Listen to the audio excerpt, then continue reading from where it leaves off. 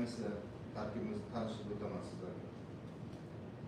Kasimova Ra'no Rahmatullayeva, Buxoro davlat universiteti ingliz adabiyotshunosligi va tarjimashunosligi kafedrasi dotsenti, filologiya fanlari doktori, komissiya raisi. Rahmat. Ahmedova Mehrnigor Bahudiyevna, Buxoro davlat universiteti ingliz adabiyotshunosligi va tarjimashunosligi kafedrasi dotsenti, filologiya fanlari doktori, komissiya raisi o'rinbosari. Alimova Nozima Rajabboyevna, Buxoro davlat texnika universiteti o'zbek va xorijiy tillar kafedrasi dotsenti, pedagogika fanlari bo'yicha falsafa doktori, PhD, komissiya a'zosi. Ochilov Ulug'bek Sayfullayevich, Buxoro davlat universiteti fakultetlar aro chet tillar kafedrasi dotsenti, filologiya fanlari bo'yicha falsafa doktori, PhD, komissiya a'zosi.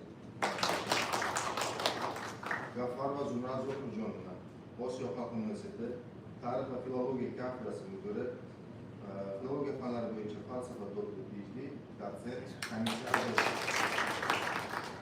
Sadullayeva Mahbuba Aqrovna, Osiyo xalq universiteti tarix va filologiya kafedrasi vazifasini bajaruvchi dotsenti, filologiya fanlari bo'yicha falsafa doktori, PhD, komissiya a'zosi. Hamda Gaybullayeva Bazira Shokirovna, Osiyo xalq universiteti tarix va filologiya kafedrasi o'qituvchisi, xotin.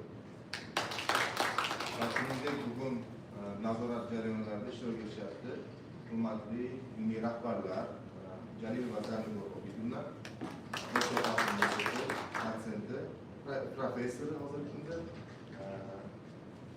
Barchalaringizni, demak, hamma ishlaringizni yordam bergan va sizlar uchun xizmat bo'lgan ilmiy rahbarlarga ham alohida minnatdorchiligimizni bildiramiz.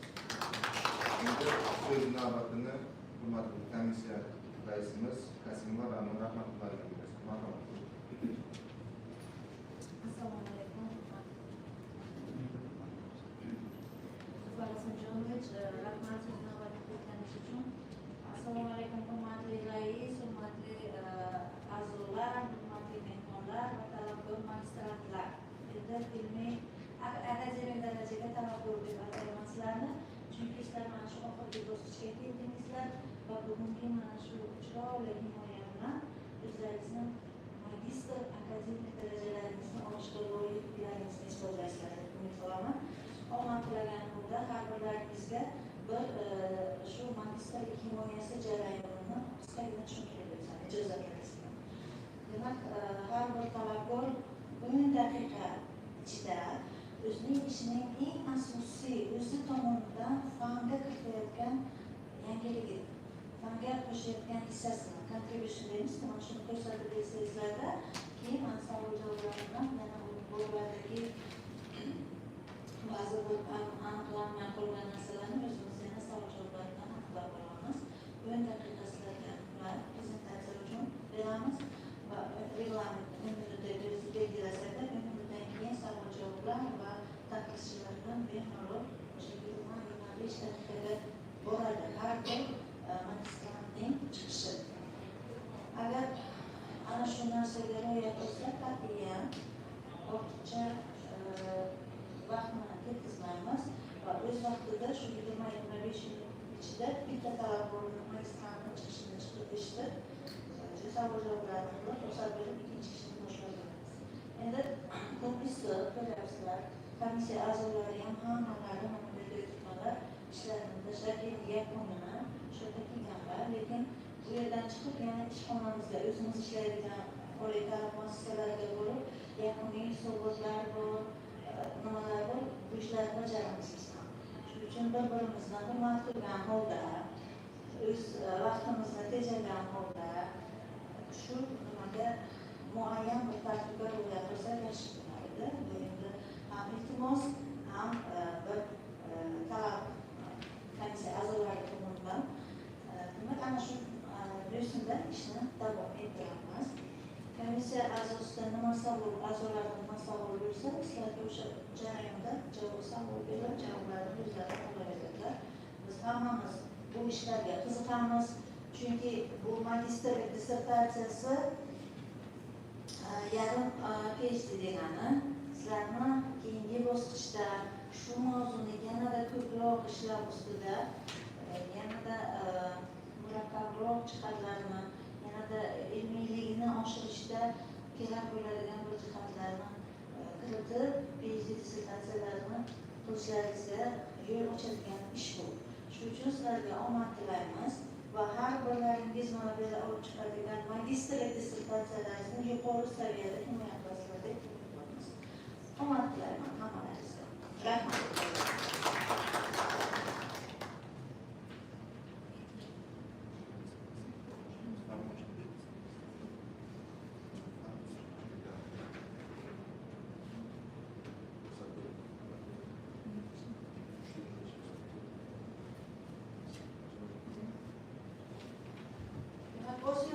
Universitet İçtimai Fanlar ve Texnika Fakültesining 307 farmoyishi berilgan qo'limizda 21-25-yilda farmoyish chiqarilgan ekan.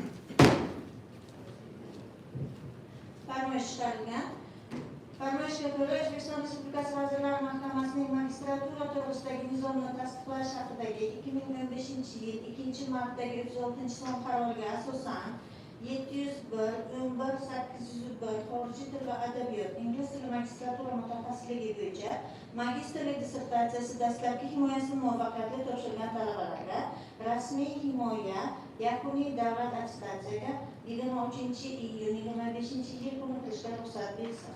Asos sifatida kafedra bayonnomasi ko'rsatilgan. Demak, talabalar bugun ishtirok etadigan talabalar 12 kishi ekan. Alanazar va Dinoza Saidovna qo'llanadi. Namozova Lobar Islomovna, Saidova Dilbar Shuhratovna, Muhamedova Stolabegim Kamolovna, Sodiqova Risola Yunusovna, Mavlonov Azizbek Rustamovli, rahmat, Balotova Latofat Karimovna, Muzaffarova Asaloy Narzulo qizi, Shukurova Yulduz Yaxshimurodovna, shu yerdalarmi? Yaxshi. Tulayeva Ra'no Rahim qizi, Yuldasheva Iroda Farhatovna, Qayitova Dilso'ra Tohirovna. Hammalaringiz demak shu yerda 12 nafar magistratura talabalari bugun nimaga chiqadiganlar hammalari shu yerda bemalol bu nimani boshlasak bo'ladi. Ruxsatlaringiz bilan men har bir so'zga chiqadigan talabgor magistrantimizni e'lon qilishni va savol javoblar navbatini berishni ruxsatlaringiz bilan Mehringor Bahodirovanga beraman.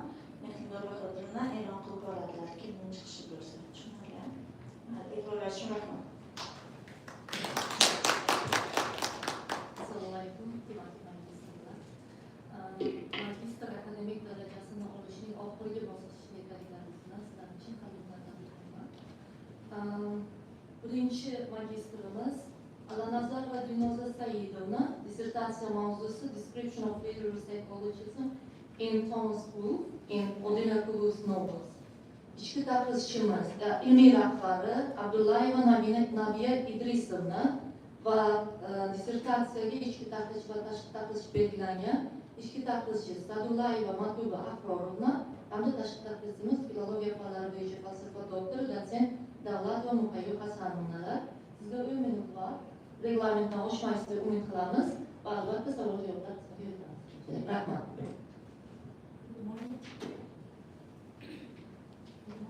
Dear professor, teachers, dear masters, my name is Alanazar Dinoza. Today my theme is Description of Literary Psychologism in Thomas Wolfe and Odilyakov's Novels. My scientific advisor is Associate Professor PhD Abdullayeva Nabiya Idrisovna. My research work consists of content, introduction, 3 chapters, conclusion, as a list of used literatures. And as a subject of my literature work, as an object of this research, Thomas Wolfe's Of Time and the River and the Odilyakov's Adolph Manson novels are chosen. The subject of this investigation is comparative analysis of the application of literary psychologism in the novels of Thomas Wolfe and the Odilyakovs with emphasis on. The aim aim of the research work is to analyze and compare the manifestation of the literary psychologism in the novels of Thomas Wolfe and Adabiyot, highlighting how each author uses psychological techniques to explore the inner world of their characters. In order to achieve, it has the several tasks, to define the concept of literary psychologism and outline its theoretical foundation, to conduct a comparative analysis of Wolf's and Jakubow's works, identifying both similarities and differences in their approach, to examine the specific techniques each author uses to portray psychological depths such as internal monologue, stream of consciousness. The scientific novelty of this research work, it was revealed that both Thomas Wolfe and Adabiyot utilized distinct and effective approaches to literary psychologism in their novels, reflecting their individual styles and the social cultural contexts in which they wrote. It was analyzed that Thomas Wolfe employs expansive and often lyrical prose to capture the intense emotional experiences and internal struggle of his characters, often emphasizing the yearning for connection and understanding. It was found that Adabiyot, on the other hand, utilizes more restrained and nuanced style, focusing on the psychological impact of social and political realities on his characters, revealing their inner lives through the subtle details and carefully constructed dialogues such as letters, poems, odes. Review of the literature on the topic of research work. Thomas Wolfe's works have learned through a lot of scholars such as Hugh Coleman and Richard Kennedy. Adabiyot's literary work has been extensively studied by literary scholars, researchers such as Matyakov Kostyonov, Ozod Sharafidinov, Marali Normatov, and others. The methodical description of the research work is comparative literary analysis, historical comparative analysis. The first chapter is about the literary psychologism and its forms, expression in USA and the Uzbek novels. In literature, literary psychologism refers to the portrayals and analysis of characters' inner worlds, thoughts, emotions, perceptions, and their psychological states. The forms of this literary psychologism are interior monologues, stream of consciousness, introspective, retrospections, and the symbolic and figurative psychologism. In the literary psychologism in the 20th century in America, they paid attention to the stream of consciousness, and the writers who wrote in this century, they were the modernists, and they described the human side in the image, in the sides of their characters. Among of them were Thomas Wolfe, and his work of Time and the River were famous around this time, and because it was a new method, and it was about the human side, inner conflict, and among of them was James Joyce, Wolfe, and Faulkner. They also the modernists, and they depicted the inner side of the characters. In expression of literary psychologism in Uzbek novels in early 20th centuries, Uzbek novelists became prominent. They also described the inner side of their characters, such as Abla Qadri in his novels Bayram Days, Ötken Günler, Adabiyot, Chulpon, and they described the inner sides of their humans. Adabiyot's works are rich in psychological insights and deep spiritual struggles, internal contradictions, and how historical events shape the personal identity. They revealed their characters through the forms of inner monologues, stream of consciousness by symbolism and imagery, dialogues with subtexts. And in this work, when I read Adolat Manzili, here author pays attention to the genres such as folklorism through poems, which is unique in the Surkhandarya and Kashkadarya, through olangs. He reveals the inner sides of the characters in order to capture the reader's attention and to be close with the character and the reader. He describes the olangs and the letters. The expressive nature of time and the river, while initially appearing to contradict the frequently observed consciousness of modernist works, ultimately serves to underscore the novel's ambition. a comprehensive portrayal of individual experience in all its complexity and richnesses. This maximalist tendency, characterized by its length, emotional charged prose, and the dense thematic layering, represent a unique articulation of modern concepts. The theme of Time and the River is about the identity, the passage of time and the search for identity, coming of age and self-discovery, the conflict between the individual and the society, memory and the nostalgia. Now I want to literary psychologism, Wolf versus Yakubov. The similarities and differences between two novels. Odil Yakovov's Adolat Manzili and Thomas Wolfe of Time and River. The similarities, both writers used from the introspection, inner conflict, symbolism, moral questions, memory as a structure. The differences between both novels, we can see that Thomas Wolfe pays attention to the stream of consciousness, Adil Yakovov's focus on social justice. Thomas Wolfe's focus on existential, Adabiyot focus on ethical suffering. In the novel, Thomas Wolfe pays attention to lyrical style. Adabiyot pays attention to the retrospective narrations through the letters and identity crisis in Thomas Wolfe's works. In Adabiyot's works, state critic. Here I give some examples from the novel of Time and the River. Here the protagonist Eugene, he represents Thomas Wolfe himself. It is, we can call it the Buildings Roman. It's about the life of Thomas Wolfe. In this passage, Eugene's departure from his southern hometown to attend Harvard is a symbolic break from childhood and search for himself. He didn't know the moment that it came, but it came instantly, at once, and from that moment on mad fury seized him. From that moment on his life, more than life of any that he would ever know, was to be spent in solitude and wondering why this was true, or how it happened. He would never yet it was so. From this time on, save for two intervals in his life, he was to live about as solitary a life as a modern man can have.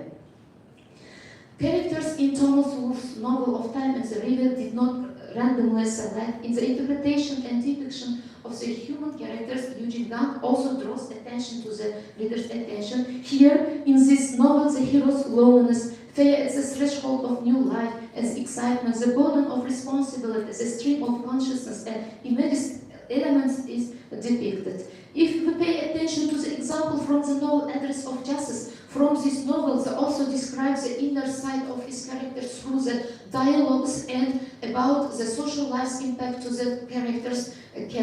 So'rindor yoshlarning yig'ini bor. Meni kutmanglar deb aytgan Lochin bir mahal allaqanday hadiksirab kirib keldi-da, dam turishdan otasini so'radi. Ungacha tintuv tugab, suyun burgutni olib ketishgan edi. Bo'lmasa nima bo'lar edi? Buni Marjonoy xayoliga ham keltira olmasdi. Lochin uyga kirib ostin-ustun xonalarni, mehmonxonada yuz tuba yotgan, unsiz yig'layotgan onasini ko'rdi-yu, qachon olib ketishdi otamni deb baqirdi. Hozirgina Lochin shartta burilib tashqariga o'tdi. Marjonoy oyoqlari chalishib, orqasidan chiqqanida Lochin qadirg'ochini egallamoqda edi. Marjonoy jon holatda o'g'liga tarmashdi. Qayoqqa? Nima qilmoqchisan? Hozir quvib yetaman bu ablahlarni, qutqaraman otamni. Jon bolam, qo'yib boring ena, otamni qamatib qanday bosh ko'tarib yuraman bu yurtda? Lochin onasining quchog'idan chiqib, oyog'ini uzangiga qo'ydi. The writer skillfully and convincingly depicted the places in Marjonoy, the kindness, calmness, and sense of protecting her child from misfortune, characteristics of mothers and Lochin, the courage, risk-taking, and struggle for honor, characteristics of Muslim men are striking. Lochin's single sentence, "How can I hold my head high in this land after imprisoning my father?" describes the young man's inner spirit. And through here, Adabiyot describes the retrospection through the letters, and he describes the events which had been before. And now the conclusion of my work. Thomas Wolfe pays attention. Wolfe's modern American prose delves into lyrical introspection and existential searching. Odil Yakovov's post-Soviet narratives reflect psychological resilience in the face of historical and moral challenges. Woolf portrays the psychological depths of the characters through lyrical introspection and poetic language rooted in modernist tradition. Yakubov portrays the psychological depths of his characters by socio-political realities. Woolf's psychologism tends to be more subjective and emotionally driven. Yakubov's approach is more philosophical and contextually grounded. He revealed his character side from letters, poems, dreams, and dialogues. Thank you for your attention. Thank you so much. Now it's time for questions. If you have any questions, please. Members of our commission, if you have any questions. Until you think I will answer. If you were not against.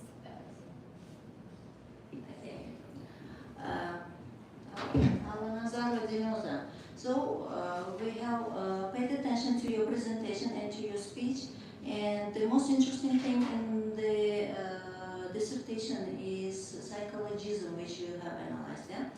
And I would like you to express the types of literary psychologisms which you observed in your dissertation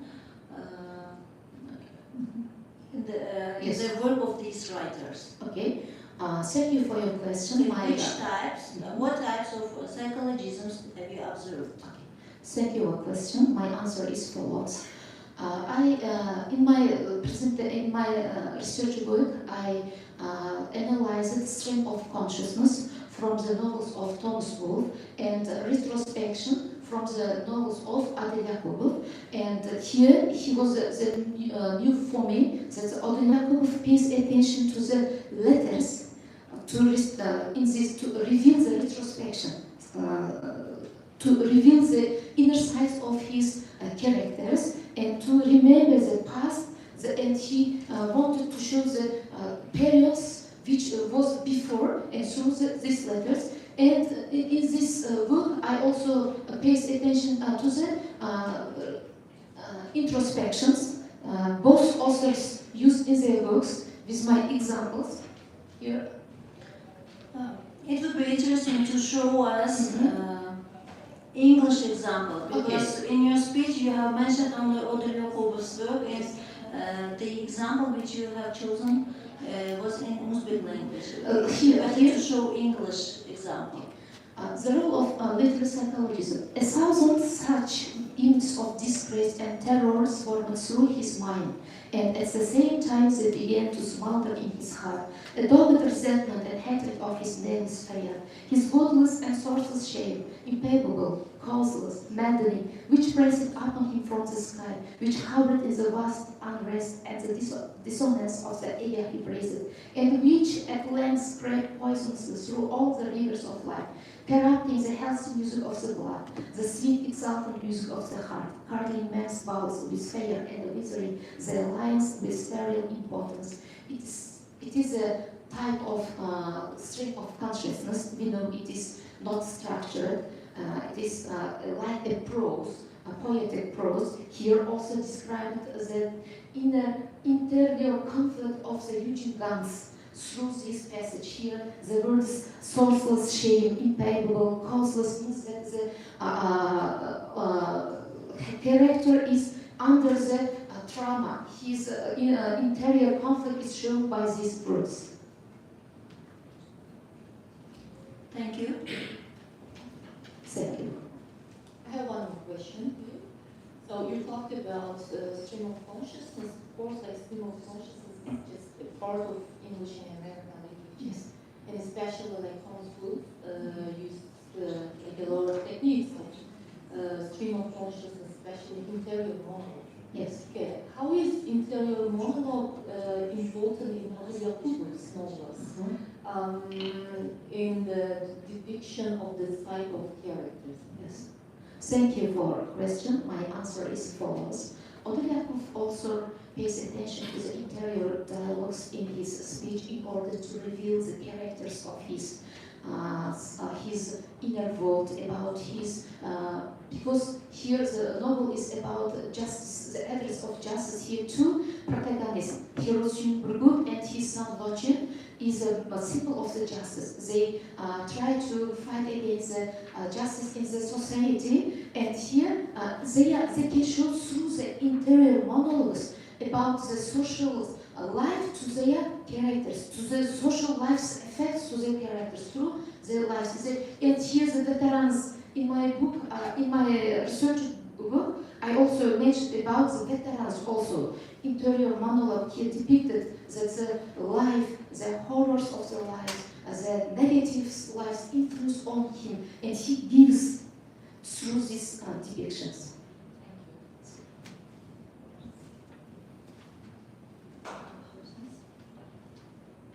I've got a question. What is the object of your work? Thank you for your question. My object of the work is the work of Thomas Wolfe's Of Time and the River and the Yakovlev's Adabiyot. Okay, I saw it in your work. What is the subject? Subject is a manifestation of the literary psychologism in the both books, how the author used to employ. Exactly, but you've written here comparative analysis. How can it be subject? Comparative analysis. Exactly, that's what you've written here. Comparison with the Comparative analysis is method. literary, comparative literary Okay, analysis. whatever, literary, not literary. It's method, right? Yes, it's Then what's the method? Method of your work. Method of my work, comparative literary analysis, historical comparative analysis. So this is a method. Yes, this is. Here in your work, you give this much tests for the method. Read them.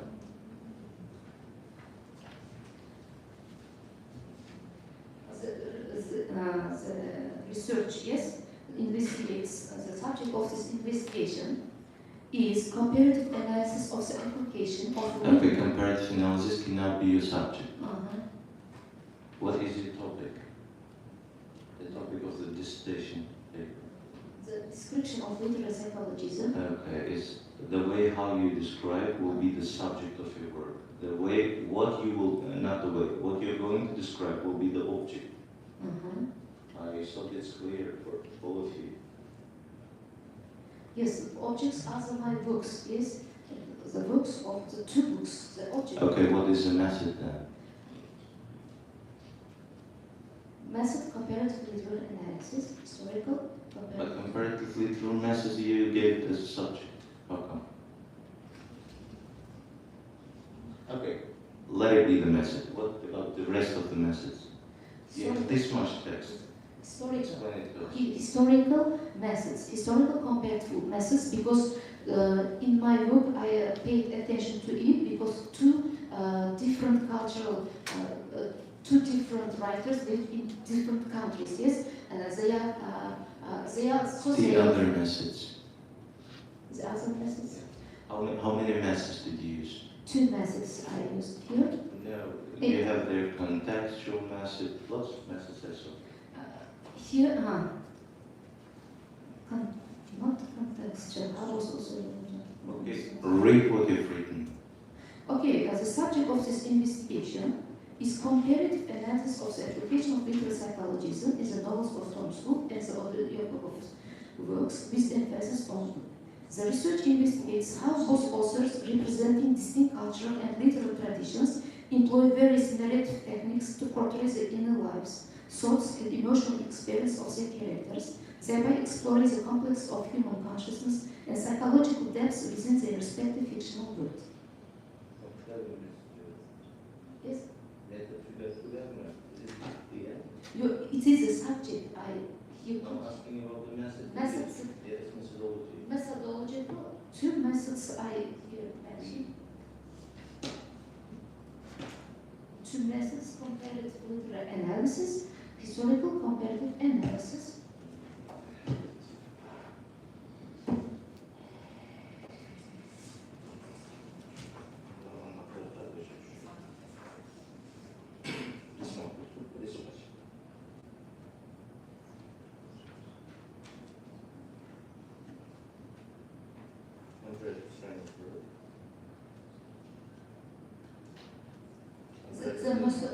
The methods of the research book.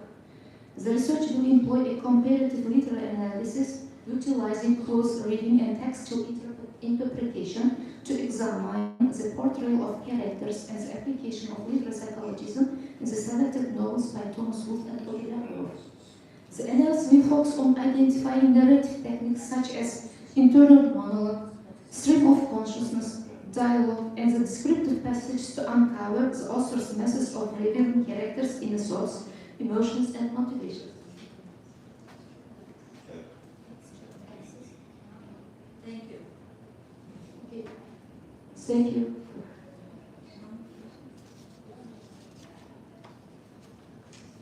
No more questions? Then?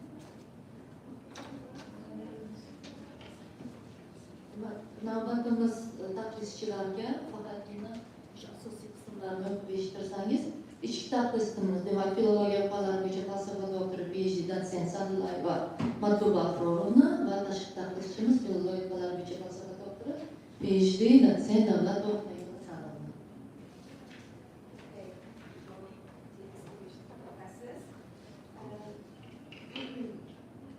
Thank you, Adabiyot, for your wonderful presentation. Sit down, thank you. I know you have been a little bit nervous. It's not easy to be the first one. Okay, so my internal review is the following. Magistrlik ishida mashhur amerikalik yozuvchi Thomas Wolfe hamda o'zbek adabiyotining yirik vakillaridan biri Odil Yoqubovning asarlari adabiy psixologiya nuqtai nazaridan o'rganilgan. Asosiy e'tibor har ikki yozuvchi asarlarida inson ruhiyatining qanday tasvirlangani, qahramonlarning psixologik portretlari qanday badiiy vositalar yordamida yaratilganligi, xususan ichki monolog, xotira, orzu, ruhiy izlanish motivlarining roli va ifoda shakllariga qaratilgan. Shuningdek, Wolfe va Yoqubovning adabiy estetik qarashlari, uslubiy yondashuvlari, ularning ijodiy faoliyatiga ta'sir ko'rsatgan tarixiy madaniy omillar bilan ham o'zaro solishtirilib tahlil qilingan. Bu yondashuv orqali jahon va milliy adabiyotda badiiy psixologizmning umumiy tamoyillari va milliy xususiyatlarini aniqlash, ularning o'ziga xosligini tushunish imkoniyatini yuzaga keladi. Dissertatsiya ishi kirish 3 bob, 6 paragraf, xulosa va foydalanilgan adabiyotlar ro'yxatidan iborat bo'lib, jami 80 betni tashkil etadi. Ushbu tadqiqotning maqsadi Thomas Wolfe va Odil Yoqubovning o'z romanlarida qo'llagan badiiy psixologizm uslublarini qiyosiy tahlil qilishdan iborat bo'lib, har ikkala muallifning madaniy va adabiy kontekstlari turlicha bo'lishiga qaramay, qahramonlarning ichki hayoti, fikrlari va motivlariga qanday kirib borishini yoritishga qaratilgan. Magistrlik dissertatsiyasini o'qib tahlil qilish jarayonida yuqoriga keltirilgan ijobiy fikrlar bilan birga ayrim tavsiya va kamchiliklar kuzatildi, o'ylashimcha va bartaraf etildi. Ikki ijodkor asarlaridagi misollar kengroq tahlil qilinsa maqsadga muvofiq bo'lardi. Ishda keltirilgan takror jumlalarni oldini olish kerak, taftologiyani va ba'zi bir texnik tinish imloviy xatoliklar mavjud. Betlar ko'rsatilgan 38-49 betlar. Xulosa qilib aytganda, Al-Nazar va Dilnoza Saidovnaning Description of Literary Psychologism in Thomas Wolfe and Odil Yoqubov's novels mavzusidagi ishi magistrlik akademik darajasi olishga loyiq deb hisoblayman. E'tiborlaringiz uchun rahmat.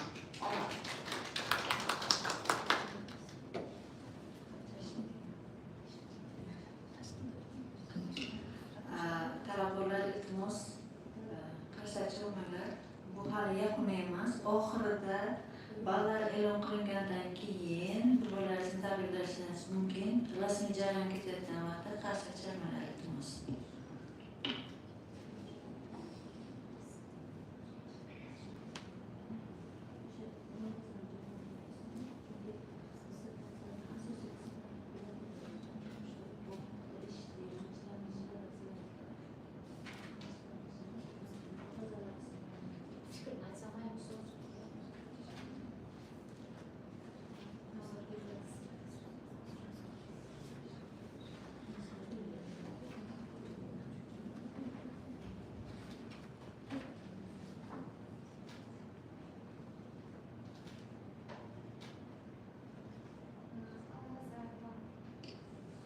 Al-Nazar va Dilnoza Saidovnaning dissertatsiyalariga berilgan tashqi taqriz. Dissertatsiya ishining dastlabki bobi zamonaviy AQSh adabiyotida qahramonning ruhiy holati tasviri o'zbek romanida adabiy psixologizmning ifodalanishi o'rganilgan. Ushbu bobda muallif adabiy psixologizm va uning ifodalanishi qahramonlar ruhiy holatiga ta'sir etuvchi omillar haqida fikr yuritadi. Ushbu bob dissertatsiyaning keyingi bo'limlarida olib boriladigan tahlillar uchun mustahkam asos yaratadi. Ishning ikkinchi bo'limida Woolfning Of Time and the River romanida AQSh modernistik adabiyoti an'analarining davom ettirilishi, Adolat manzili romanida xarakterlar arxetiplari va rivojlanishining badiiy talqini batafsil tahlil qilingan. Bundan tashqari, bu qismda Woolf va Odilyoqovning o'z romanlarida o'zlarining individual va uslublari orqali o'z qahramonlarining shiddatli emotsional va ichki kechinmalarini tasvirlash vositalari va usullari haqida ham alohida tahlil olib borilgan. Uchinchi bob asosan Adolat manzili va Of Time and the River romanlarining janr xususiyatlari va qahramonlar ruhiyatini yoritishda adabiy psixologizmning roli haqida yozilgan bo'lib, ishning amaliy bajarilgan natijalarini ko'rsatadi va bunda asarda qo'llanilgan misollar bilan asoslan beriladi. Xususan adabiy psixologizmning qo'llanilishi asarlar misolida tahlil qilinib o'rganilgan. Magistrlik dissertatsiyasini o'qib tahlil qilish jarayonida yuqorida keltirilgan ijodiy fikrlar bilan birga ishda ayrim kamchiliklar kuzatiladi. Quyidagi taklif va tavsiyalar o'rinli. Birinchidan, ikki ijodkor yashab o'tgan davrlarni kengroq yoritib tahlil qilinsa maqsadga muvofiq bo'lardi. Ikkinchisi, ya'ni bunda ishda keltirilgan havolalarni tartibga solish kerak. 23-44-58 betlarda. Ishda keltirilgan takror jumlalarning oldini olish kerak. Va oxirgisi texnik tinish imloviy xatoliklar mavjud 23-37-38-49-54 betlarda. Xulosa qilib aytganda, Analizar va Dinozavraning Description of Literary Psychology in Woolf and Odilyoqov's Novels mavzusidagi ishini magistrlik akademik darajasi olishga loyiq deb hisoblaydi.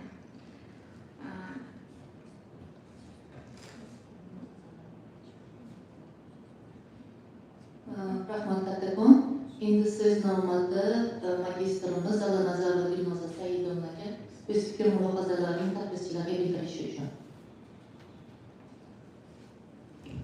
Assalomu alaykum yana bir bor, hurmatli ustozlar. Mana alohida mana shu tashqi taqrizchimiz Davlat va Muharrir Hasanovnaga, ichki taqrizchimiz Sa'dullayeva, Matluba Ahrorovnaga, ilmiy rahbarim Abdullayeva Nabiya Idrisovnaga, alohida Osiyo xalqaro universiteti rahbariyatiga, dekanimiz Qoriqdiyev Zufar Oxunjonovga, Gafar va Zumrad Zohirjonovlarga va alohida kafedradagi barcha ustozlarga minnatdorchilik bildiraman.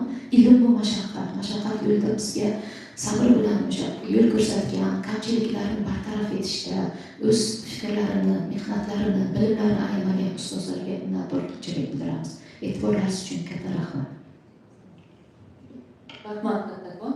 Endi ikkinchi magistrimiz Namazova Lobar Islamovna, dissertatsiya mavzusi Expression of Ghostly Novel Characteristics in the Novel One Helsing by Kevin Ryan.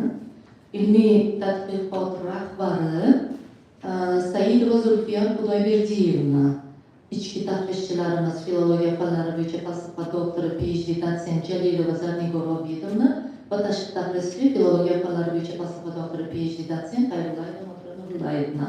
Sizga 10 minut muhlat, faqat iltimos bu misollarni o'qimasangiz ko'rib olamiz prezentatsiyani. Rahmat. Good morning, dear teachers, dear guests and students. I'm glad to see all of you here in my presentation of my research work. Let me introduce myself. My name is Namazova Islamovna.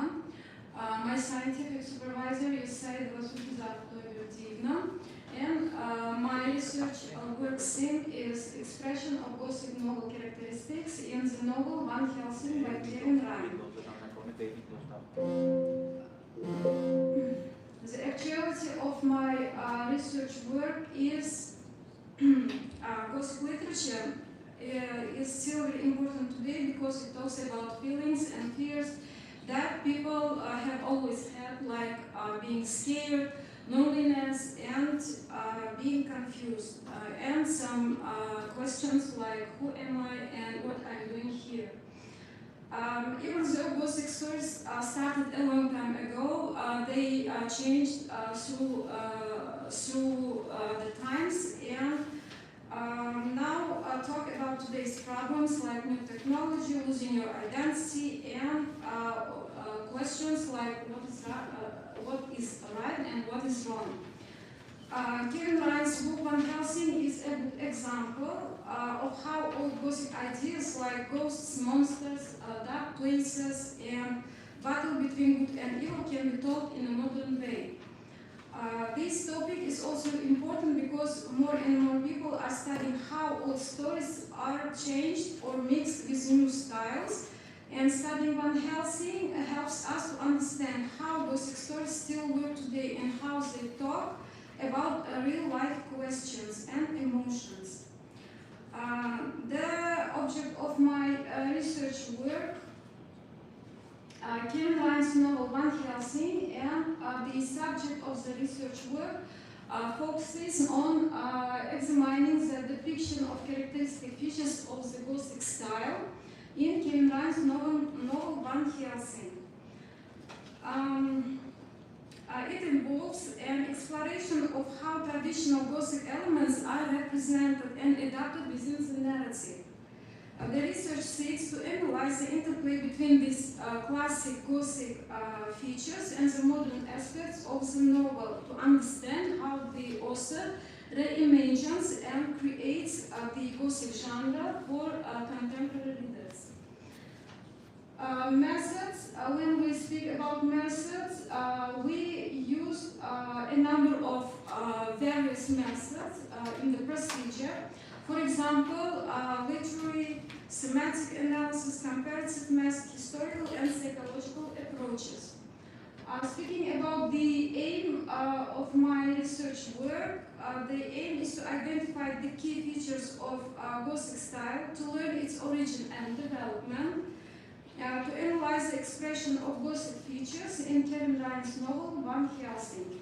Taking into consideration the aim of our research work, a number of tasks are put to achieve this aim, to identify traditional and unique features of Gothic literature, to study the origin and development of Gothic novel, to investigate the contrast between traditional and contemporary Gothic novels, to explore Kevin Ryan's novel Van Helsing as modern Gothic novel, to analyze characteristic features of Gothic style in Kevin Ryan's novel Van Helsing, and to summarize the key Gothic features in Kevin Ryan's novel Van Helsing and their relevance in modern literature, and discuss the novel's contribution to the continued evolution of the Gothic genre. Here I would like to speak about the novelty of the research work. The research contributes new insights in the development and relevance of the Gothic genre in modern literature, providing a valuable contribution to both Gothic studies and contemporary literary criticism. The study carefully looks at how Gothic features appear in Kevin Ryan's novel Van Helsing. These features include dark places, scary settings, supernatural events, loneliness, fear, the fight between evil and good, light vice versa, dark, mysterious characters, and social problems. And the last one, the research also shows how Van Helsing mixes traditional Gothic ideas with new ones, like a fear of technology, broken identity, and deep life questions. It explains how the story connects old Gothic styles with today's world, making it interesting for modern readers. Here I would like to speak about literature review also. Not necessarily to spend a lot of time on it. Sorry? We can read this. Okay? Just go to the main part. Okay, thank you. Your own analysis, please. The third part of my research work explores the Gothic elements which I expressed in Kevin Ryan's novel Van Helsing. We divided this part of our research work into three sections. In the first section, we talked about dark settings as an important Gothic element in the novel. In the second section, we clarified the themes used in the novel, and in the third section, section, we explored the characters, heroes that also used in his book. Speaking about these settings, the chapter, this part of the research work begins by analyzing the settings, which also used in the novel. As we know, Gothic literature often uses dark, mysterious places to create fear and suspense. In Van Helsing, these settings include crumbling castles, foggy forests, catacombs, and quiet abandoned villages. These places create a sense of isolation and danger, and Van Helsing's journey through these gloomy environments reflects his inner struggles and his loneliness in the battle between good and evil. The presence of supernatural elements like Count Dracula's castle, for example, adds to the fear and mystery, which are the key parts of the Gothic novel. For example, here I brought an example from the book itself. From this extract, we can see the crumbling castle reflects the decay of civilization also and the oppressive grip of the past. Like classic Gothic settings, they harbor ancient evils and personal demons, symbolizing inescapable fate and internal struggles.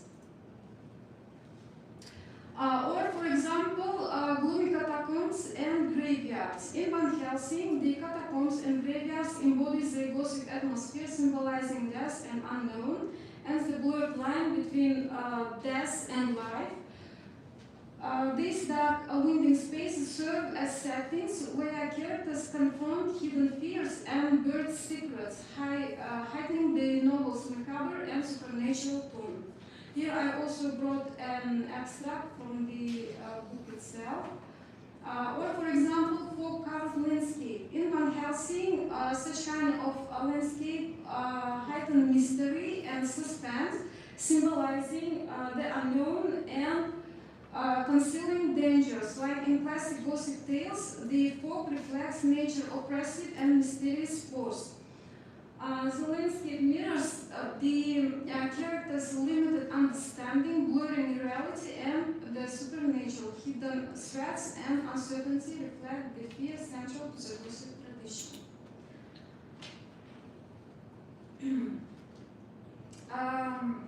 Speaking about the scene, which they also used in his novel, this section looks at the key themes in the book that shows the Gothic style. Themes like the battle between good and evil, as we said before, fear of the unknown, loneliness, identity problems, and emotional conflicts are central to the story.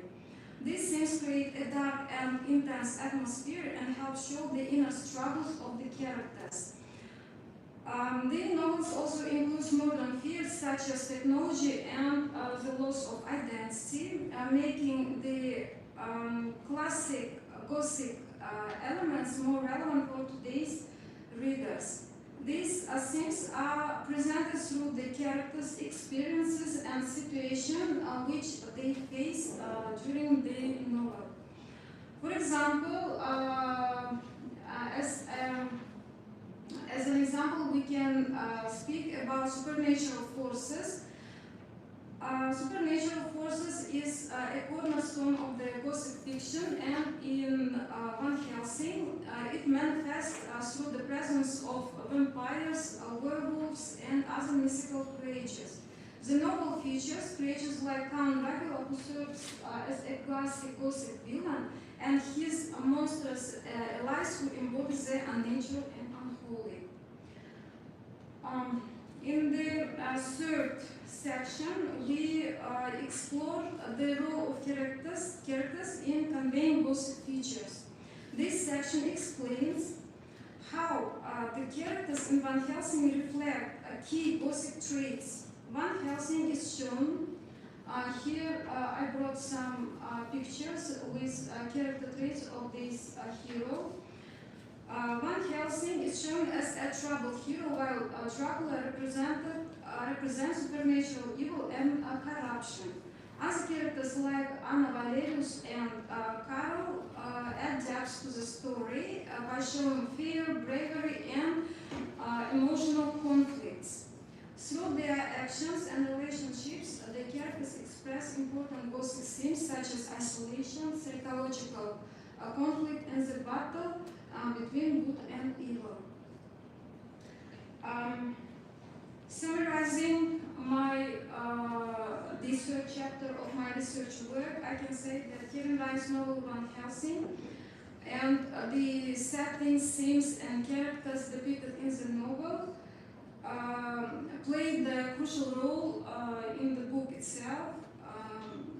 Settings like dark places, ruined castles, foggy forests, and empty villages make the story feel scary and mysterious. Van Helsing's journey through these places show his lonely fight against evil. Supernatural locations like Dracula's castle add to the fear and mystery. The characters also show important Gothic themes. Van Helsing is, for example, a tragic hero, and Dracula represents evil and horror. Anna shows strength while facing danger, and Karl adds a balance to the story. Together, the characters show fear, loneliness, inner conflict, and the struggle between good and evil, which are the key parts of the Gothic literature. Thank you for your attention. Thank you so much. This is a very interesting topic of discussion, and now it's time for questions and answers. Do you have any questions? Do you have any questions? If you don't know, I will start myself. The question is that what is the importance of your research work? How it can be used or applied in educational system Thank you for your question. for upbringing the children? Thank you for your the question. students. Thank you. Thank you a lot for your question. My answer is following. We live in the time of change, and our republic is improving education. And I think my research work helps our students to be more creative, to be thoughtful, think deeply on these specific themes, and to know better about the foreign literature also.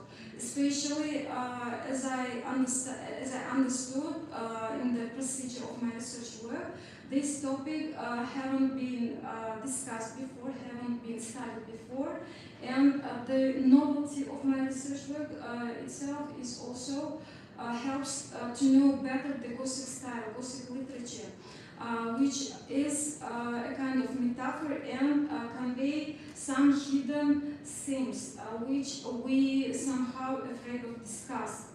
Maybe this will in this theme, these ideas will. Okay, if you are afraid of discussing these things, why you are analyzing this? Why are you analyzing these things? From my early childhood, I liked everything which is beyond my comprehension, which is beyond the normal, which was beyond our normal life, and this style of literature helped me to find somehow answers to my questions, which I was interested. Thank you. Okay, I have a question also. In your second chapter, you talked about contemporary Gothic literature and adaptation of all the traditional elements of Gothic literature to modern Gothic elements. So how was it adapted to modern literature, like traditional Gothic elements?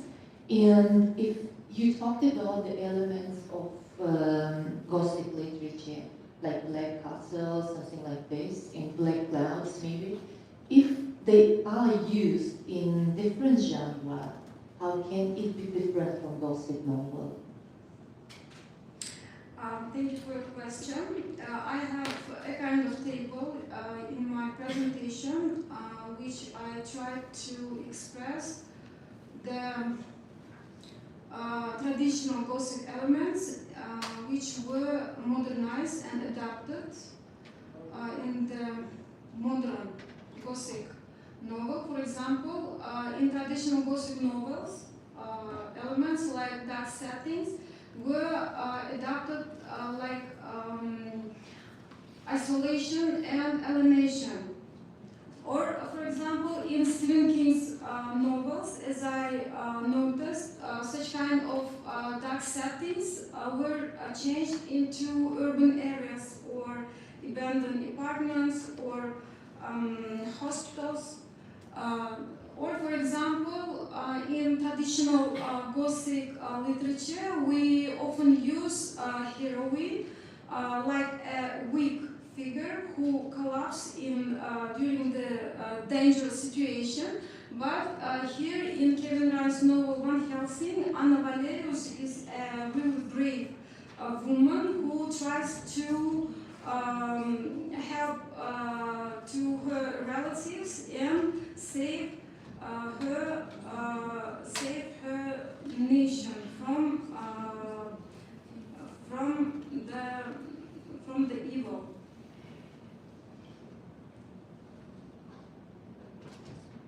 Or, for example, in the traditional Gothic style, in the traditional Gothic stories, we can see such heroes like Dracula or other mysterious heroes, but in the modern Gothic literature, they were changed into people with somehow psychological disorders. This kind of literature we can name like psychological thrillers, something like this. Thank you so much. If you have any questions.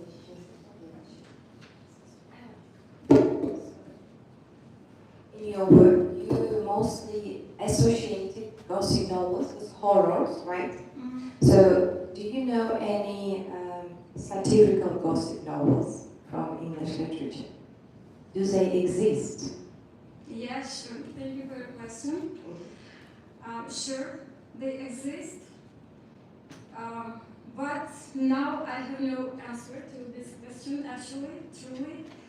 If I read some kind of comedian novels, I read not such kind of Gothic, not Gothic style, in modern, in normal style, but not in Gothic style.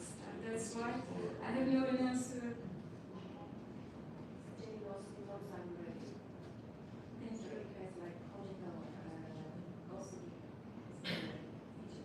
Thank you. I will take it into consideration.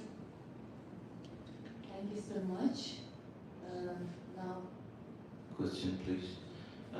First of all, I want to come with a shortcoming in the format of your dissertation paper.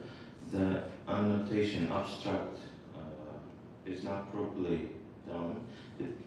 It's not similar with the original text in your introduction, where I couldn't find any information about your subject.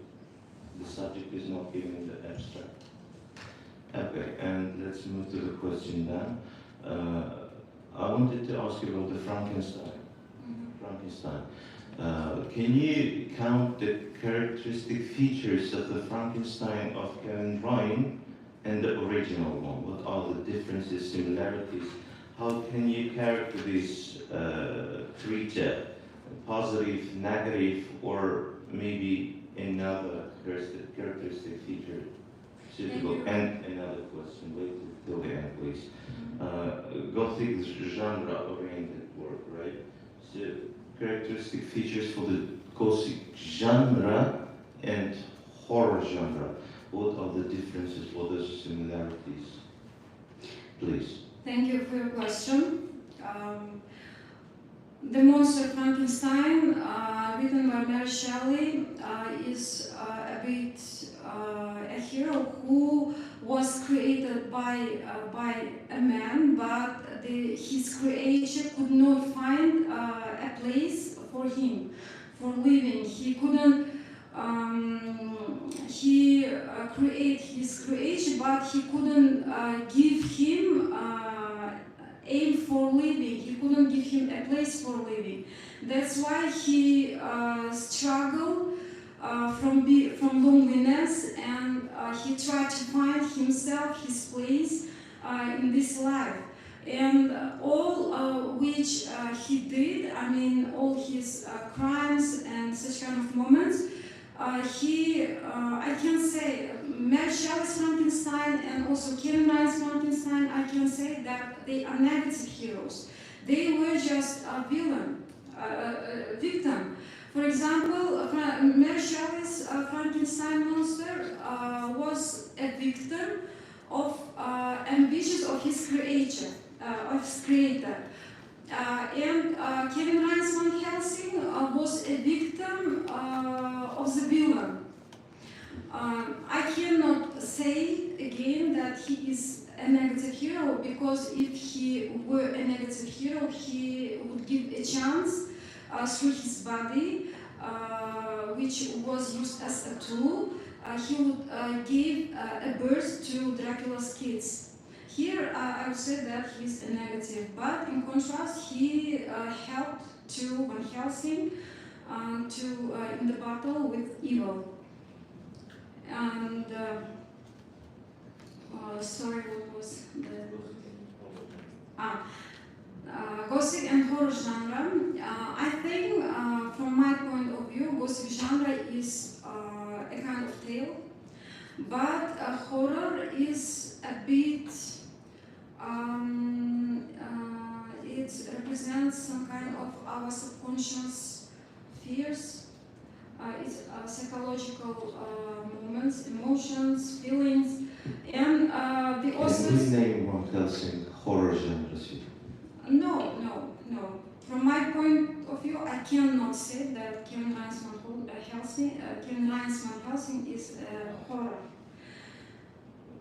because when I read it, I don't feel a sense of horrified.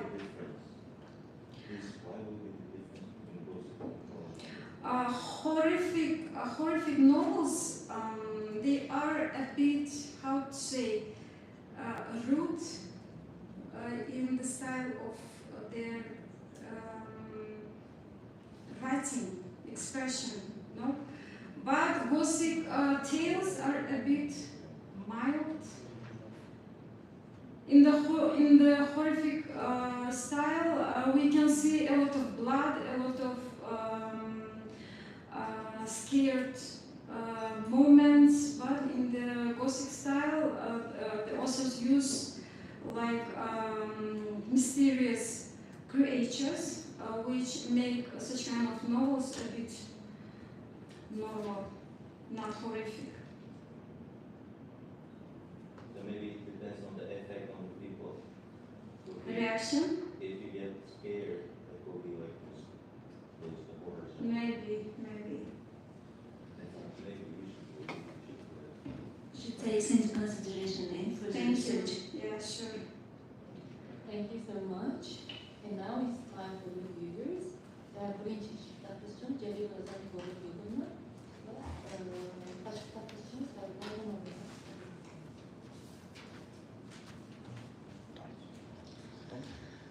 Good morning, dear respected members of the examination committee. Let me introduce my review.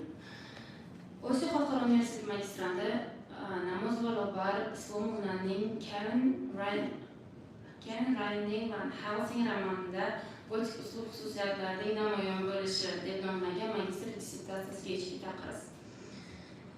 Mazkur magistr dissertatsiyasi gotik roman xususiyatlari va ularning ifoda vositalarini aniqlash, shuningdek Kevin Ryan ijodida gotik uslubning namoyon bo'lishini tahlil qilishda bag'ishlangan bo'lib, kirish 3 bob xulosa va foydalanilgan adabiyotlar ro'yxatidan iborat.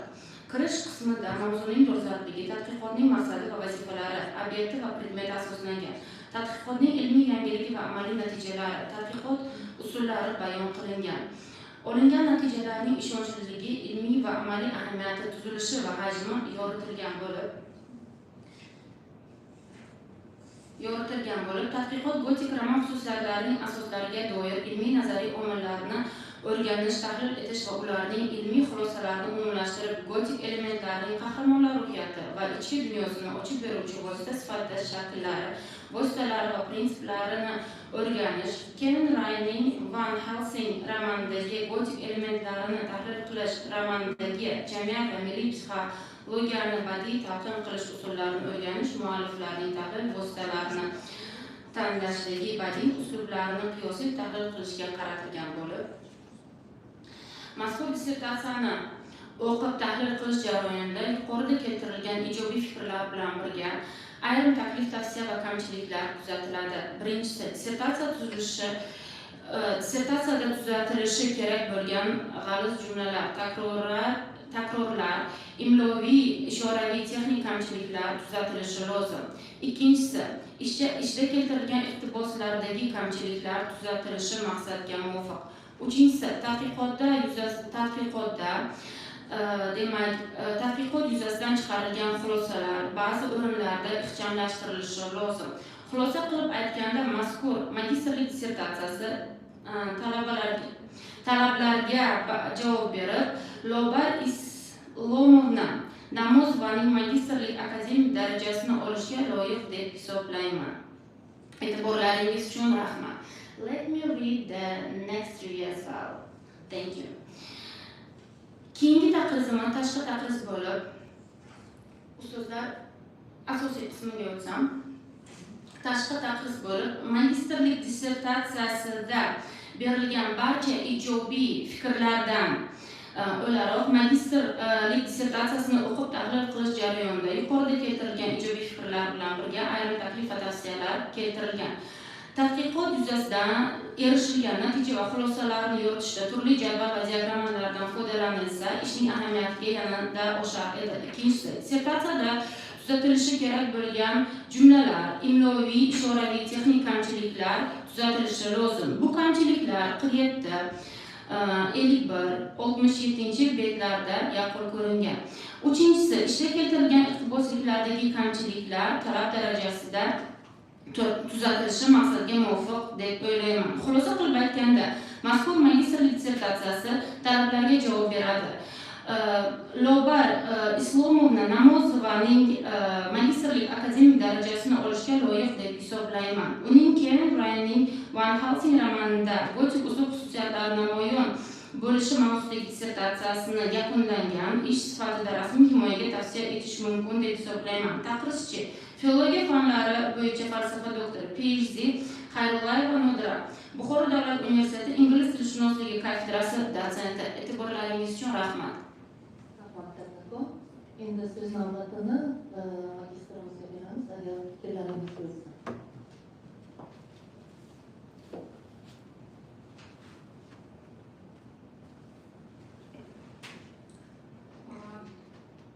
If you let me, I would like to do it in Russian language. Можно сделать на русском языке? В первую очередь я бы хотела выразить свою благодарность администрации этого университета, который предоставил нам такую возможность отучиться и дойти вот до этой точки, когда мы выражаем себя и через это выражение получаем магистерскую степень. Наряду с этим я бы хотела выразить благодарность нашему декану Хореографу Зуфару Охунджановичу, нашей завкафедре Гафаровой Сумра Зохуджановне, нашей любимой учительнице Садулаевой Матлибе Ахровне, Нафисе Занидиновне за их бесценные уроки, знания, которыми они делились на протяжении всего этого времени. И особая благодарность я бы хотела выразить сегодняшним нашим гостям, преподавателям, которые когда-то преподавали нам, Очилову Лукбеку Домой. Я бы хотела выразить благодарность, благодарю вас за ваши бесценные советы, за вашу критику, которая послужила улучшению нашей работы. И нашей Домой Рахматуллаевне я бы хотела выразить благодарность за ее присутствие и участие в сегодняшней нашей процессии. и всем моим однокурсникам, одногруппникам, которые разделили со мной это бесценное время. Огромная вам благодарность, респект и почтение. Благодарю всех. Keyingi magistr talabamiz Saidova Dilbar Shuhratovna dissertatsiya mavzusi methodology for teaching drama games at various stages of language learning. Ilmiy rahbar Yorova Sayyora Karimovna va ichki tadqiqotchimiz filologiya fanlari bo'yicha falsafa doktori PhD dotsent Sadullayeva Matluba Ahrorovna va tashqi tadqiqotchi filologiya fanlari bo'yicha falsafa doktori PhD dotsent Yusuf Lutfulov.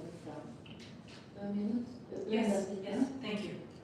So, good morning, respected professors and guests. My name is Saidova Dilbar Shuhratovna, and today I'm honored to present my master's dissertation, main topic of the methodology for the teaching grammar games at the various stages of language learning. So, my scientific supervisor is Associated Professor Yorova Sayyora Karimna and Jalila Zarborovina.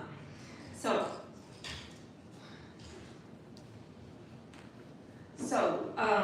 my work consists of introduction, chapters, 3 chapters, and a conclusion, appendix, and the list of the used literature.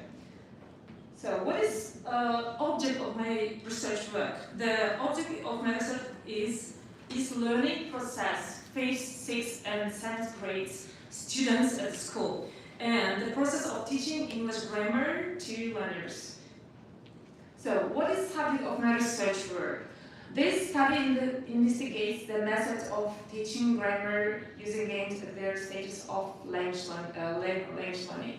It investigates the usefulness of games-based activities in improving grammatical competence, engagement, and retention in learners. And the study's goal is to give practical ways for incorporating grammar games into language education by examining several types of games and their application to beginner, intermediate, and advanced.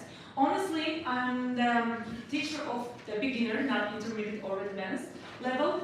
That's why I can't tell about the intermediate or advanced levels. So, before me, who has investigated grammar games before me? I mean, who has investigated grammar games before me? Wright, Bettridge, and Buckby, 1984. Games for Language Learning, one of the earliest and most influential books that promoted the use of games in language learning. Argued that games help students practice grammar, vocabulary, and pronunciation in a fun and engaging way. Their work laid the foundation for using interactive methods in grammar teaching. Then, after Hume Hatfield, 1990, grammar games, cognitive, affective, and drama effectiveness for English foreign language students. Developed and categorized different types of grammar games for classroom use. So, what method did I use while researching? I used mixed research. I mean, combined with qualitative and quantitative.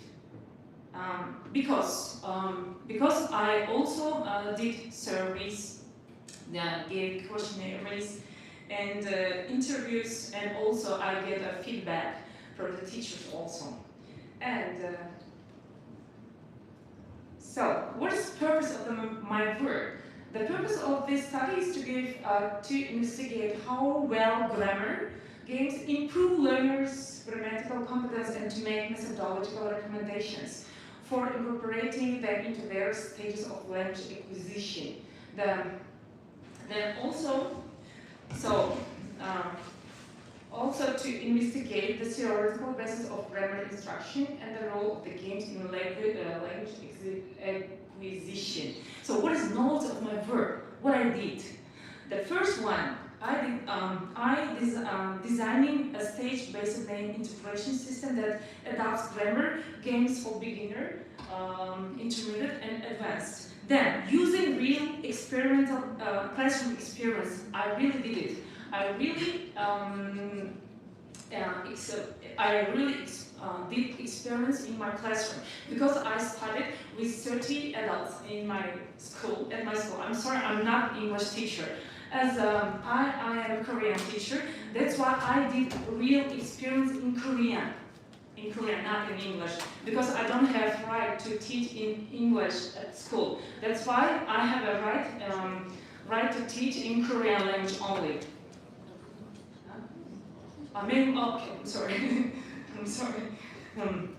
So, I worked with students, as I told before, with, I'm sorry for waiting. So, that's my main part. Here's my main part. So, can you go to the parts? Yeah, I'm here. Some survey or questions? Yes, of course, yes. So, this is survey. This is questionnaire to the teachers.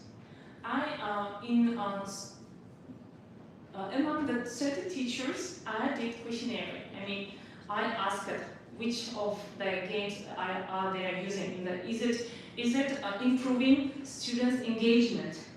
And they answered. So, group competition are the most popular. As you see at the graphs. Can you see the graphs? And they are written that nearly 3/4 of respondents, 73.9%, use group competitions.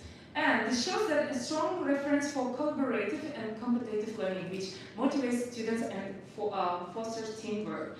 Card games are also widely used. And more than half of the respondents, 52.2%, find them effective.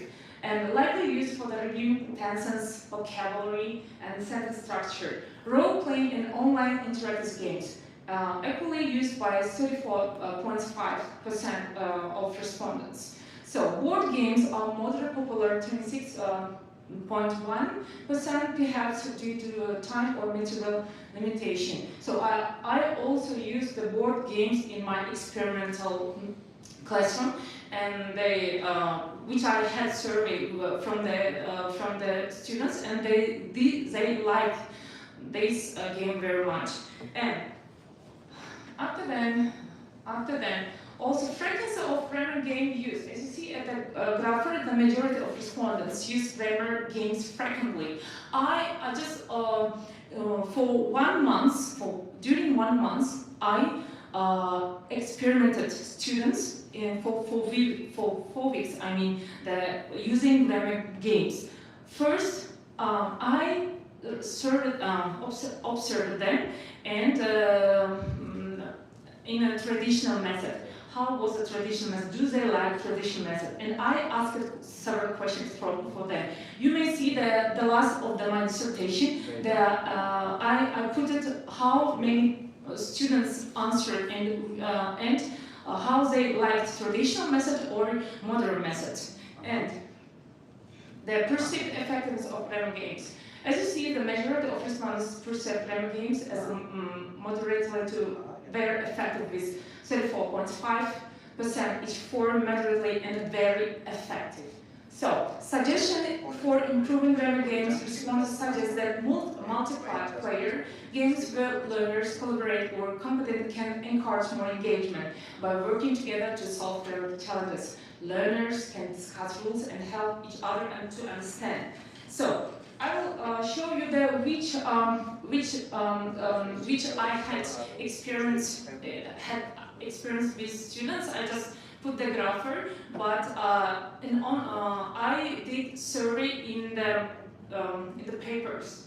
I gave them papers, and they answered my questions as usual.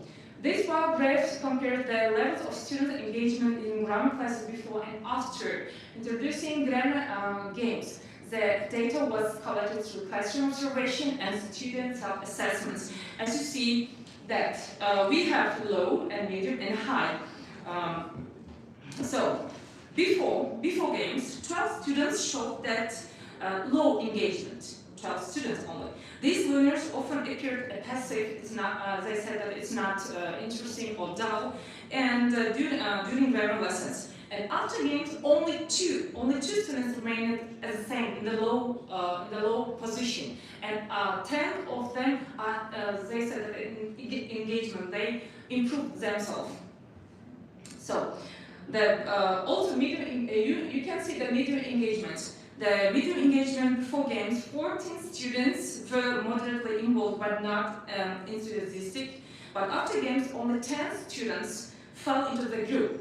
It means that 4 of them not improving still, because they think that I think that they don't like my Korean language. That's why maybe they are still in low position. So then before games, only I will show the last high improvement. It means that only 4 students will highly engage, actively participating and enjoying grammar. So when I taught first introduction method, when I used the teacher was centric, and I used textbooks, and also in textbooks games. But students showed me low position, low engagement. After then, I put something modern new. I used internet. I used Kahoot, I used Suno.com, I used another thing which I learned from Korea. That's why the students said that it was very useful and it was very unforgettable actually. Then, this is student perception after games. As you see, as I told, the pie chart showed that how students felt about grammar after participating in the game-based grammar lessons. 70% of students reported a positive attitude toward grammar, and 20% felt natural, showing openness but less enthusiasm. Only 10% remained negative because they don't like Korean language. Okay. In conclusion, grammar games made grammar more approachable and enjoyable, turning grammar from a boring subject into the engaging experience. So, and next, which I worked with 4 weeks. 4 weeks. For 1 week, for the first week, represents the initial level. I'm sorry for the initial level, low confidence, because our students feeling low confidence because of their speech, because they can't speak in Korean well. Then I use also speaking classes, speaking lessons during my lesson, because without speaking, this grammar, this game it's not useful for them. That's why with grammar and speaking, I mix them. And I taught them. I taught them during the lesson, and the fourth week, not 2, not 3, the fourth week showed that their level are engaging step by step. And in my conclusion, to fully understand the impact of game-based grammar activities on students' perceptions and language skills more comprehensive, and studies with larger sample sizes and diverse research methods are needed. Future research should also explore demographic differences such as gender and academic measures, and involve instructors to gain a broader perspective on the effectiveness of these activities. Also, grammar games have been shown to be effective and entertaining means of teaching language at various skill levels. And games provide an interactive and entertaining environment, not among the students, also among the teachers. And games provide an interactive and entertaining environment for learners, increasing motivation, retention, and practical application for grammatical structures. And simple matching or sentence-forming games assist beginners acquire core skills, while intermediate learners benefit from the more complex tasks that promote sentence construction and grammatical accuracy. So, this dissertation, which I wrote, it was in Korean from the beginning till the end. And I just changed from the English, and maybe the authors, as you see, the authors, I can reply also. That's why I want to be honest from the beginning that my dissertation was in Korean, but I just changed in my English lesson. But foreign language, English and Korean is also teaching like foreign language, the same. I think the same. That's why I really did experience among the students, but not English from the Korean language. Thank you. I finished. Yeah. Yeah. It's time for question and answers. Yeah. Please, if you have any questions, feel free.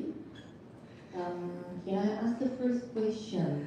Oh, thank you. I'm afraid that I can't relate, but It's very interesting to listen to you, especially with a lot of needs assessment, needs analysis.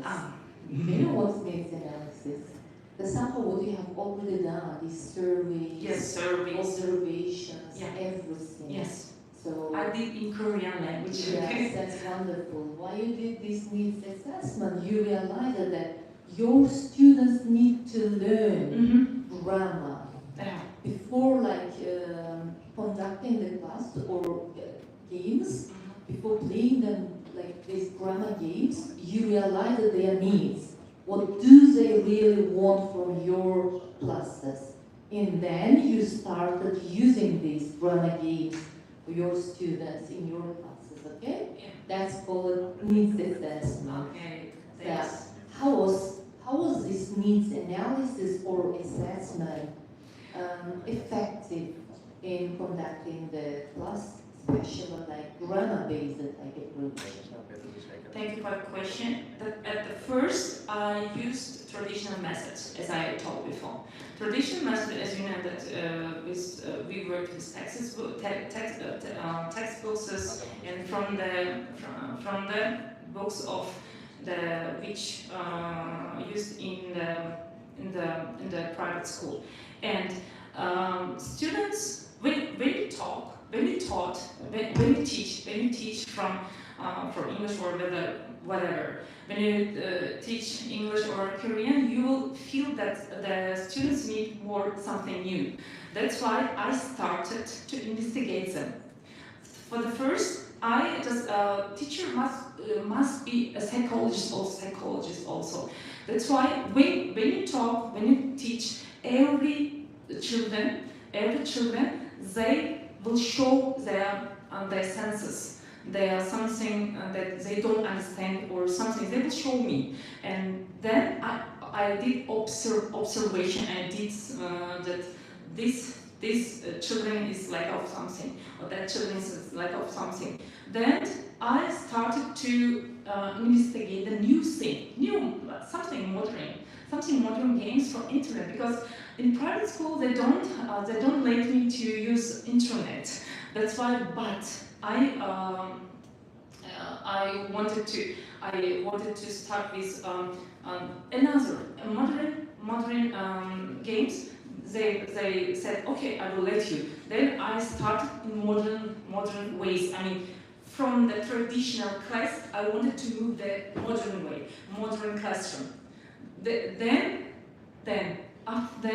also I observed one more time. Is there any engagement of the students? Yes, it was really, I have done it. It was the students when they are low, the first before was low, then 70% get engagement, but still 30% is the low position. And did you change your methodology for these lower level students? You know what? Not every day I use English games. Not every day. Of course, traditional. Why? I just also mix. That's why I said that mixed combination, mixed methods, combinative methods, like traditional also modern games. I mean, then I combine them, both of them, and I started to teach step by step for 1 month. Even you didn't realize that you are doing some needs analysis, but it works very well. Wonderful. Thank you so much. Thank you for the question. So I have a question. Yeah. So first of all, would you like, I would like you to explain the methodological sources which have you taken at the theoretical basis of the research work. So what methodological sources have you observed and analyzed at the theoretical basis of the research work? You mean with, from whom I talk? From which books or who?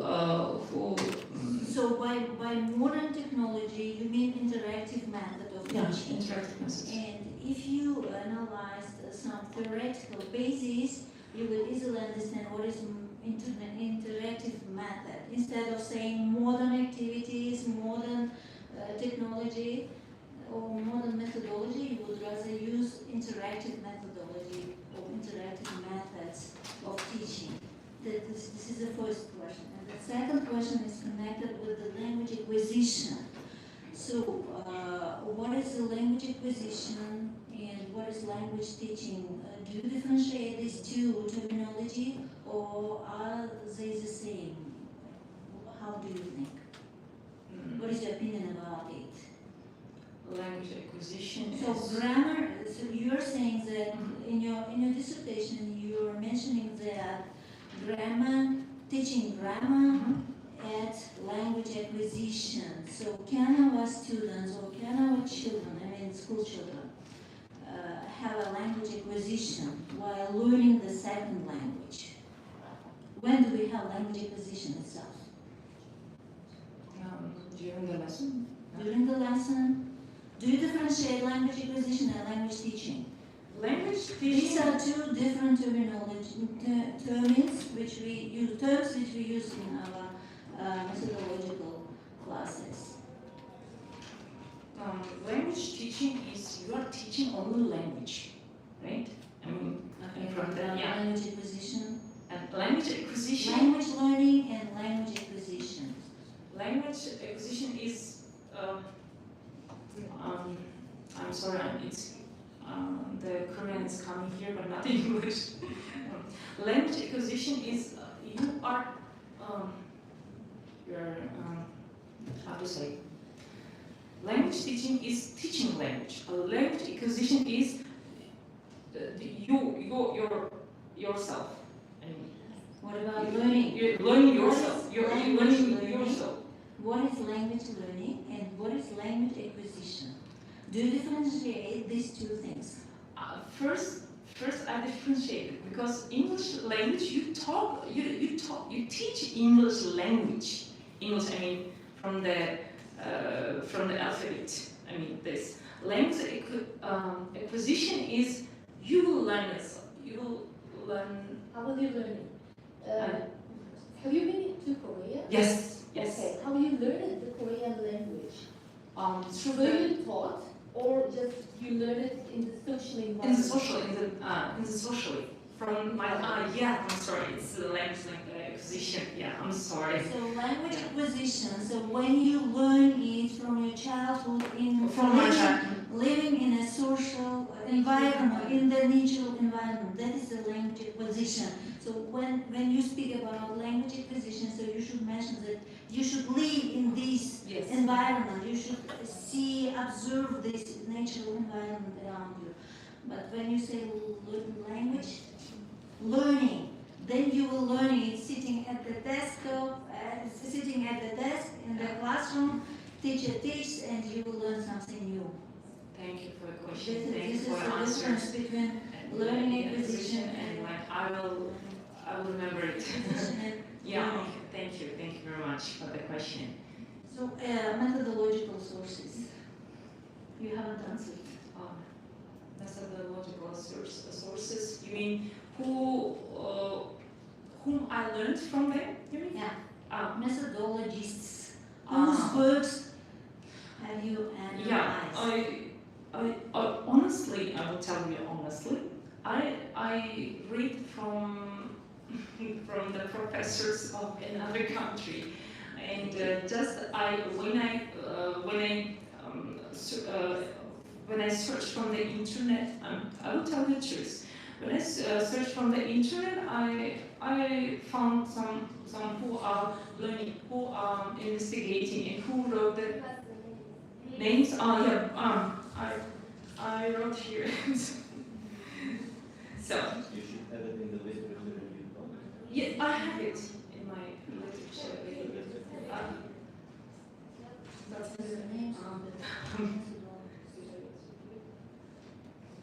I don't have here. I have. Thank you. I'm really nervous because it's not easy to defend.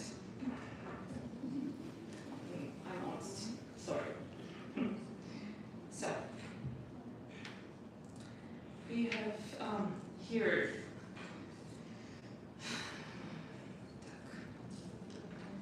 We have David Noonan, an examination of teaching methods for grammar instruction in English foreign language context in 2019, and also we have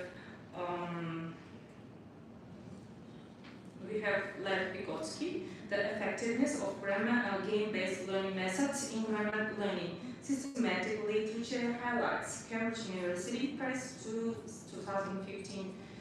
And also we have Porter, Pedagogic Grammar, and Rutherford and Sherwood Smith's Grammar and Second Language Teaching, New York. And publishers, do I read everyone or just names? Okay, just names. All right.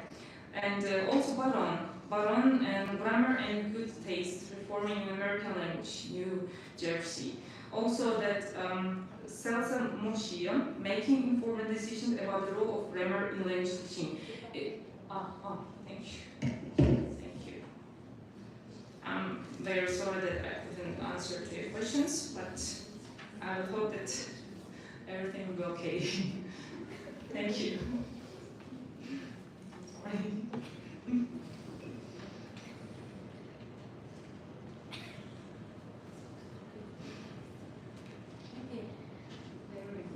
Thank you. So now to the reviewers. Thank you. Now you can say. And now we have reviewers.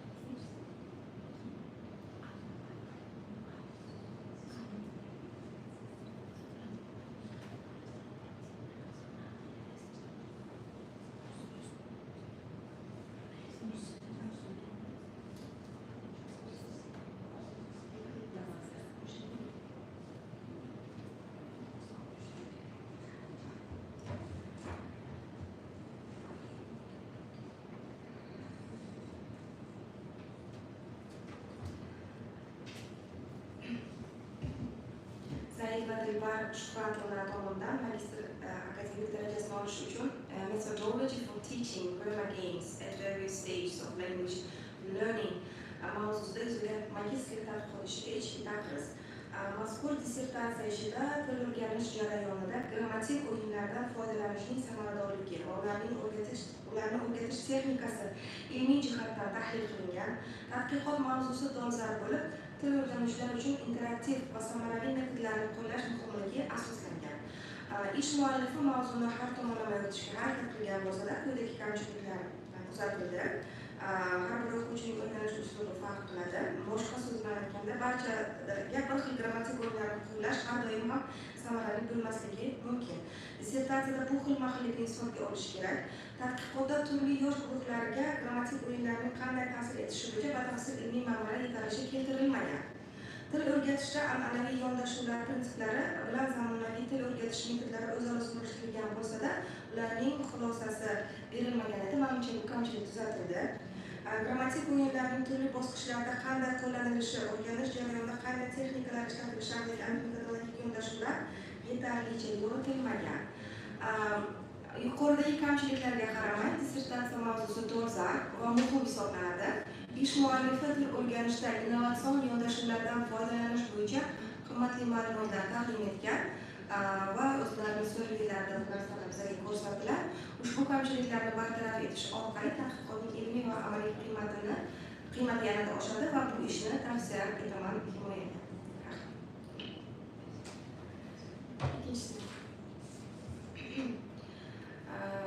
Tashqi taqrizni ham o'qishga ruxsat bersangiz, magistratsiya idoralar tomonidan taqdim etilgan dissertatsiya mazmuni ham shu maqsadga qaratilgan bo'lib, ingliz tilini o'rganishda o'quvchilarga yengillik yaratish, dars samaradorligini oshirish yo'lida ijobiy urinish desak to'g'ri bo'ladi.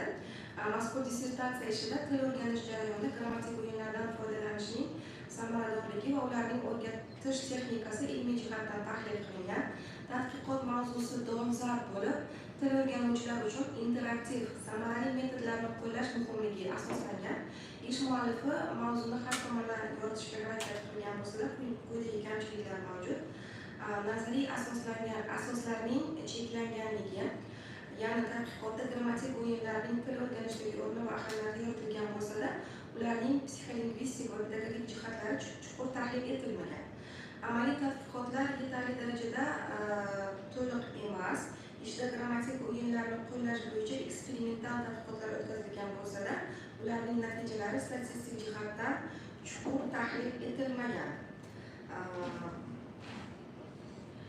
Texnik usullar tavsifining yetarli emasligi, dissertatsiyada grammatik o'yinlarni o'rgatish texnikasi bo'yicha umumiy tushunchalar berilgan, ammo aniq metodik ko'rsatmalar, bosqichma-bosqich texnikalar va ularni real dars jarayonida tatbiq etish bo'yicha aniq tavsiyalar yetarli emas. Yuqoridagi kamchiliklarga qaramay, dissertatsiya mavzusi dolzarb va muhim hisoblanadi. Ish muallifi til o'rganishda innovatsion yondashuvlardan foydalanish bo'yicha qimmatli ma'lumotlar taqdim etgan. Ushbu kamchiliklarni bartaraf etish orqali tadqiqotning ilmiy va amaliy ahamiyatini yanada oshirish mumkin.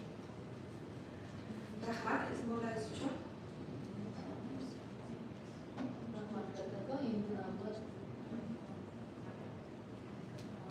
Demak, keyingi magistrimiz Muhammadova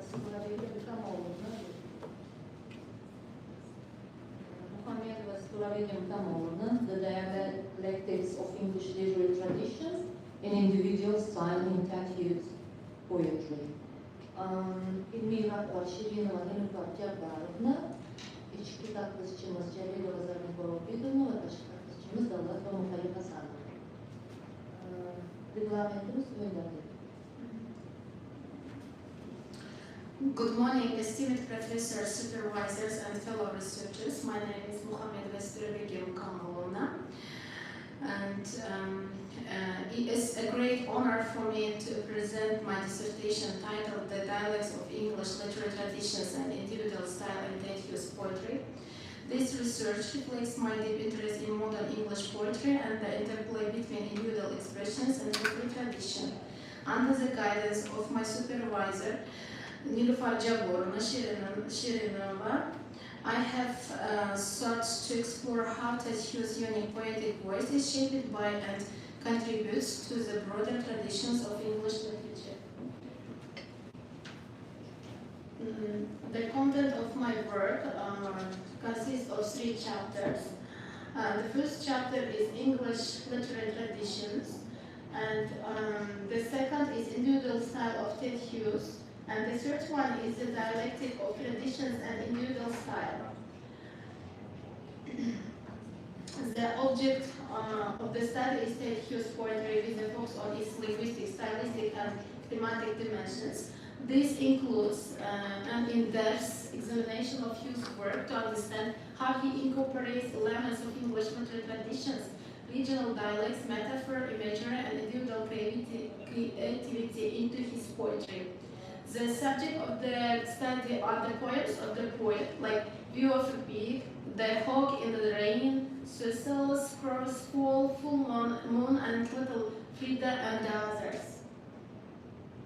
And the purpose of the research, the primary objectives of this research is to explore the interplay between English literary traditions, regional dialects, and Tatyut's individual poetic style. The study aims to understand how Hughes integrates these elements to create a distinctive voice that reflects both his cultural heritage and personal creativity. And the next one is tasks. There are 3 branches of the tasks of my research. And to investigate how Hughes draws from and transforms traditional English literary conventions such as myth, folklore, and nature imagery in his poetry, and to explore Hughes' use of regional dialects, particularly from Northern England. And the second one is to analyze the stylistic techniques Hughes employs, including his use of symbolism, rhythm, and imagery, and how they interact with his linguistic choices to form a unique poetic voice. And the last one is to examine how Hughes' innovative use of language and dialects enhances his thematic expression, to situate Hughes within the context of modern English literature, exploring his contribution to the development of postmodernism and contemporary poetic traditions. And we analyzed the intersection between regional dialects, English literary traditions, and the Hughes' unique poetic style, an area that has received limited scholarly attention. While much research has explored Hughes' thematic preoccupations and use of imagery, this study emphasizes the linguistic and stylistic dimensions of this work, particularly his use of dialects as a tool for innovation and cultural expression. And methodical description of the research, they are textual analysis. Textual analysis involves a detailed examination of Hughes' poetry to uncover linguistic, stylistic, and thematic features. Linguistic analysis investigates how these linguistic elements contribute to his poetic expression and semantic development. And overall, abstract logical thinking, linguistic pragmatic analysis, linguistic cultural analysis, semantic and pragmatic analysis methods were used in this research work. And here is given key traditions of English poetry. They are oral tradition and Anglo-Saxon poetry, and medieval poetry, and Renaissance and Elizabethan poetry, and metaphysical poetry. And oral tradition and Anglo-Saxon poetry, early English poetry was largely oral, characterized by alliteration, canons, and thesaurus. Themes of revolved around heroism, faith, and religious devotion. And medieval poetry focused on cultural love, chivalry, morality, and religious themes, the reduction of narrative poetry, allegory, and rhyme. And Renaissance and Elizabethan poetry, revival of classical forms and themes inspired in Greek-Roman tradition. And metaphysical poetry, also known for intellectualism, wit, and use of concepts. Here is given 3 types of romantic poetry, modernist poetry, and contemporary poetry. In romantic poetry, it celebrated nature, emotion, imaginations, and individualism, rejecting industrialization and rationalism, use of lyric and narrative forms. In modernist poetry, rejected traditional forms in favor of experimentation and fragmentation, themes of alienation, and search for meaning in a fractured world. And the contemporary poetry, diverse in style and subject, often challenging boundaries and conventions.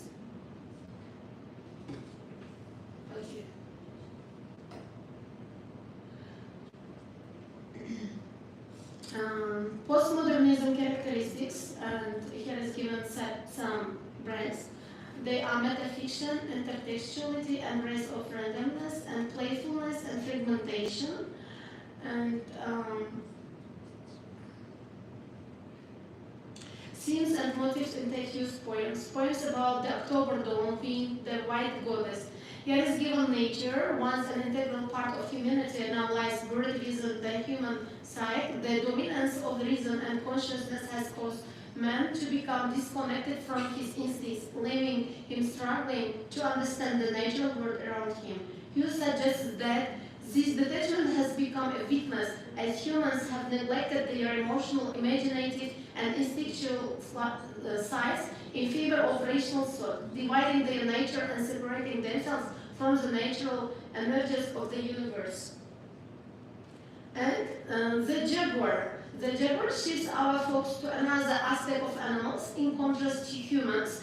As Gifford and Roberts point out, the poem is not merely one of the observation, but also one of longing and affirmation, especially in its concluding lines, which suggest a human potential. Hugh's approach to animals is distinctive, poetic, symbolic, and significant. His depictions are rich with metaphors, linking each animal to broader human experience and concepts. For example, a thrush symbolizes single-minded efficiency. A horse represents perfect adaptation to its environment. And animals like the pike, hawk, and jaguar embody pure instinct and function. These animals serve as indirect reflections of the contradictions and complexities within human nature. And here is given one name of the poem, Desert War. Also prominent themes in Hugh's poetry, his deep preoccupation with war, particularly his confrontation with death, was influenced by his own experiences. His father, who had served in World War I, shared his physical suffering, mental anguish with his children, leaving a lasting impact on Hugh's sensitive mind. The devastation of World War II, particularly the Holocaust, further troubled him, prompting a strong response against human-inflicted violence.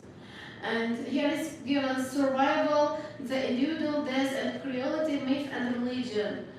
And using metaphors, imagery, and structure of poems. Example, I sit in the top of the wood, my eyes closed. And here is given metaphor. The hawk sitting at the top of the wood symbolizes its dominance and superiority over everything beneath it. And for the one path of my flight is direct through the bones of the living. And here the path of my flight refers to the hawk's journey throughout the world, which is clear and unimpeded by obstacles. Through the bones of the living suggests that the hawk's flight is a path of destruction, directly impacting those who live. And the next one is a cool small evening shrine to dog bark and clank of a bucket. And the cool small evening is a metaphor for the tranquil, subtle atmosphere of the night, which is condensed into two simple familiar sounds, the bark of the dog and the clank of a bucket. And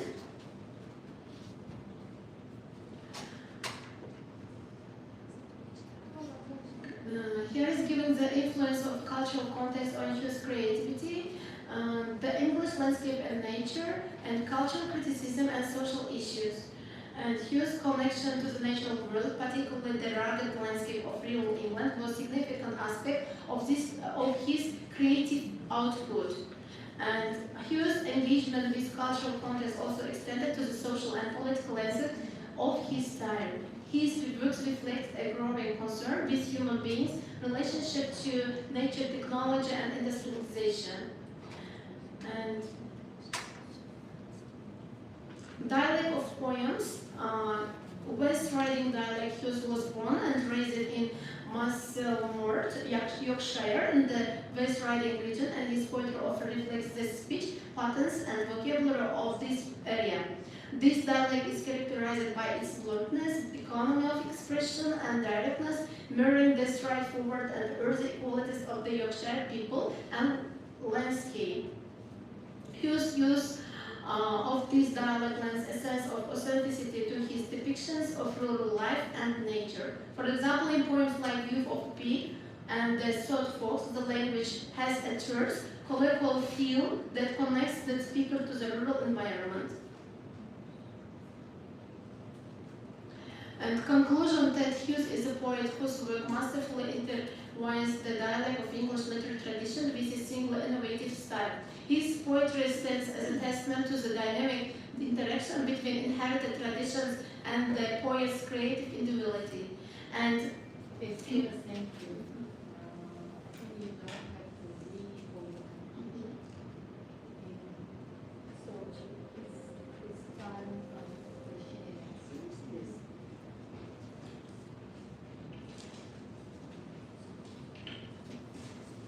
For me, the most interesting thing here about the your dissertation, the dialectics of English literary tradition in individual style. You talked a lot about all these metaphors and others, but not about the violence. So, what kind of dialects you observe in his like writings, and how are they different from the traditional modes of the language? Thank you for your question. My answer is as follows. And the author tried to use his landscape. He tried to use his Northern England's dialects, and he tried to use in Romanticism and Modernism and Postmodernism. He tried to combine all of the period's dialects. And he tries to use old language and modern language, and he tried to focus on with all types of periods. But I didn't see any linguistic analysis of these dialects, language analysis in your presentation. But here is given, you mean style? Here is given analytical and qualitative style, and he tried to use in this in his work and like semantic, pragmatic, and semantic. He tried to use the meaning of words and sentence, and pragmatic meaning of in context.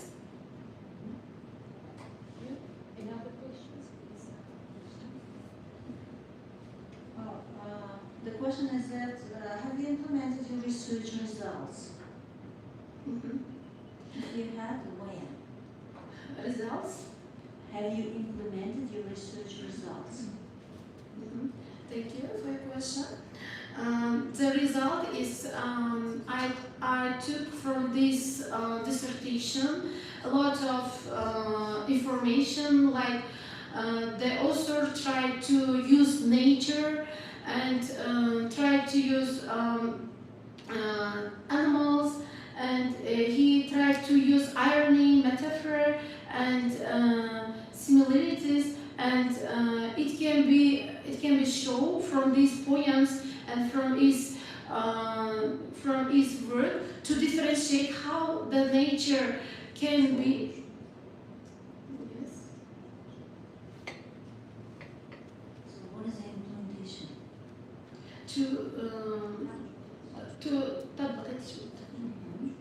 Have you implemented your research results? If you implemented, where? Okay, thank you.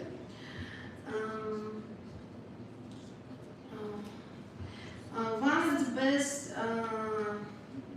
of the best results, in my point of view, I can say that here is the author using literal thinking is how he gave new meaning to old myths. Yes, of course. No, I didn't implement it. It is my first implemented. No, I didn't implement it. It's my first implementing. So you haven't made any speech in any conferences?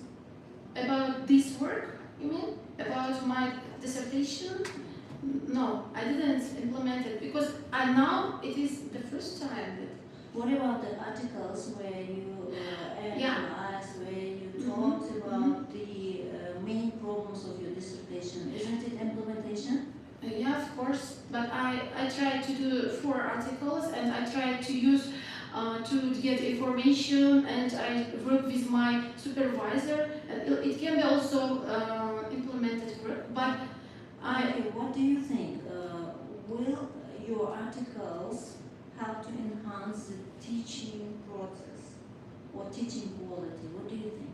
Yes, of course. Because I tried to work on my article, I tried to work to search my information. How it can be applied in teaching? because you can find and you can clear up a new information, and you can get some information about these poems, and you can combine with now and all periods. Okay, thank you. Thank you.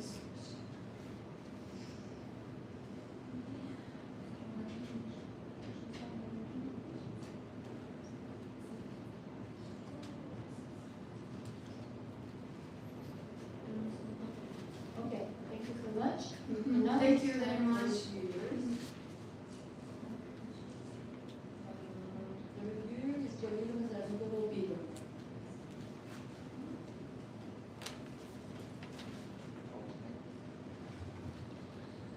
Osiyo Xalqaro Universiteti Ijtimoiy fanlar va texnika fakulteti Tarix va filologiya kafedrasi 701-11-801 Xorijiy til va adabiyot ingliz tili mutaxassisligi magistranti Muhamedova Xorijiy Kamolovna. TED she'riyatida ingliz adabiy an'analari va individual uslub dialektikasi nomli magistrlik dissertatsiyasiga berilgan ichki taqriz. Ishning demak, ish 3 bob, 6 ta fasl, xulosa va adabiyotlar ro'yxatidan iborat bo'lib, ishning kirish qismida magistrlik dissertatsiyasi mavzusining asoslanishi va dolzarbligi, tadqiqot obyekti va predmeti, maqsadi va vazifalari, ilmiy yangiligi, tadqiqot mavzusi bo'yicha adabiyotlar sharhi, tadqiqotda qo'llanilgan metodikaning tavsiyasi, tadqiqotning natijalari, nazariy va amaliy ahamiyati, ish tuzilmasining tavsifi keltirilgan. Mazkur dissertatsiyada aytib o'tganimizdek, kirish 3 bob, 6 ta fasl, xulosa va foydalanilgan adabiyotlar ro'yxatidan iborat bo'lib, jami 89 betdan iborat. Magistrlik dissertatsiyasini o'qib tahlil qilish jarayonida yuqorida keltirilgan ijobiy fikrlar bilan birga ishda ayrim taklif va tavsiya va kamchiliklar kuzatiladi. Ya'ni bunda ishda keltirilgan havolalarni tartibga solish kerak. Ikkinchisi, ishda keltirilgan takror jumlalarni oldini olish lozim. Texnik tinish imloviy xatoliklar magistrlik dissertatsiyasida umuman uchramasligi lozim. Yuqorida keltirilgan kamchiliklarning bartaraf etilishi ishning ilmiy qiymatini yanada oshirishga xizmat qiladi. Xulosa qilib aytganda, Muhamedova Xorijiy Kamolovna TED she'riyatida ingliz adabiy an'analari va individual uslub dialektikasi mavzusidagi dissertatsiyasi ishi yakunlangan ish sifatida rasmiy himoyaga tavsiya etish mumkin. E'tiborlaringiz uchun rahmat. Tashqi taqrizni ham o'qib eshittirsam. Demak, tashqi taqrizimiz filologiya fanlari bo'yicha falsafa doktori, dotsent, Buxoro davlat tibbiyot instituti kafedra mudiri Davlat va Himoyasi tomonidan berilgan. Demak, magistrlik dissertatsiyasini o'qib shuni tahlil qilish lozimki, ishning birinchi bobida ingliz adabiyotshunosligi deb nomlangan bo'lib, unda ingliz adabiy an'anasi, asrlar davomida ingliz tilida yaratilgan adabiy asarlar to'plami bo'lib, epik she'rlardan tortib zamonaviy romanlargacha bo'lgan turli janrlar, uslublar va mavzularni o'z ichiga olgan. Ikkinchi bobi esa TED-ning individual uslubi deb atalgan bo'lib, TED-ning individual uslubi o'ziga xos yorqin tavsiflangan va she'rlardan keltirilgan parchalar tahlil qilinib, shoirning uslubi ochib berilgan. Hamda so'nggi bob an'analar dialektikasi va individual uslub deb nomlangan bo'lib, unda TED-ning ijodida an'analar dialektikasi va individual uslub o'rtasidagi murakkab o'zaro ta'siri yaqqol namoyon bo'lgan. Demak, kamchiliklar shulardan iboratki, dissertatsiya ishida imloviy, tinish va texnik xatolari 27, 31, 67 betlarda mavjud. Ikkinchisi, ishda keltirilgan havolalarni berilgan tartib asosida tartibga solish zarur. Yuqorida keltirilgan kamchiliklarni bartaraf etilishi ishning ilmiy qiymatini yanada oshirishga xizmat qilib, Muhamedova Xorijiy Kamolovnaning TED she'riyatida ingliz adabiy an'analari va individual uslub dialektikasi mavzusidagi dissertatsiyasi ishi yakunlangan ish sifatida rasmiy himoyaga tavsiya etish mumkin. E'tiborlaringiz uchun rahmat.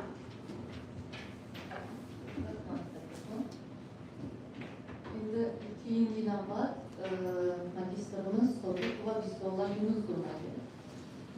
Dissertatsiya mavzusi The Image of the Influence of the Teacher on the Student in the English Literature. An example of the verb and part.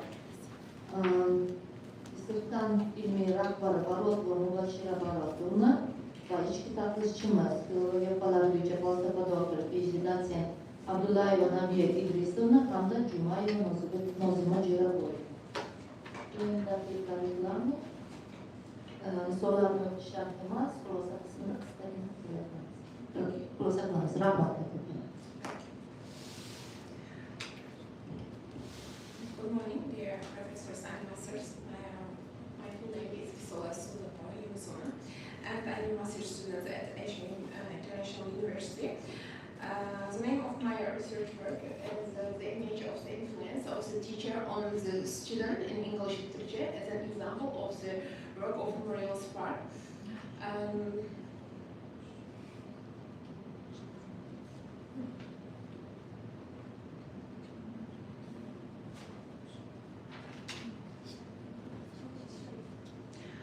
Okay, now my scientific supervisor is PhD Associate Professor Bashira Baratona, and my research work consists of introduction, 3 chapters, and conclusion, and also the list of used literature. In each chapter consists of 3 paragraphs. And when I say the aim of my research work is to analyze and interpret the literary portrait of the teacher's influence on the student in English literature with a specific focus on Muriel Spark's novel, The Crime of Miss Jane Brodie. When I say the object of my research work is the crime of Miss Jane, the novel, The Crime of Miss Jane Brodie, and was chosen as an object, and the subject of this research work is the depiction of the teacher's influence on the student in English literature. And when I said about the knowledge of the research work, it is offers a fresh interdisciplinary explanation of the psychological and ideological influence of teachers on students in English literature, with a specific focus on Muriel Spark's the unique portrait of Miss Jane Brodie. And during this research work, I'll use it from literary analysis, comparative approach, and also psychological analysis. This is the message of my research work.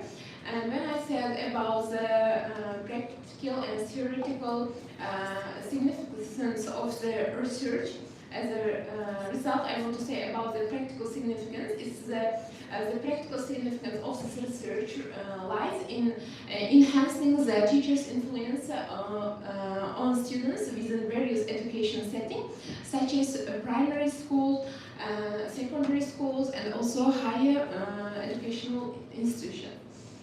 And I want to give brief information about the first chapter. The first chapter is about the Muriel Spark. It's about the postmodern literature.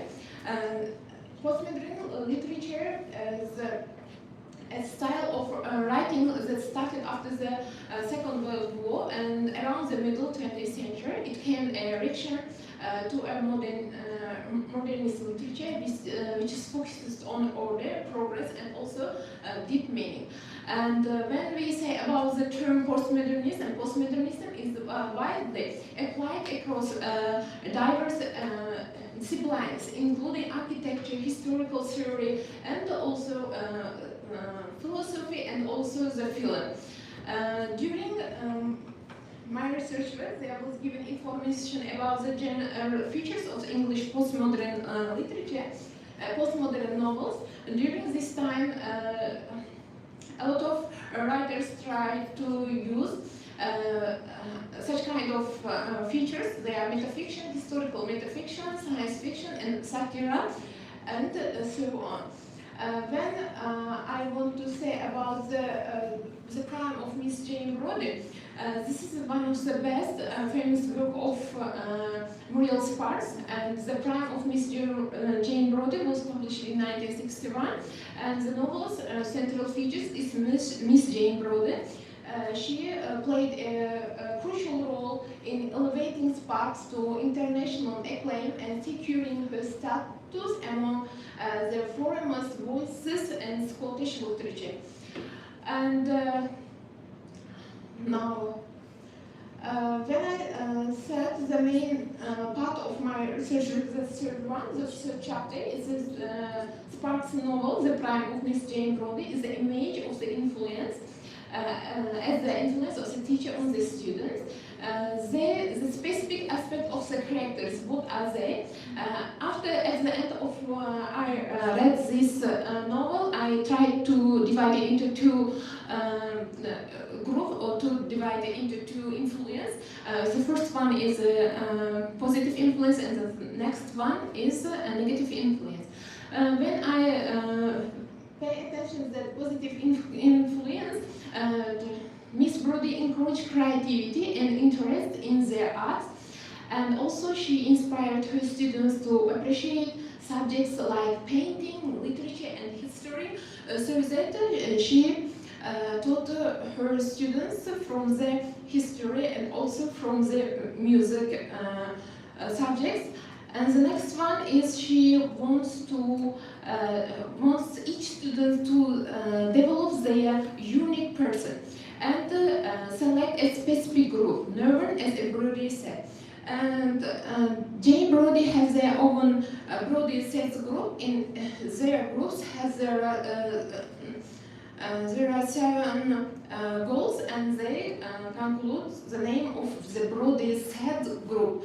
And when we face the negative influence, the first one, she imposes her personal ideas on the students. Miss Brodie forces her political and personal beliefs onto goals. For example, she supports fascism, and also she focuses more her own life, and he taught official school. He taught often her life philosophy than official school curriculum. And the next one is she manipulates girls. She keeps her students under the control and also under power, and tries to control their future's life. And as a result, I said that Sandy Strange is one of the members of this Brodie set's member. She grows, try to miss Brodie's control, exposes, and ending her teaching career.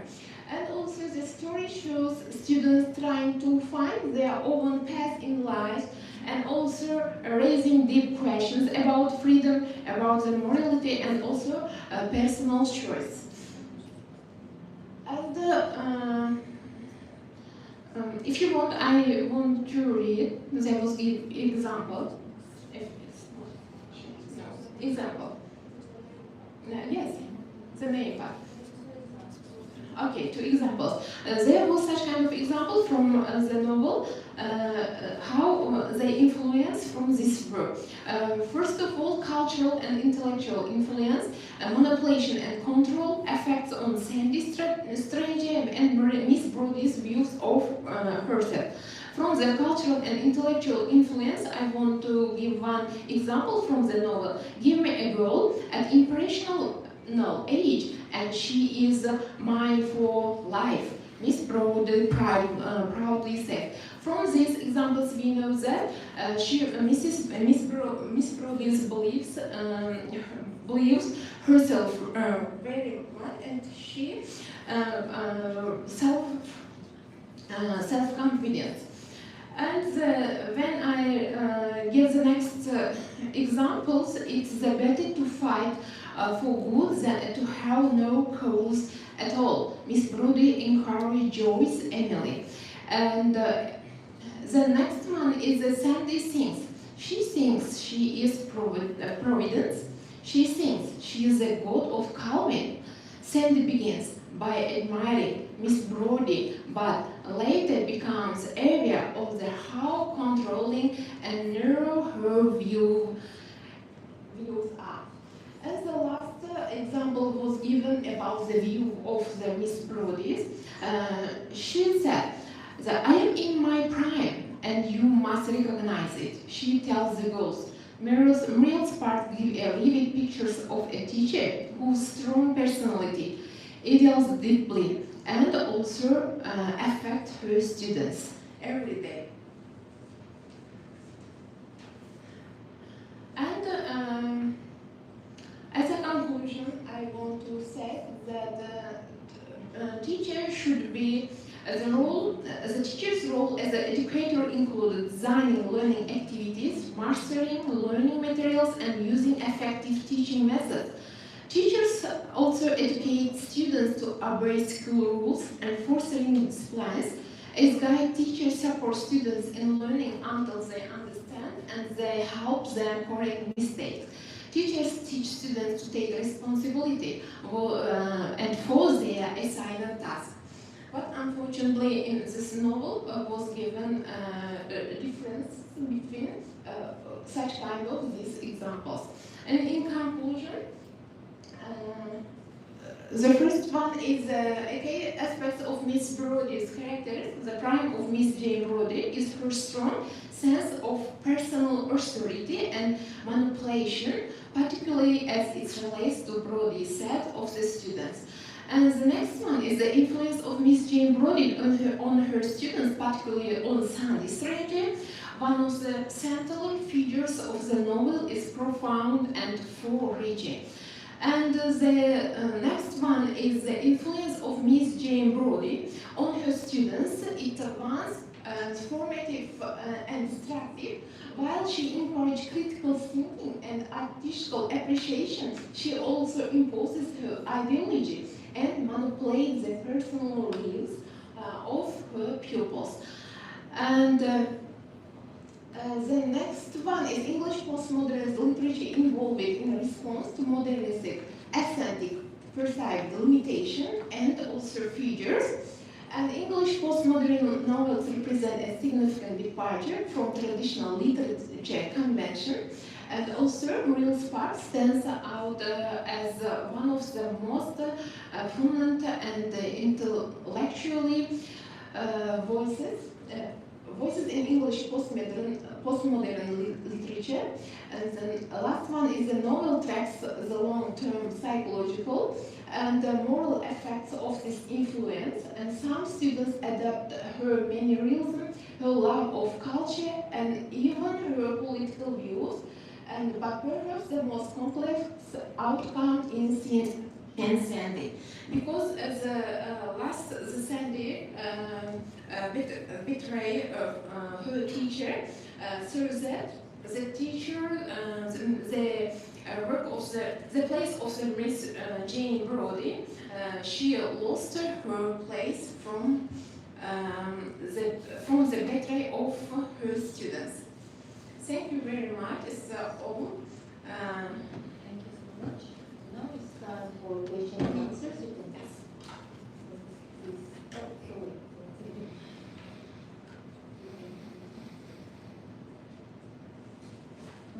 So I have a question to you due to your presentation. So what is the specific feature which Spark uses or describes as the impact of the teacher? Specific features. What is the specific feature which Spark uses as the impact of the teacher in his novel? Okay, thank you very much for question. Now my answer is as follows. From the novel of Muriel Spark, there was example such kind of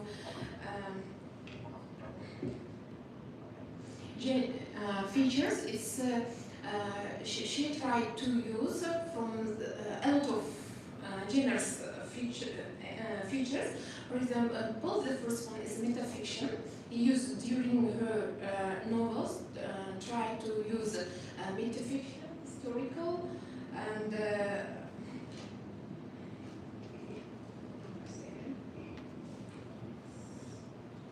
can you speak about the impact of the teacher in the novels of the author which you are mentioning here?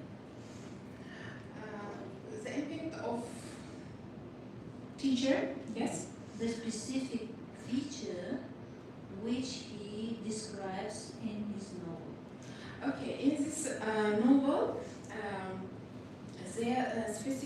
pictures the characters of this person, Miss Jane Brody. She is so kind, intelligent, and polite. But as this one, she so self-confidence and morality.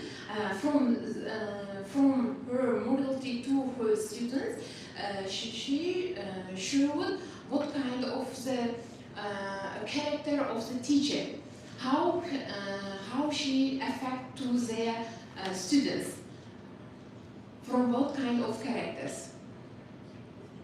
So her character can impact the students. Yes. You want to say these things? Yes. And one more question. So can you move to the first slide?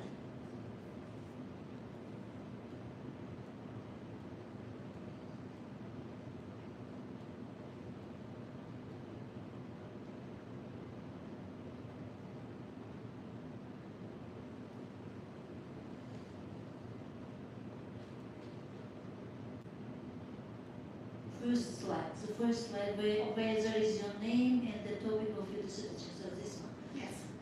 Okay. So pay attention to the topic of your the thesis topic. So isn't it so vague? Isn't it so vague?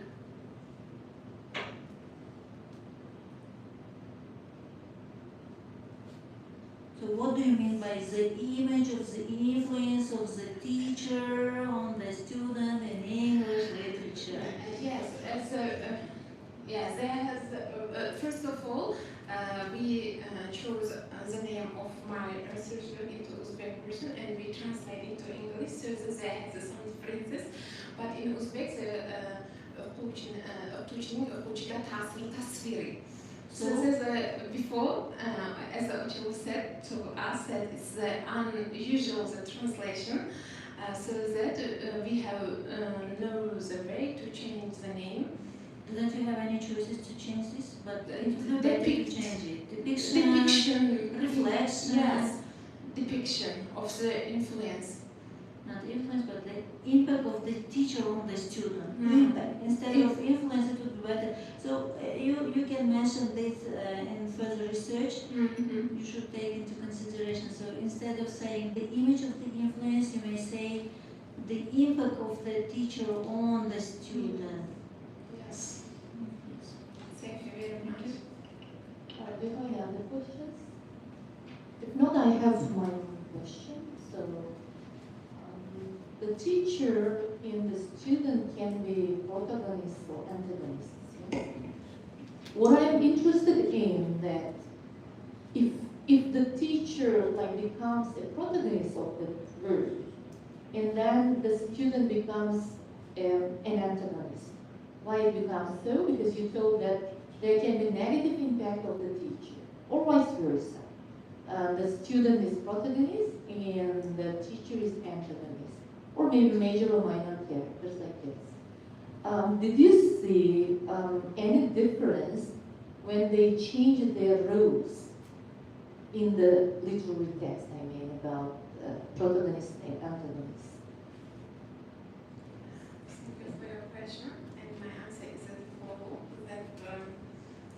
that in this novel, teacher is a protagonist because she influence her students from their own ideas, and she tried to moral from her own ideas and issues.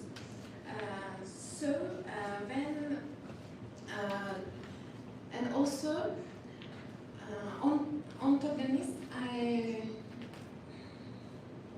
You don't know what the protagonist is the main character of the text. Antagonist, who is opposite to protagonist, to the main character. The protagonist of this novel is Muriel's part, Miss Jane Brody, and the group of Brody sets. The Brody sets groups conclude in 7 pupils, and they are girls. And from the antagonist, I think that the head of the school, the manager of the school, the antagonist of these novels, because she always tried to show the main role of the teacher, Miss Jane Brody, but unfortunately, Miss Jane Brody tried to fight with him, with the group of the Brody set group. Thank you. What I asked for you is about that. Could you see any difference when they changed their rules? When we changed their rules, I think it's not.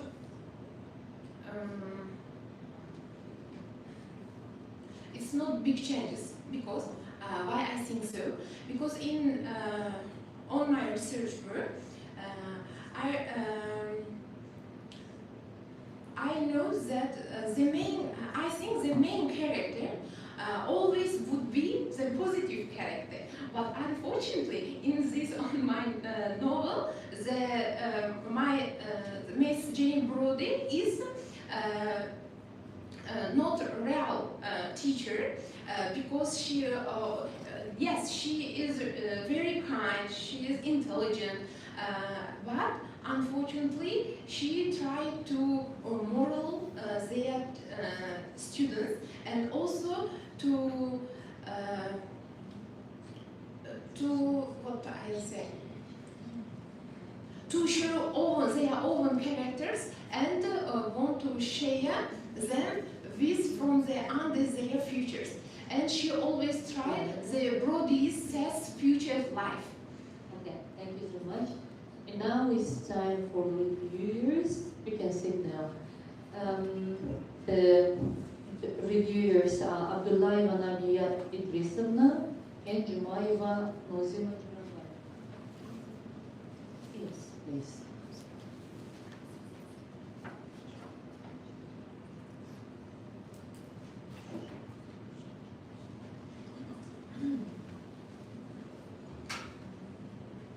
Assalomu alaykum yana bir bor.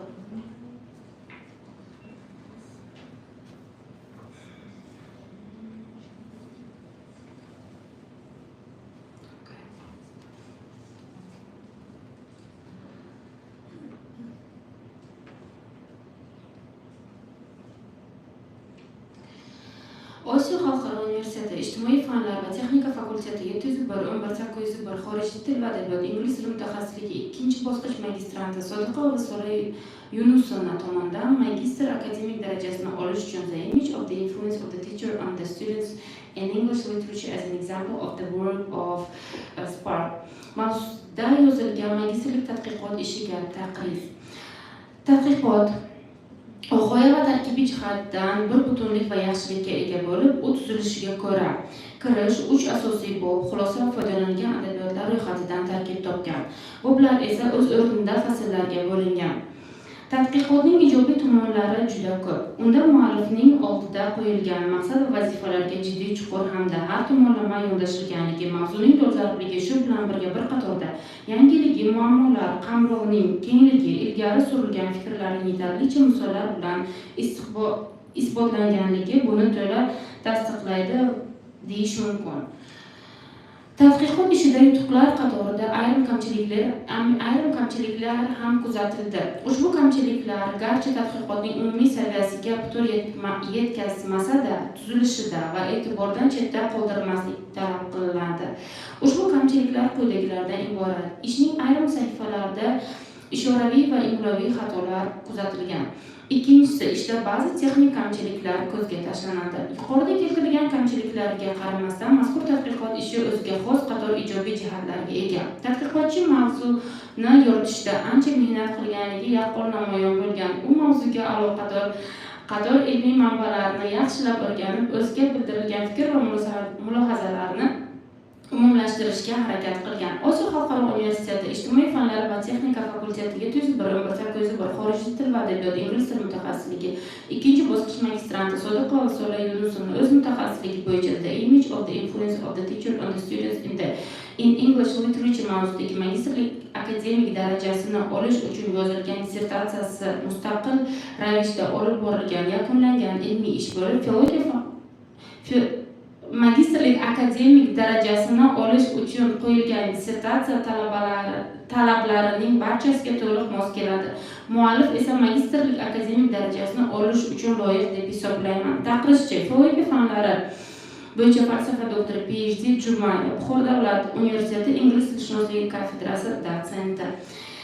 Tashqi taqrizimiz filologiya fanlari bo'yicha falsafa doktori Nabiya Idrisina Abdullayeva tomonidan berilgan Osiyo xalqaro universiteti tarix filologiya kafedrasi dotsenti.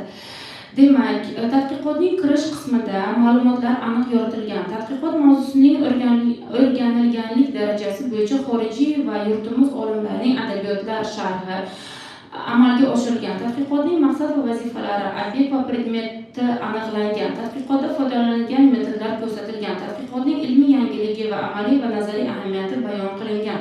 Olingan natijalar bo'yicha ma'lumotlar kiritilgan.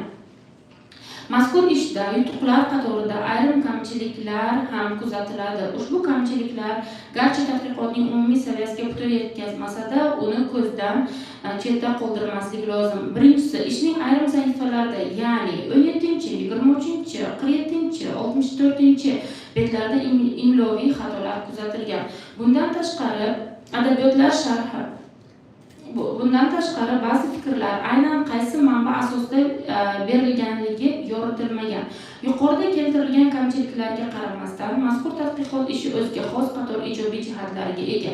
Ushbu tadqiqotda tahlil qamrovi keng, muhim nazariy xulosalarga esa amaliy jihatdan jiddiy yondashilgan. Sodiqova Sola Yunusovna o'z mutaxassisligi bo'yicha The Image of the Influence of the Teacher on the Students in English Literature as an Example of the Work of Spark mavzusida yozilgan dissertatsiyasi magistrlik akademik darajasini olishga munosib deb hisoblab ijobiy baholayman va uni himoyaga tavsiya etaman. E'tiborlaringiz uchun rahmat. Rahmat kattakon. Endigi navbatni magistrimiz Sodiqova Sola Yunusovnaga beramiz.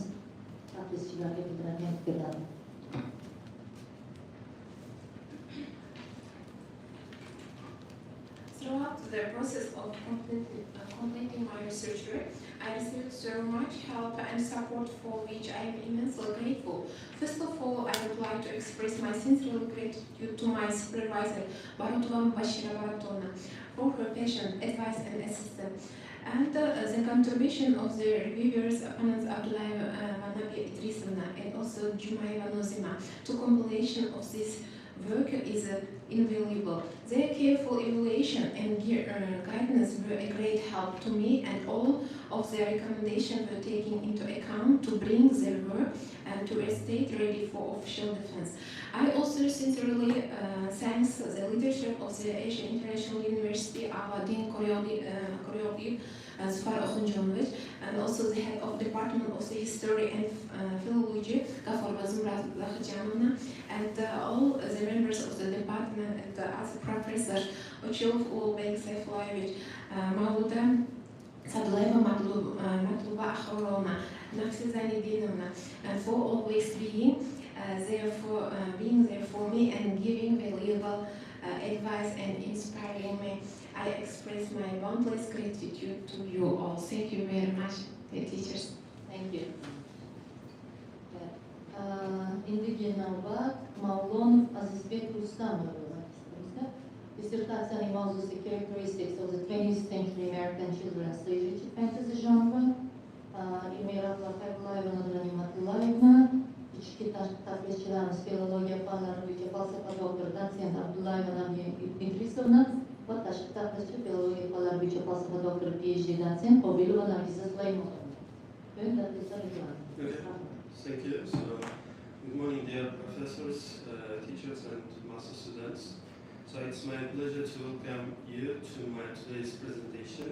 So, my full name is Azizbek and today I'm going to share my findings on the theme, my research work, characteristics of 20th century American children's literature, fantasy genre. So let's start.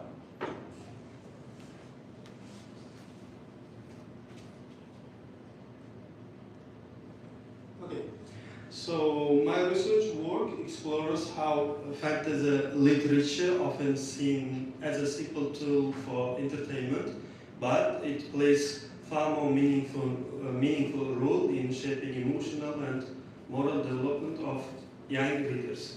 So, and I focused on two works, Charlotte's Web by White and Wrinkle in Time by Madeleine L'Engle.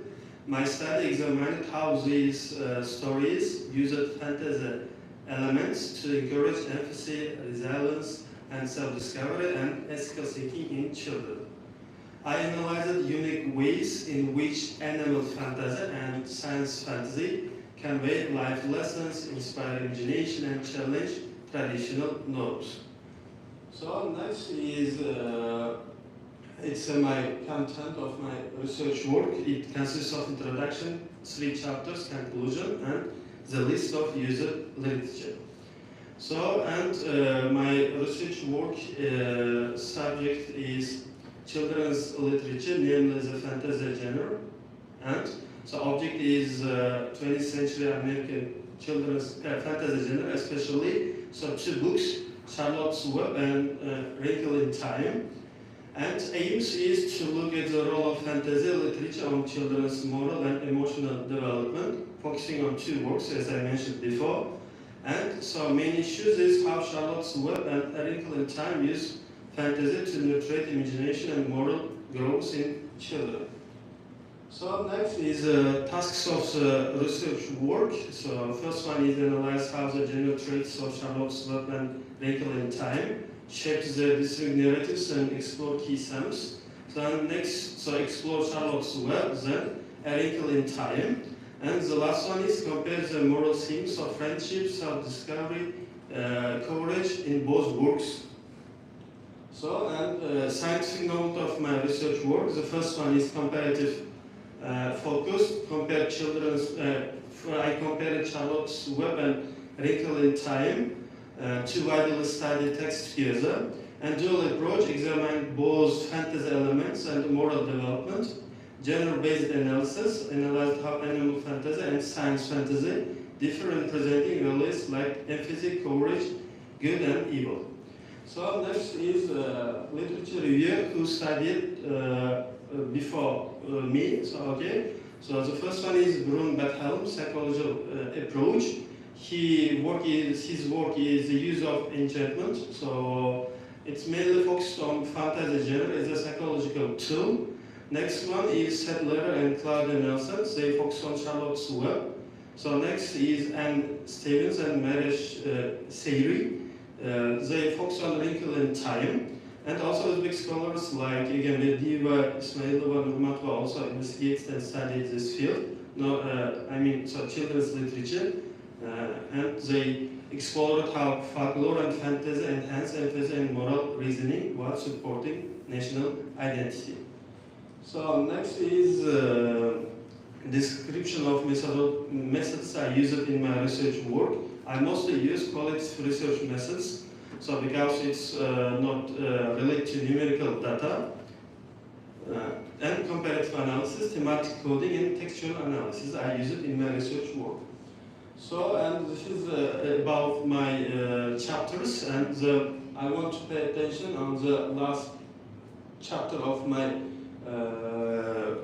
research work, because I compared 2 works by their structure, language, and so the first table, as you can see, it's the comparison table, A Wrinkle in Time and Charlotte's Web by genre, themes, plot, conflicts, resolution, language styles, user tone, and a moral message.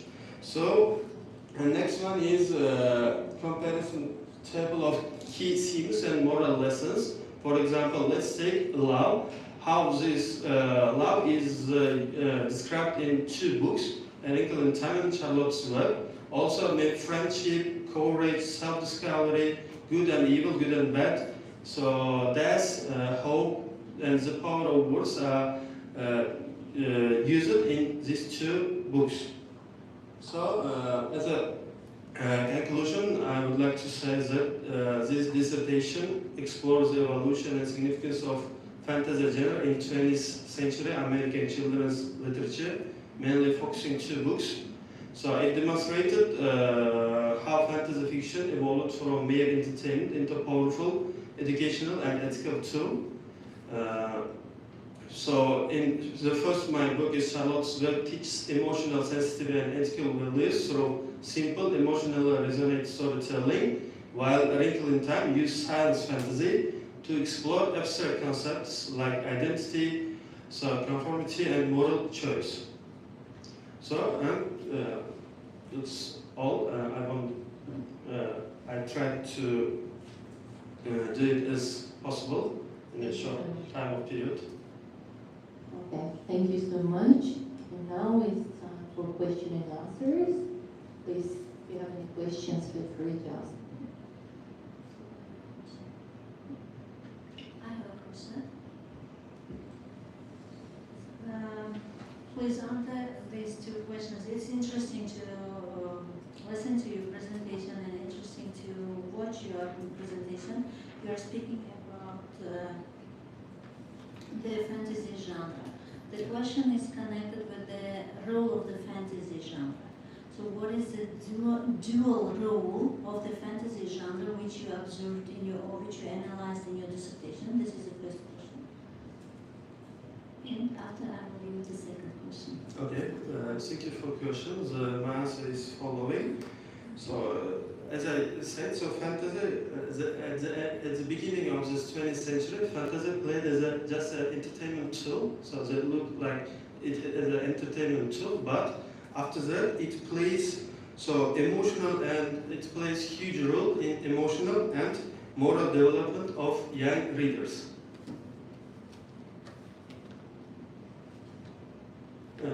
Two ways, they emotionally and morally developed young readers' mind. So the first one is emotion, the second is morality. Yeah. Do you want to say this one? Yeah. Okay, thank you. And the second question is connected with two authors, with two works.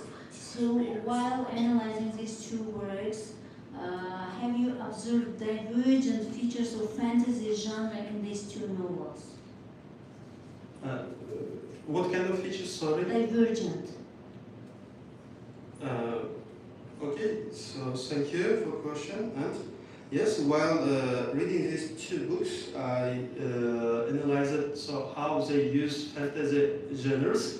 So in my first book, in Charlotte's Web, they humanized the humans' feelings to the animals, and through this they teach lessons like to young readers, empathy, resilience, self-discovery, friendship. So in next book, in Wrinkle in Time, science fantasy, they explore, through fantasy, they explore abstract concepts like identity, moral choice, and like a physical or related to the science like Tesseract and so on. They use fantasy genre to explore and to show emotional and moral understanding of children. Thank you. Do you have any other questions? No questions. Thank you. Now you can say it's time for reviewers. Abdullah Ivanabi Idrisovna and Kobilova Nargisa Sulaimova.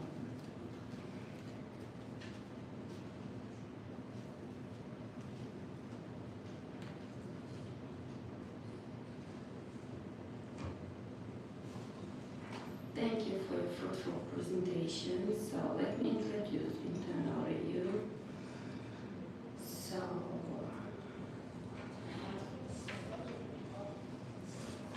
Osiyo Xalqaro Universiteti Ijtimoiy fanlar va texnika fakulteti Tarix va filologiya kafedrasi 701 Xorijiy til va adabiyot mutaxassisligi magistranti Mavlonov Azizbek Rustam o'g'lining Characteristics of the 20th Century American Children's Literature Fantasy Genre nomli magistrlik dissertatsiyasiga berilgan ichki taqriz.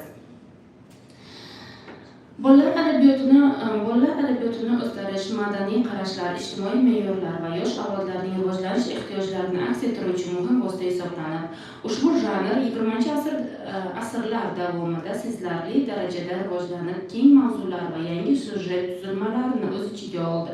Bu esa bolalarning tasavvuri va axloqiy kamolotini rag'batlantirdi. Ishning kirish qismida magistrlik dissertatsiyasi mavzusining asoslanishi va dolzarbligi, tadqiqot obyekti va predmeti, maqsadi, vazifalari, ilmiy yangiligi, tadqiqot mavzusi bo'yicha adabiyotlar sharhi, tadqiqotda qo'llanilgan metodikaning tavsifi, tadqiqot natijalarining nazariy va amaliy ahamiyati, ish tuzilmasining tavsifi keltirilgan. Mazkur dissertatsiya ishi kirish 3 bob, 6 ta fasl, xulosa va foydalanilgan adabiyotlar ro'yxatidan iborat bo'lib, jami 93 betni tarkib topgan.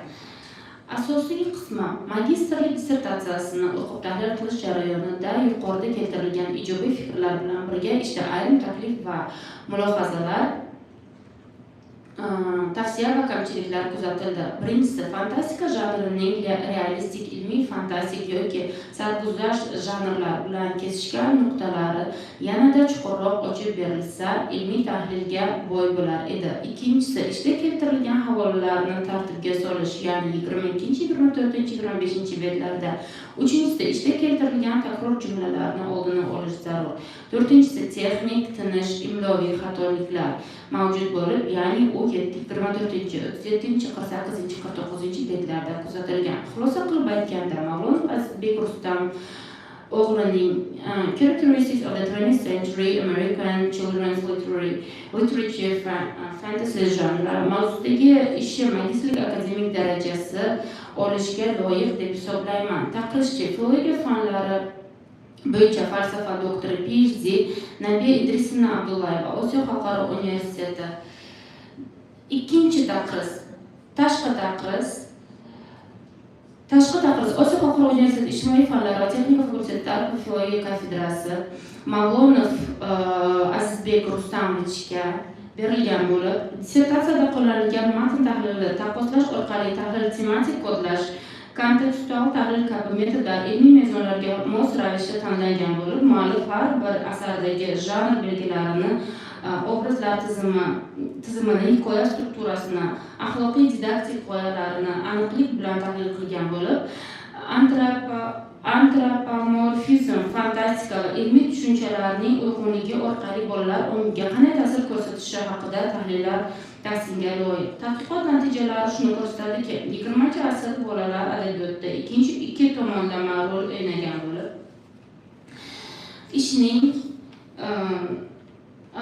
ishning, ya'ni dissertatsiyada xulosalar, nazariy manbalar, asar tahlillari va ilg'or adabiy tanqidiy qarashlar bilan mustahkamlangan bo'lib, dissertatsiyaning amaliy ahamiyati yuqori. U adabiyotshunoslik, pedagogika, psixologiya va bolalar adabiyotini tahlil qilish yo'nalishlarida foydalanish mumkin. Magistrlik dissertatsiyasini o'qib tahlil qilish jarayonida yuqorida keltirilgan ijobiy fikrlar bilan birga ishda ayrim taklif va tavsiya va kamchiliklar kuzatiladi. Ya'ni bunda ishda keltirilgan havolalarni tartibga solish kerak, ishda keltirilgan takror jumlalarni oldini olish kerak. Texnik, tinish, imloviy xatoliklar magistrlik dissertatsiyasida umuman uchramasligi lozim. Xulosa qilib aytganda, Mavlonov Azizbek Rustamovich Characteristics of the 20th Century American Children's Literary Fantasy Genre mavzusidagi magistrlik dissertatsiyasi o'zining nazariy asoslanganligi, puxta metodik yondashuvi, dolzarb mavzuni yoritishdagi puxtaligi bilan ajralib turadi. Dissertatsiya ilmiy mezonlarga to'liq javob beradi va himoyaga tavsiya etiladi.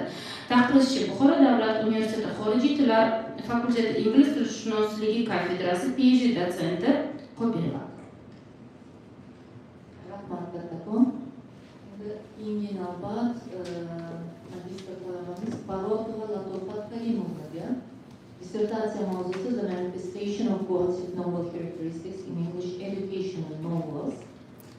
Ilmiy Rahbar Sharupova Shaklo Qahramonovna va ichki tahlilchimiz Sanillayeva Matluba Axborovna hamda tashqi tahlilchi Davlatova Muqayyim Hasanovna qisqacha mazmuni bilan tanishtirsangiz asosiy Okay. Good morning, dear professors, members of the commission, and dear master students. Now I am here to defend my research work. The name is the manifestation of Gothic novel characteristics in English educational novels. And now I am going to demonstrate my presentation prepared based on my research work.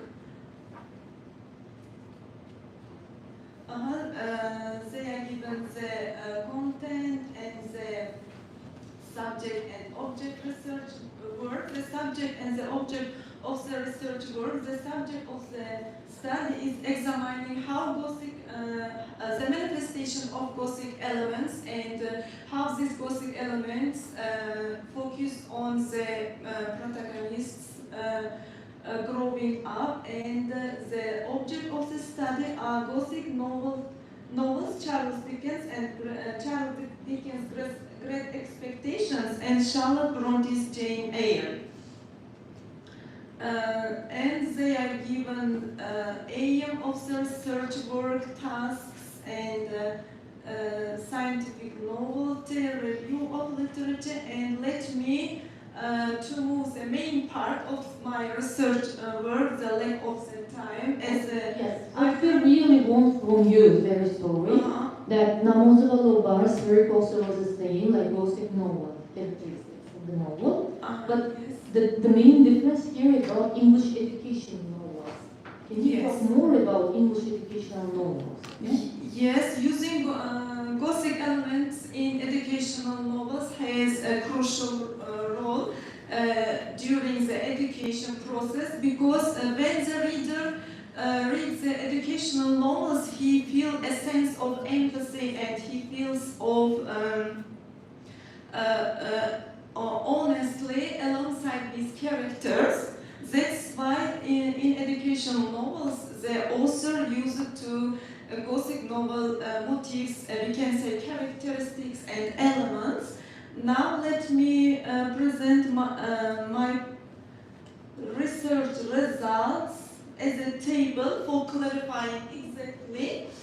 They are given excerpts from the novel Great Expectation and Jane Eyre, and the Gothic elements of these excerpts and the educational function of these Gothic elements. First of all, the first excerpt that was a memorable day to me, for it made great changes in me. This excerpt is taken from Pip's perspective when he was sent to Setty's house via Miss Havisham and his adopted girl Estella lived. And having seen the mystery castle and having seen the crazy Mrs. Havisham, Pip, the protagonist Pip, was afraid and was shocked because Mrs. Havisham was abandoned in her wedding day by his future husband named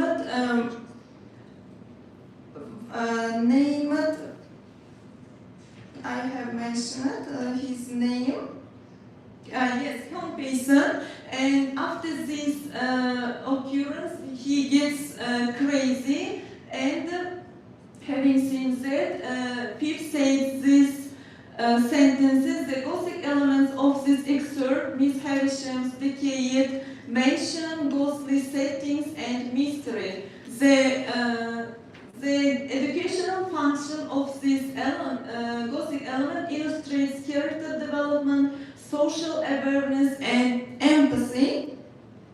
The next excerpt is taken from Great Expectation 2.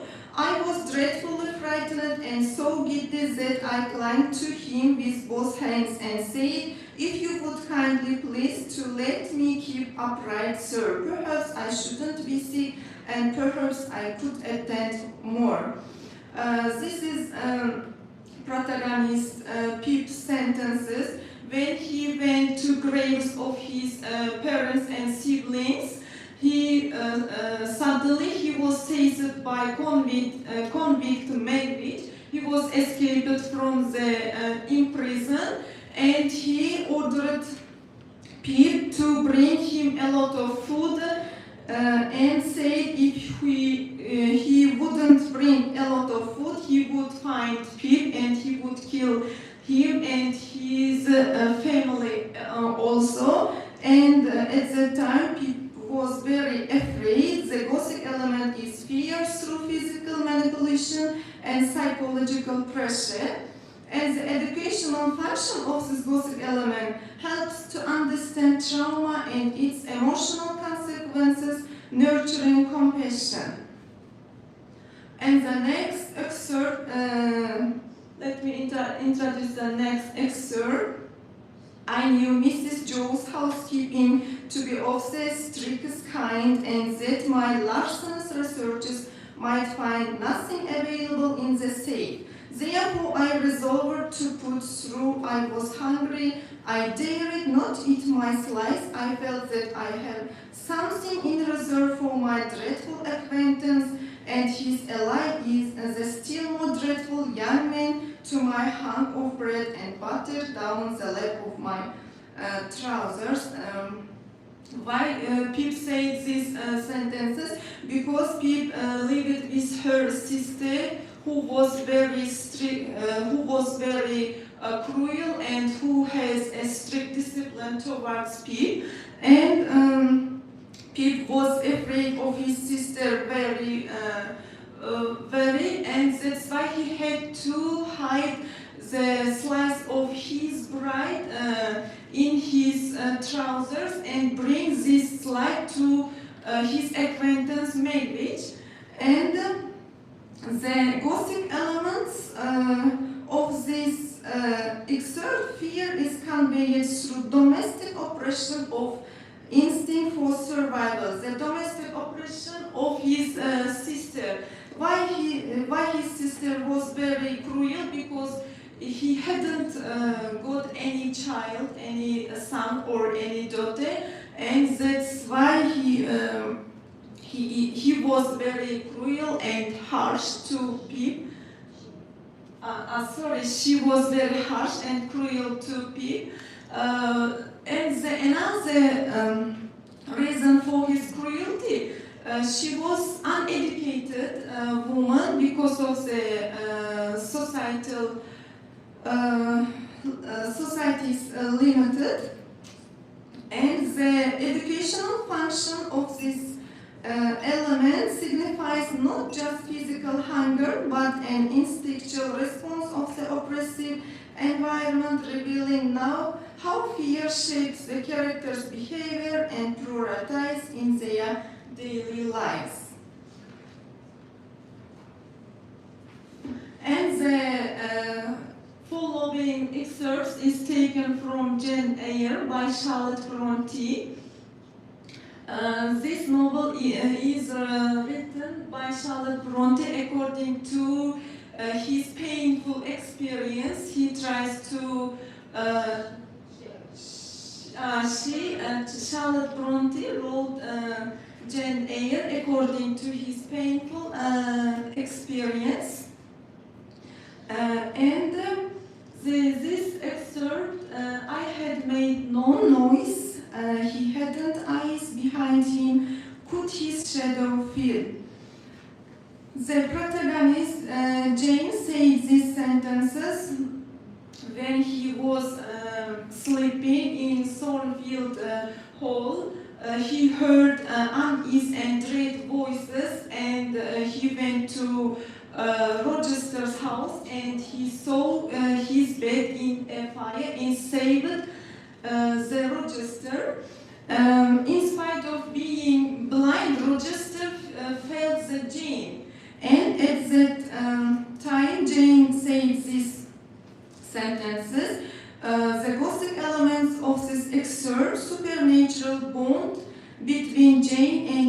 Rochester, they share an almost spiritual connection and mystical link.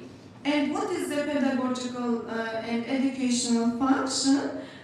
These elements reflects deep empathy, showing the importance of understanding others beyond words.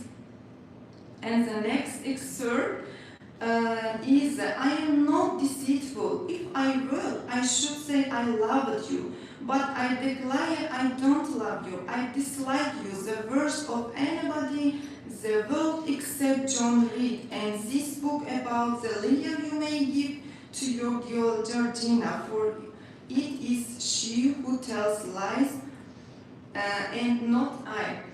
Jane says these sentences to his aunt Mrs. Reed.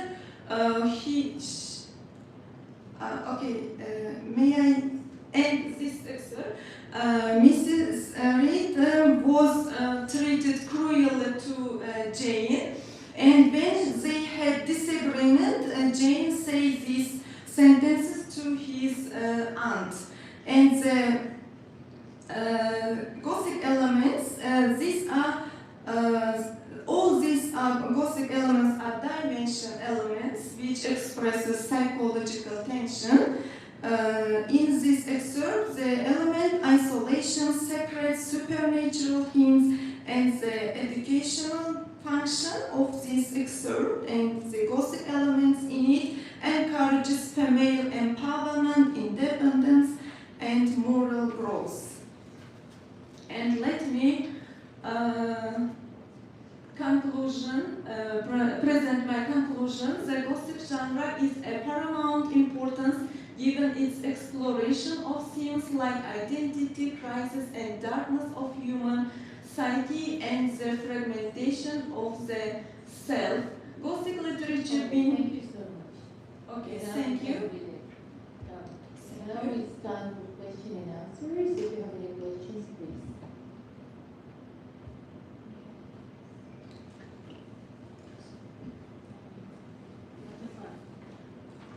The question is connected with the Charles Dickens work. So, all of us know that Charles Dickens is a realist writer, and his work, Great Expectations, also considered to be a realist, real life experiences. Yes, so considered to be the description of real life experiences. So, what implied you to choose Charles Dickens' work, Great Expectations, as a Gothic literature? Thank you for your question. My answer is as follows. Charles Dickens uses Gothic elements in his mostly novels meticulously and indirectly as suspense and supernatural fear and psychological tension, and the results of these elements helps readers to feel self-awareness and to feel the awareness of the society. And Charles Dickens indirectly criticized the Victorian age, where the poor and the powerless were treated cruelly. Can you count the features of Gothic literature, first of all? So can we consider fear as a Gothic element? Can we include it into Gothic literature elements? Yes, we can consider fear as a Gothic element. So please count us the elements of the Gothic literature, first of all. Then you may find the answer from your answer. Thank you, teacher. The Gothic elements are considered fear and suspense and psychological tensions. These are not direct elements, but psychological dimensions of Gothic elements. And Charles Dickens used these psychological dimensions of Gothic elements in his masterpiece, Great Expectation. Now, what she mentioned, actually, Lovar told that this can be castle, this can be black, somehow blackness. Yes, they used Gothic features as considered darkness, and Seti's house is a real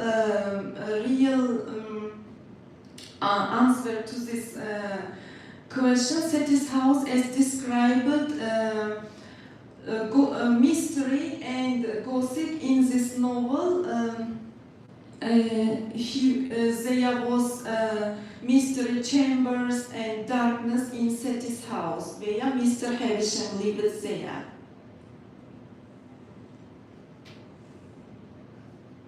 I have one more question about education novels. Okay, just education novel is a part of the didactic literature, and didactics mostly contain more positivity. And what about just Gothic elements? Don't they interrupt educational purpose of the novel if the author includes a lot of elements like this? Thank you for your question. My answer is as follows. Yes, right you are. Educational novels should be didactic and should be more relaxable. And but authors used educational novels for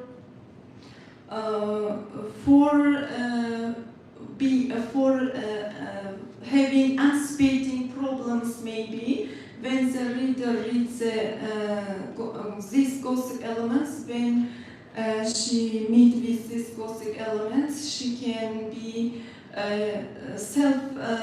she can feel self-reflection, and that's why the authors used Gothic elements in the educational novels. Not she, but the authors use it.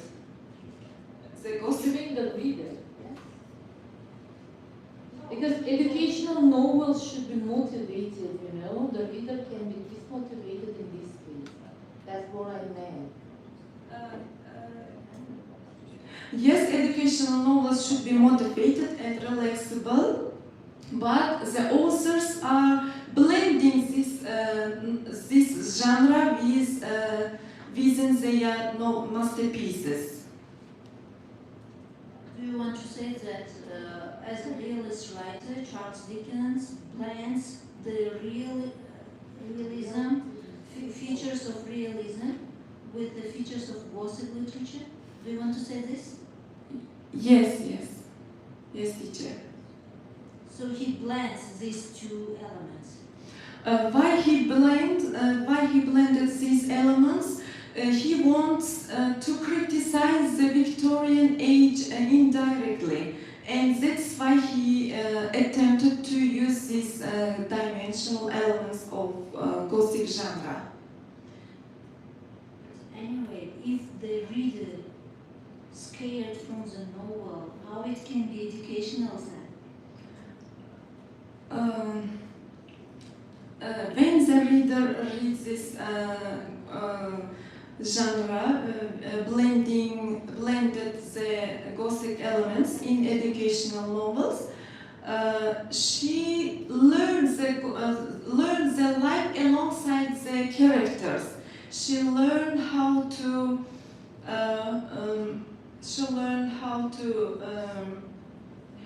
behave he or her or him in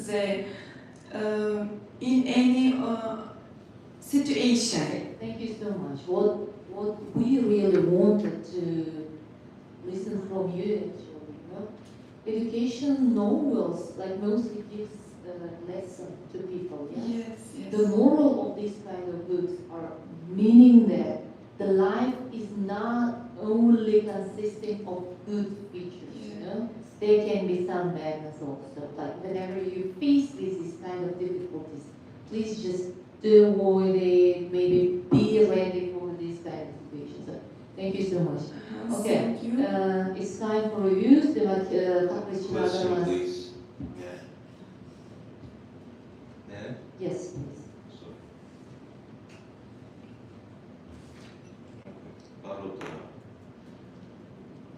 You chose two novels which does not belong to Gothic literature, first of all. Your title is Gothic novels, huh? Educational novels.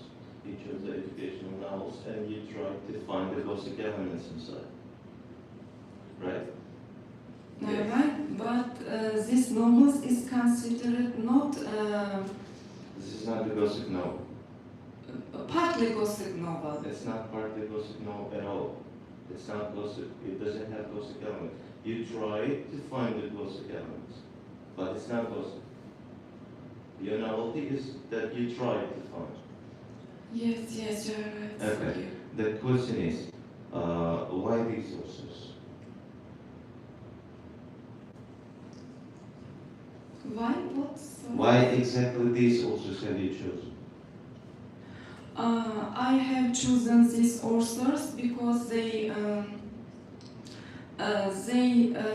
wrote their masterpiece integrating with several genres. For example, they used Gothic genre and folkloric. They didn't use Gothic genre. But why these authors? Any connection? I mean. These authors lived in the same period and they tried to express their own experience in their novels. Okay. You have chosen to compare, right? Not to compare, but to analyze.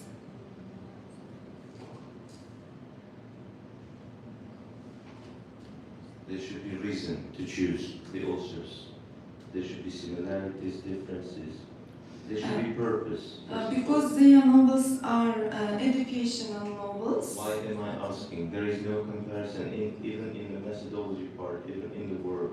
There is no comparison. You just took one person and you just took second person, and what is the purpose of choosing these writers and okay, alright. So you don't know the reason. Now I have didn't comparison. I have analyzed it by I will take to consideration my further study to compare these authors. Teacher. You passed the initial defense only because you did which is truly hard to do. It's really impossible to find the Gothic elements in these works. Only because of this reason impossible. But the connection, if you got no idea, no clue why you chosen, no connection, no difference, no similarities, only educational novel is a connection, right? Yes. Okay, thank you. Thank you, teacher. Okay, thank you. Now you can say in işçilerimizle cevaplarla sayılayılan farklı noktamda zarlar sorumlu.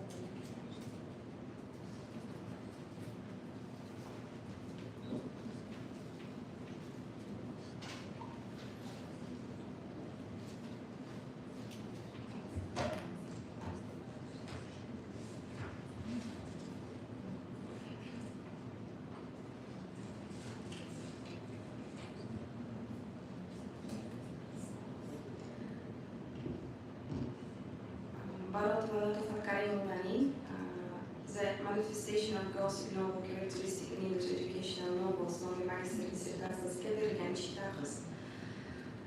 Dissertatsiya ishining dastlabki bobi tarbiya romanlarining boshqa roman janrlari bilan aloqadorligi deb nomlangan bo'lib, bunda gotik xususiyatlar, qo'rquv, qorong'ulikning inson ruhiyatiga ta'siri ilmiy va nazariy asoslar berilgan.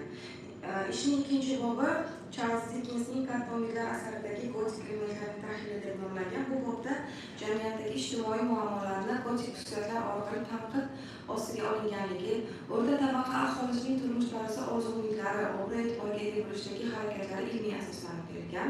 Dissertatsiya ishining so'nggi bobi Charlotte Brontening Jenner asarida gotik roman xususiyatlarining ifodalanishi deb nomlanib, bu bobda qahramonlar va ularning rivojlanishi har bir qahramonning shaxsiy tajribalari, qaror va xatolari orqali ularning psixologik va hissiy o'sishi, ayollarning hayotida ham ilm olishning ahamiyati, Janening ilm-fanga bo'lgan cheksiz ishtiyoqi, qat'iyatliligi, axloqiy fazilatlarga ega ekanligi tufayli yuksalganligi ilmiy dalillar asosida yoritib berilgan.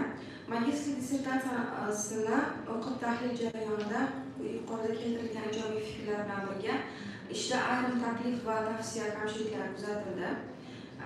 Ishda keltirilgan havolalarni tartibga solish kerak, dissertatsiyada berilgan takror jumlalarni oldini olish kerak, texnik, mexanik, tinish, imloviy xatoliklarni tuzatish tavsiya etiladi, ayniqsa 28, 49, 53 betlarda. Yuqorida keltirilgan kamchiliklarning bartaraf etilishi ishning ilmiy qiymatini yanada oshirishga xizmat qiladi. Xulosa qilib aytganda, Barotovatovning The Manifestation of Gossip Novel Characteristic English Educational Novels mavzusidagi ishi magistrlik akademik darajasi olishga loyiq deb hisoblayman. Ruxsatlaringiz bilan tashqi tanqidni ham o'qib bermoqchi edim. Dissertatsiyaning annotatsiya qismi uch tilda berilgan bo'lib, kirish qismida mavzuning asoslanishi va dolzarbligi, obyekt predmeti, maqsad vazifelari, ilmiy yangiligi, nazariy amaliy ahamiyati kabi masalalar ko'rib berilgan. Barotova Latofat Karimovna ushbu magistr dissertatsiyasini yozishda berilgan vazifalarni to'liq bajarishga talabchanlik bilan harakat qilgan. Bir qator adabiyotshunos olimlar, tadqiqotchilarning ishlaridan foydalangan holda ishni yozib tugatgan. Ish o'z maqsadiga erishgan va mavzu aniq yoritib berilgan. Magistr dissertatsiyani o'qib tahlil qilish jarayonida yuqorida keltirilgan ijobiy fikrlar bilan birga ishda ayrim taklif, tavsiya va kamchiliklar kuzatildi. Ishning adabiyotlar tahlili qismida adabiyotlar tegishli guruhlarga ajratilmagan, ularni o'z o'rnida joylashtirish lozim. Ishda keltirilgan takror jumlalarni oldini olish kerak hamda texnik imloviy xatolar ham mavjud, ularni ham tuzatish lozim. Magistrlik dissertatsiyasi qo'yilgan muammo, uning yechimi, mavzu dolzarbligi, tuzilishi va hajm jihatidan talabga javob beradi. Xulosa qilib aytganda, Barotovatovning The Manifestation of Gothic Novel Characteristic English Educational Novel mavzusidagi dissertatsiya ishi yakunlangan ish sifatida magistr akademik darajasini olishga loyiq deb hisoblayman. Buxoro davlat tibbiyot instituti PhD Muhayyo Davlatova Hasanova. Rahmat.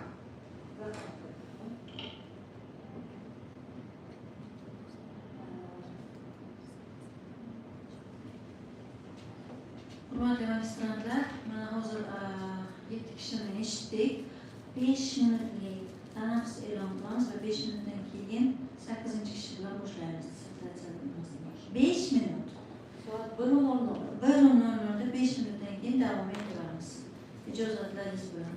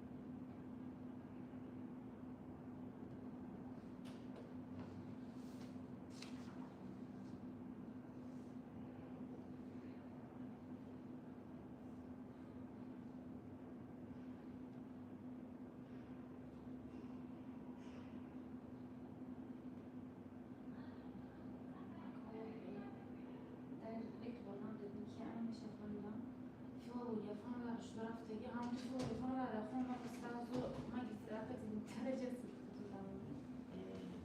Fanlar doktor mu? Hamdi kaç şu taraftaki de galiba numarası review var ama bu kofta işte ki aynı şekilde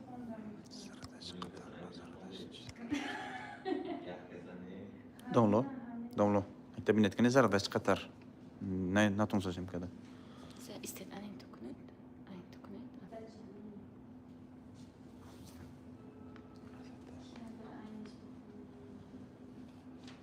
نورمال زارت نكتة زينو 7% ديك نورمال زارت نكتة زينو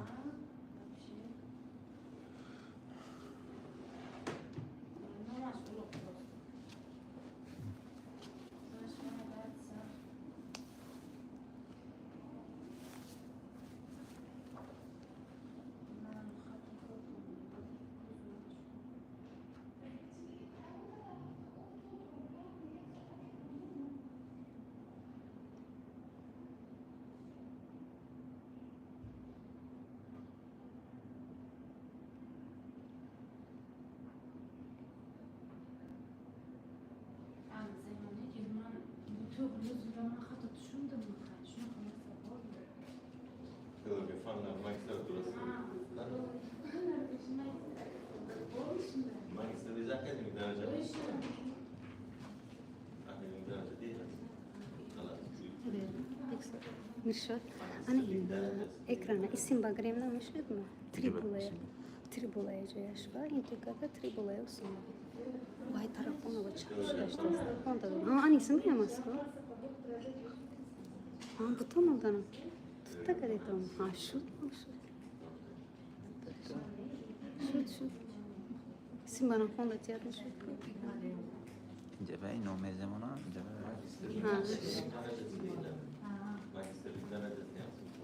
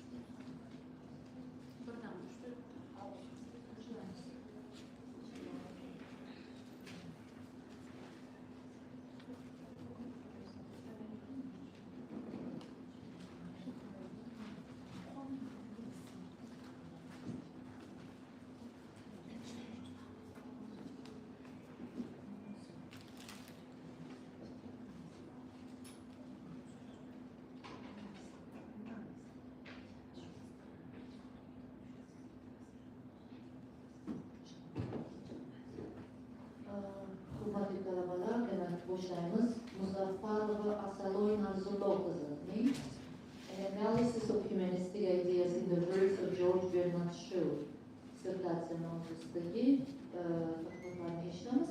Ilmiy rahbar Abdullayeva Nabiya Idrisovna taqdimotchilar qilib Jalilova Zarnigor Obidovna hamda Sharofova Shahar Qahramonova.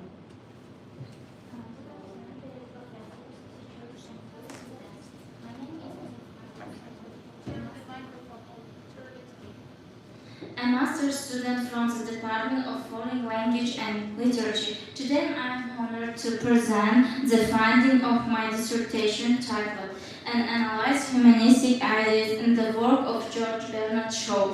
This work has been conducted under the guidance of my respected scientific supervisor, PhD Associate Professor Abdullayeva Nabiya Idrisovna. George Bernard Shaw, a prominent playwright and thinker, was passionate advocate of humanistic principles. His works challenged social norms, advocated for intellectual and social progress. The main goal of my dissertation to explore how humanistic ideas are expressed in the literature work of George Bernard Shaw. Specifically, I am to examine the role of humanism in shaping literature and analyze features of humanistic characters and themes in Shaw's works, and investigate how Shaw criticized institutions and promotes an individual's growth and rational thinking.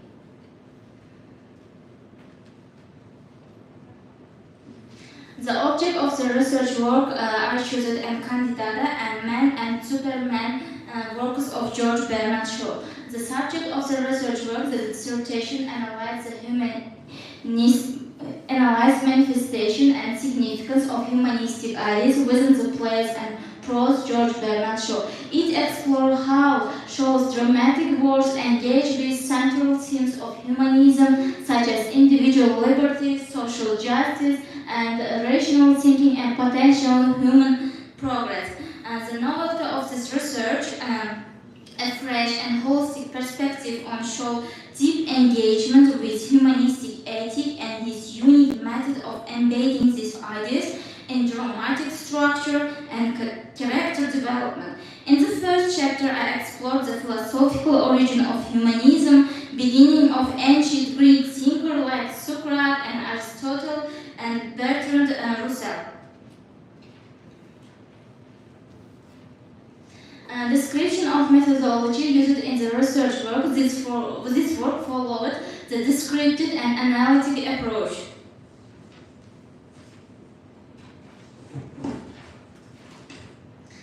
Two important case studies illustrate Shaw's human source character analysis: Candidata, Man and Superman.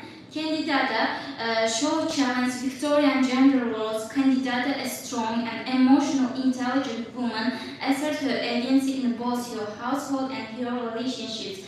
Her decision to choose the weaker man reveals Shaw's critique of masculine pride and social performance.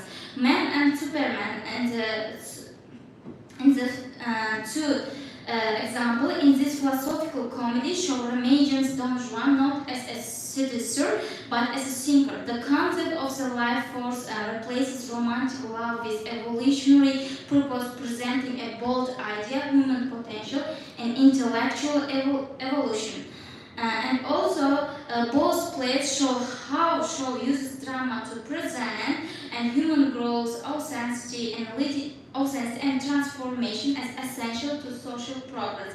In conclusion, George Bernard Shaw was not only a literary giant but also leading voice in modern humanism.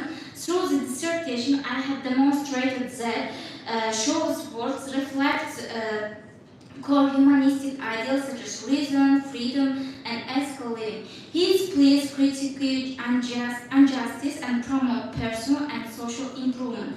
He uses character dialogy to communicate the philosophical questions in accessible and engaging ways. Shaw's legacy reminds us that literature can be both artistic and socially powerful, encouraging us to think, to question, and to grow.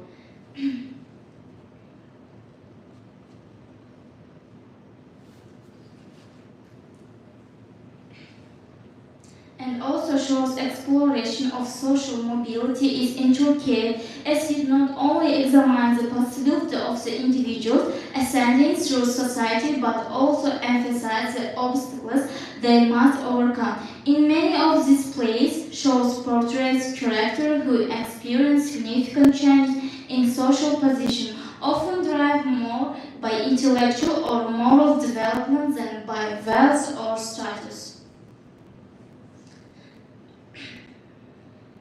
Thank you very much for your attention. I look forward to your questions and comments. Thank you very much. If you have any questions, feel free to ask.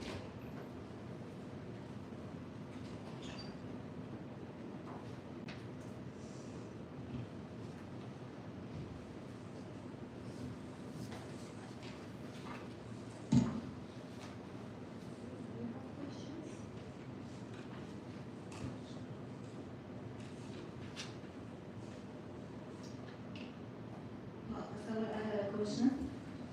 So how does the author describe the gender, and does the analysis include these humanistic ideas due to the gender? I have an example. For example, Pygmalion, the works of George Bernard Shaw. The Pygmalion shows also contribute feminist movement.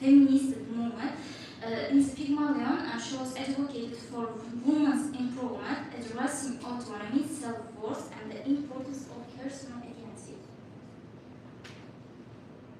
And also shows pay attention to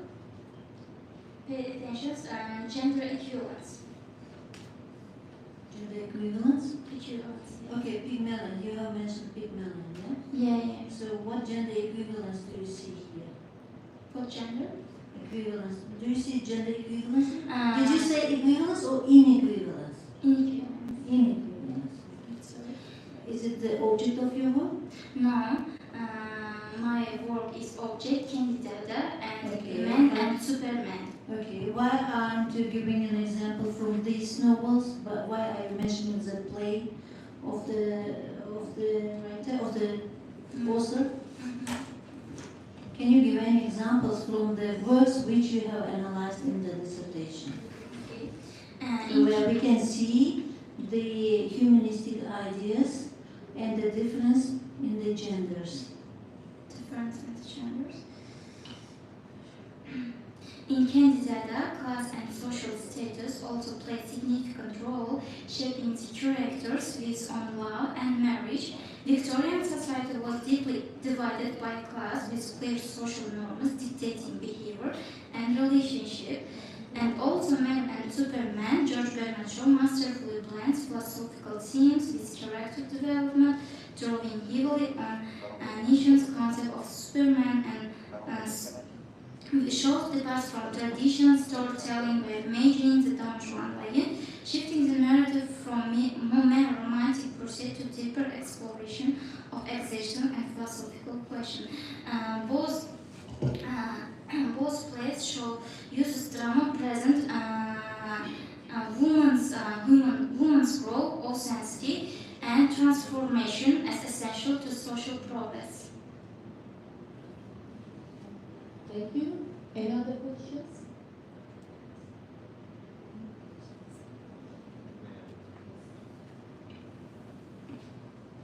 What's the aim of your dissertation? Which is the aim? No, I mean, what for? To learn George Bernard Shaw works To and find humanistic ideas, right? yes, mistake So which ideas. chapter is the main, the practical one? The last chapter always should be the main, right? Okay, what's the name for the second chapter? Which is the name? As what I see, the second chapter is the Features name. of humanistic themes in George Bernard Shaw's. Right? Yes, Okay. the key features of humanistic themes. What for is the third chapter then? If you finished your idea, you found all the needed information, the humanistic ideas are even put forward in the third chapter? Third chapter, I analyzed humanistic ideas and social responsibility and gender role and humans' role or sensitivity. Third chapter. As what I see, third chapter is character analysis. It is mistakes. There is yes.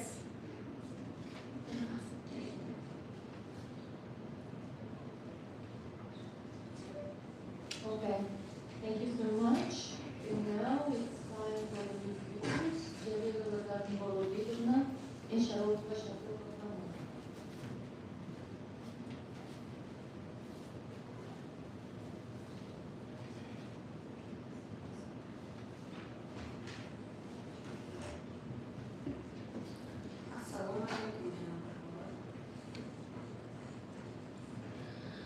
Osiyo Xalqaro Universiteti Ijtimoiy fanlar va texnika fakulteti Tarix va filologiya kafedrasi 701 801 Xorijiy til va adabiyot ingliz tili mutaxassisligi magistranti Muzaffarova Asoloy Norzulayevaning An Analysis of Humanistic Ideas in the Words of George Bernard Shaw mavzusidagi magistrlik dissertatsiyasiga ichki tahris.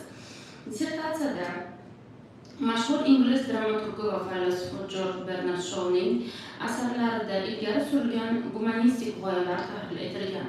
Dissertatsiyaning kirish qismida mavzuning dolzarbligi va ilmiy asoslari, tadqiqot obyekti va predmeti, maqsad va vazifalari, ilmiy yangiligi, ishlatilgan metodlar, natijalarining nazariy va amaliy ahamiyati hamda ish tuzilmasi haqida to'liq ma'lumot berilgan. Ish 3 ta bob, 6 ta fasl, umumiy xulosa va foydalangan adabiyotlar ro'yxatidan iborat.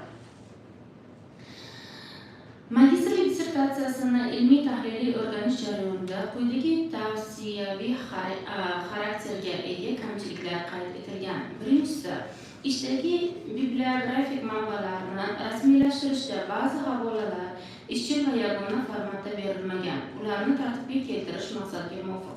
Ikkinchisi, ayrim bob va fasllarda takrorlanuvchi jumlalar va mazmun jihatdan o'xshash iboralardan foydalanish kuzatilgan. Bularni bartaraf etish matnning uslubiy aniqligini oshiradi. Uchinchisi, texnik va imloviy xatoliklar, ya'ni 25, 45, 68 betlarda mavjud bo'lib, ularni tahririy nazoratdan o'tkazish zarur. Ushbu kamchiliklarning bartaraf etilishi dissertatsiya ishining ilmiy uslubiy darajasini yanada oshiradi, tahlillarning ravonligi va tushunarliligini ta'minlaydi. Xulosa o'rinda aytish mumkinki, Muzaffarova Asoloy Norzulayevaning An Analysis of Humanistic Ideas in the Works of George Bernard Shaw mavzusidagi magistrlik dissertatsiyasi mustaqil ilmiy izlanishga asoslangan, dolzarb mavzuni yoritishga qaratilgan, nazariy va amaliy qimmatga ega puxta ilmiy ishdir. Ish o'z mazmuni, uslubiy aniqligi va tahliliy yondashuv bilan ajralib turadi va muallifga 701-801 xorijiy til va adabiyoti ingliz tili mutaxassislik bo'yicha magistrlik akademik darajasini berish uchun to'liq tavsiya etiladi. Tashqi taqrizni o'qib eshittirishga ruxsat bersangiz. Tashqi taqrizimiz dissertatsiyaning annotatsiya qismi 3 tilda berilgan bo'lib, kirish qismida mavzuning asoslanishi va dolzarbligi, obyekti va predmeti, maqsadi, vazifalari, ilmiy yangilik, adabiyotlar sharhi, tadqiqot metodlari, nazariy va amaliy ahamiyati, ishning tuzilishi kabi masalalar ko'rsatib berilgan. Bundan tashqari dissertatsiya 3 bob, har bir bob yuzasidan xulosalar, umumiy xulosa va adabiyotlar ro'yxatidan tashkil topgan. Magistrlik dissertatsiyasini o'qib tahlil qilish jarayonida yuqorida keltirilgan ijobiy fikrlar bilan bir qatorda ayrim taklif va tavsiya va kamchiliklar kuzatiladi. Birinchisi, insonparvarlik g'oyalari qanday tarixiy, madaniy va ijtimoiy omillar ta'sirida shakllanishini ko'rsatish, o'quvchiga muallifning pozitsiyasini yanada chuqurroq anglashga yordam beradi. Ikkinchisi, ishning adabiyotlar tahlili qismida bir nechta olimlar nomlari keltirilgan, ularning ishlari havola qilib berilishi kerak. Uchinchisi, ishda keltirilgan takror jumlalarni oldini olish zarur. To'rtinchisi, texnik tinish, imloviy xatoliklarni oldini olish, ya'ni 23-24, 37, 45 va 70 betlarda. Magistrlik dissertatsiyasi qo'yilgan muammo, uning yechimi, mavzu dolzarbligi, tuzilishi va hajm jihatidan talabga javob beradi. Xulosa qilib aytganda, Muzaffarov Asarboyev Narzullayevning An Analysis of Humanistic Ideas in the Works of George Bernard Shaw mavzusidagi dissertatsiya ishi yakunlangan ish sifatida magistrlik akademik darajasini olishga loyiq deb hisoblayman. Taqrizchi Buxoro davlat texnika universiteti pedagogika fanlari bo'yicha falsafa doktori PhD Sharapova. E'tiboringiz uchun rahmat. Rahmat. Keyingi navbatni Shukur va Yulduz Yaxshimurodovnaga beramiz. Dissertatsiya mavzusi Lingual-cultural aspects of teaching physiological units to university students on the example of English and Uzbek languages.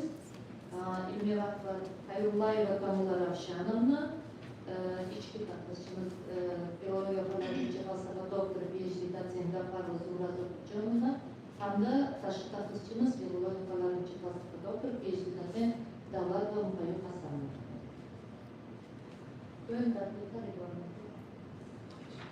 Assalamu alaikum. Good afternoon, my dear teachers, professors, and members of the commission. So my dissertation is lingual-cultural aspects of phraseological units to university students on the example English and Uzbek language. My supervisor is Xayrullayeva Kamola, and my dear Zagor Abidana, thank you for you. Thank you for supporting every time. So here is my content and the first chapter, scientific theoretical reviews on the study of physiological units. And the second chapter is about specific characteristics and translation issues of physiological units in English and Uzbek language. And the last one, third chapter, methodology of teaching translation of physiological units. I won't still here, I won't say about my object and subject. So the object of my research is a process of teaching translation of English idiomatic expressions to students in higher education universities. And the subject is defined as a form, methods, and tools of teaching English idiomatic expressions to students. And the aim of the research to develop methodological foundation for teaching the linguistic cultural characteristics of English and Uzbek idiomatic expressions to students in higher education institutions. I will stop here because lack of time. So here you may see the novelty and main results, and here is a literature review on scientific and practical significance of the research results.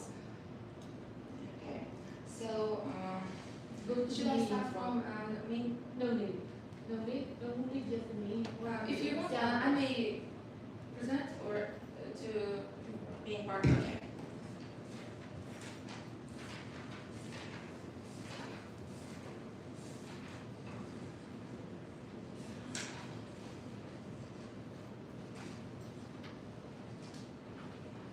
So, chapter 3, methodology of teaching translation of physiological units, analysis of experimental results, and teaching physiological units.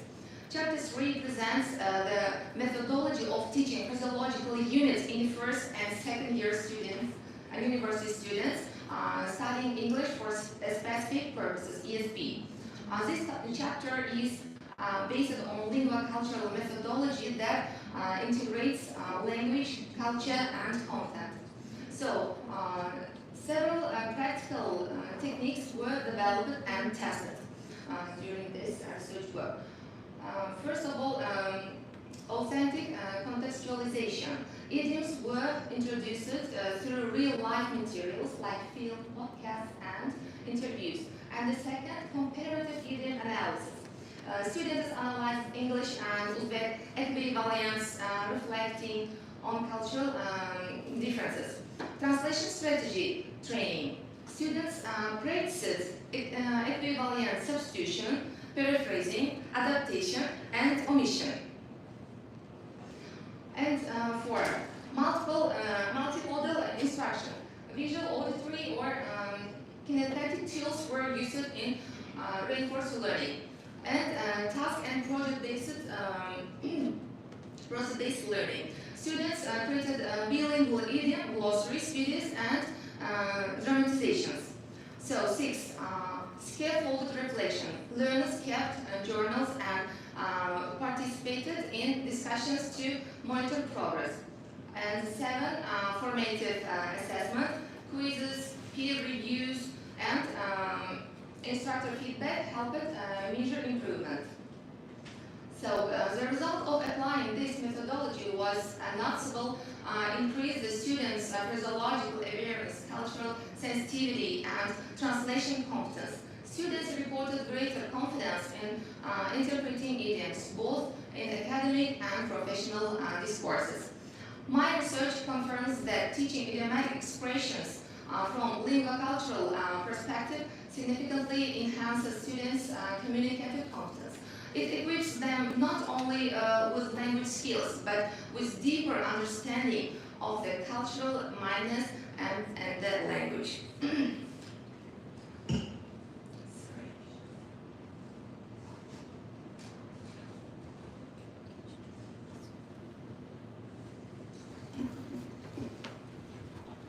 So, analysis of experimental results in teaching phraseological units.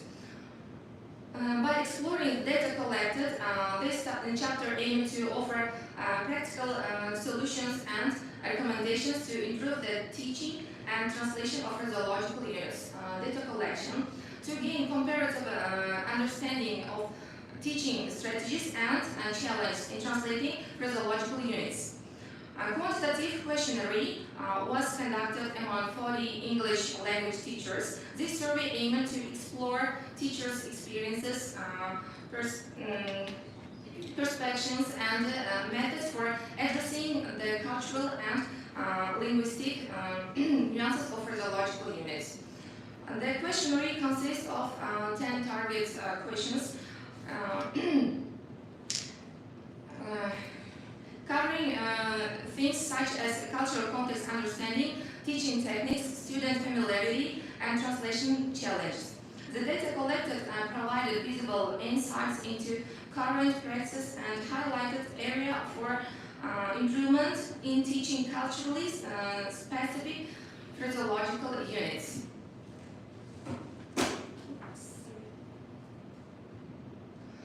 Cultural context understanding. First question, for example, how often do you emphasize the cultural background of phraseological units during lesson? So here, only 25 of teachers constantly emphasize the cultural background of idioms, while 50% rarely or only consistently do so. This highlights a significant gap, suggesting a need for more consistent cultural integration in idiom lesson to improve student understanding. And the second question, how familiar are your students with phraseological units from other cultures? 80% of teachers believe students are somewhat familiar with culturally specific idioms, while 15% report very familiar students and 5% report no familiarity. This shows students have some exposure, but deeper cultural understanding of idioms remains limited, suggesting a need for enhanced teaching strategies.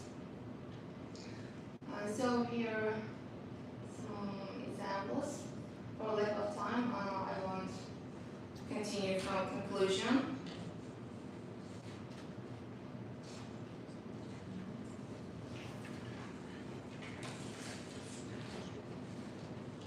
So, in conclusion, my research confirms that phraseological units are not just stable word combinations, but powerful carrying of cultural values and national identity. Through comparative analysis, we use that English and Uzbek idioms reflect different cultural roots, such as religion, folklore, and daily life, yet share the universal function of encoding human experience. The study also shows that translating idioms required more than word-for-word substitution. You can read your conclusion. Now it's time for question and answers. So I want to start first. Actually, I couldn't understand anything from your presentation. So what did you want to mean by translation phraseological units? Because here in your topic of discussion, it's like lingual-cultural aspects of teaching phraseological units, not translation. But you make two chapters for translation. This is the first question. Why you mentioned about translation phraseological units, but not paying attention to the lingual-cultural aspects of teaching phraseological units? And the second one, so you mentioned about your survey, and you're telling that the respondents of your survey didn't have any idea about like teaching phraseological units.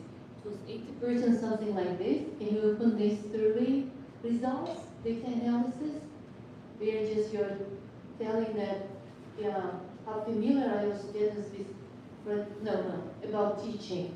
How students can be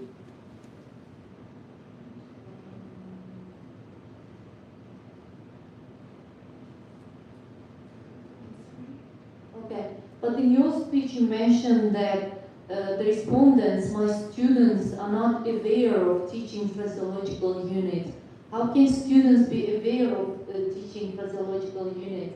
It should be the question of for teachers, not students, you know? So what about like the ways you would like to give like as an advice to your colleagues to teach phraseological units? What kind of methods can they use for teaching phraseological units? That should be the main topic of discussion of your dissertation, please.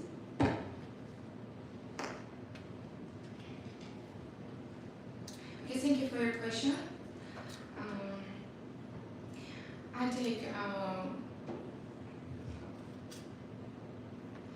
I try to open the issues of translating during translation. It's really a little bit hard to understand physiological units when you conduct.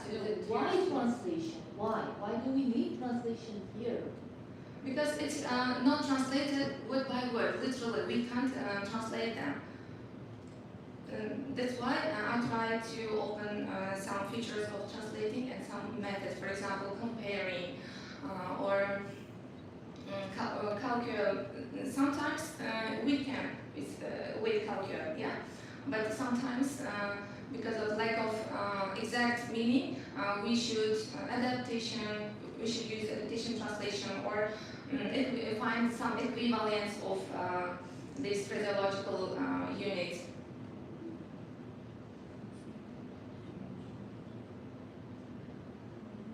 So I have like 3 questions. So okay, yeah. Can I continue? Yes. So I have the same questions as well. So first of all, what is the aim of your research? So first of all, you should define what is the aim of the research. If you define the aim of the research, then you can continue the research. Okay, the aim to develop methodological foundation for teaching the linguistic cultural characteristics of English and Uzbek idiomatic expressions. Thank you. So here is the aim of your research. Yes.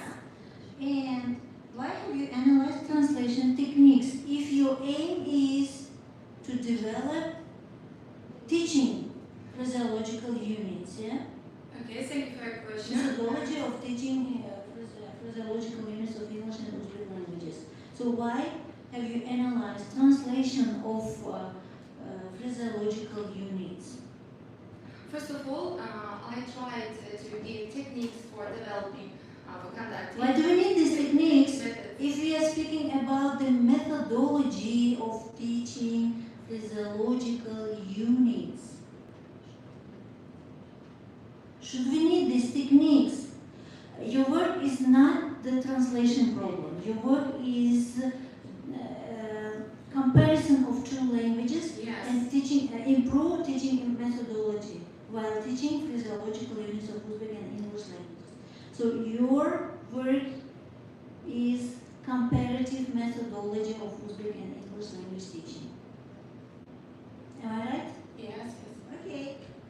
Can you give examples of physiological units of two languages which can depict lingual-cultural aspect of these two languages?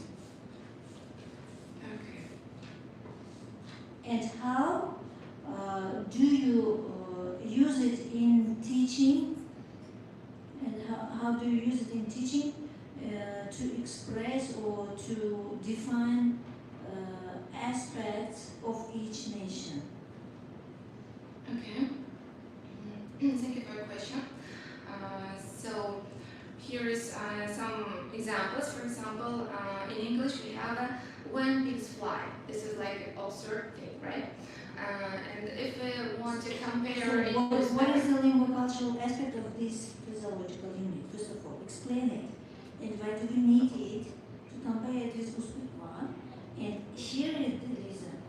So when we compare these two physiological units, so we can differentiate or we can see the exact meaning, the exact culture.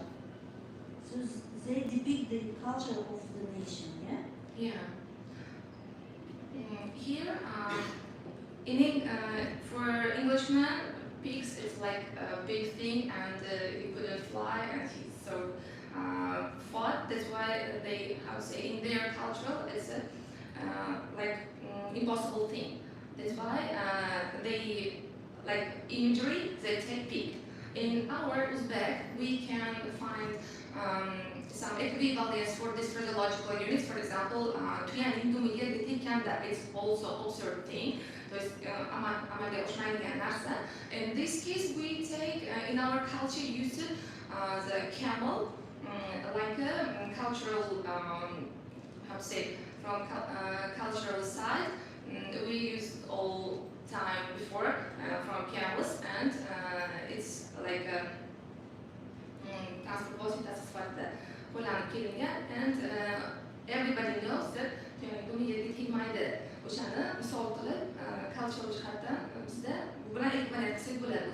Why do we need equivalence?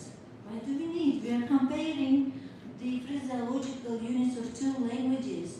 Finding equivalence is a way of translation of physiological units. So you should define the lingual cultural aspect of each nation's physiological units. So you are again and again speaking about the translation strategies, translations techniques. So your task is, your aim is to teach physiological unit, lingual cultural aspects of physiological units to teachers, yeah? Yes. So you should speak about the methodology. So what? So I have a question here. So many questions I have put here. So lingual cultural aspects could be obvious if you compare the physiological units. Why not to compare and define these features I have written? I have asked you, but you are again speaking about the equivalence, about the translation. And how do you teach physiological units? So the aim is to show how to teach, the new methods to teach physiological units. Speak about this one, please. Yeah, I tried. So, okay. First of all, in this case, teachers, how to say, teacher has a crucial role in this aspect, because a teacher, first of all, should explain all of these issues of physiological units. Please, methods. Speak about the methods of teaching physiological So teacher may use authentic contextualization. For example, teacher may use videos and some short advertisement maybe, or podcasts. And during this, students will listen and learn, and they first of all try to understand what about talking about this topic from the contextual, first of all. From showing that, yeah, from using context.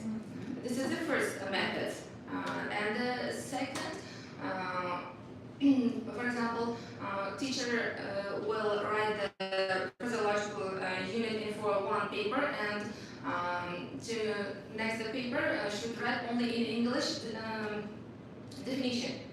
And student should find the Uzbek version of, or adapt it, or to find something or omission, with omission, they should translate and discuss with classroom with each other. And with this way, teacher will work with them, how to say, with interview. Didn't the teachers use this method in their classes before you? Is it a new approach? No, this is not a new approach. But Okay, what's the contribution then? Because what is your contribution then? This is how to say, when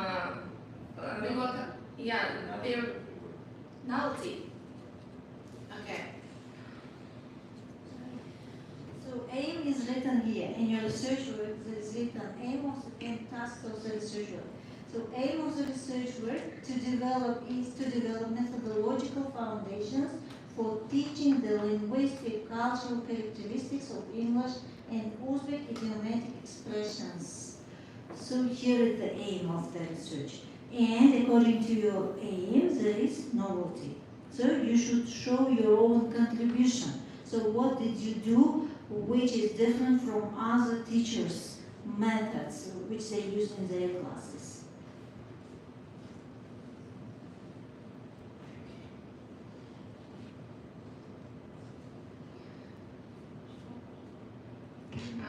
First of all, I have to say that I'm not a teacher. It's my new, how to say, I worked before like a tour operator, so I'm so sorry if I didn't know any methodology aspects what you were asking. But I tried to explain here that 7 ways to conduct lingua cultural aspects with these ways. First of all, how I said before, is videos, film, podcasts, and the second way, comparative way. For example, when I said before, when pigs fly, and then with explaining again translation strategy training, because if teacher couldn't explain how to translate this strategy, it's, I think, difficult to do something for the student, because it's all even for teachers. Then multimodal instructions. It's also like spill the beans, for example, and the students should chizma bilan tasvirlash orqali. And task and project-based learning. In this case, the students were centered, student-centered class, and they should, for example, write funny idiom stories. And they will, with group, discuss this thing. And it also will be... Okay, thank you. But the problem is here about the topic. Maybe you will change it. You could change it like teaching, translating phraseological units, because all 2 chapters are about this. The main thing here also about ESP students. Why did you choose ESP students? That's somehow very interesting for us, because it's, in my case, for example, English for specific purposes, most of these specialized people don't use a lot of idioms or phraseological units. It's better to choose like EAP, English for academic purposes students, maybe, if you want to choose these. Or you should prove like why you have chosen English for specific purposes students. That's the main problem now, because you didn't mention why you chose ESP, why not EAP, why not EGP or others, why ESP students. Okay. What's total conclusion here? Maybe you mistakenly understood about teaching phraseological units to university students, because you're mostly paying attention to translation. Translation is somehow a very traditional way of teaching. it was used before, but if you want to use like grammar translation method, then you could apply this like grammar translation method in your classes. You should have mentioned about this one. I just want to develop grammar translation method with what? What kind of ways would you like to give, like for future teachers, like to advise them maybe, or to develop these linguocultural aspects through grammar translation method? Thank you.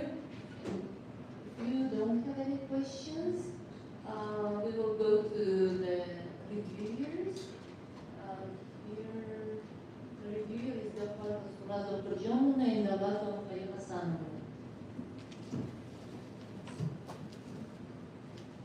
Thank you for your attention.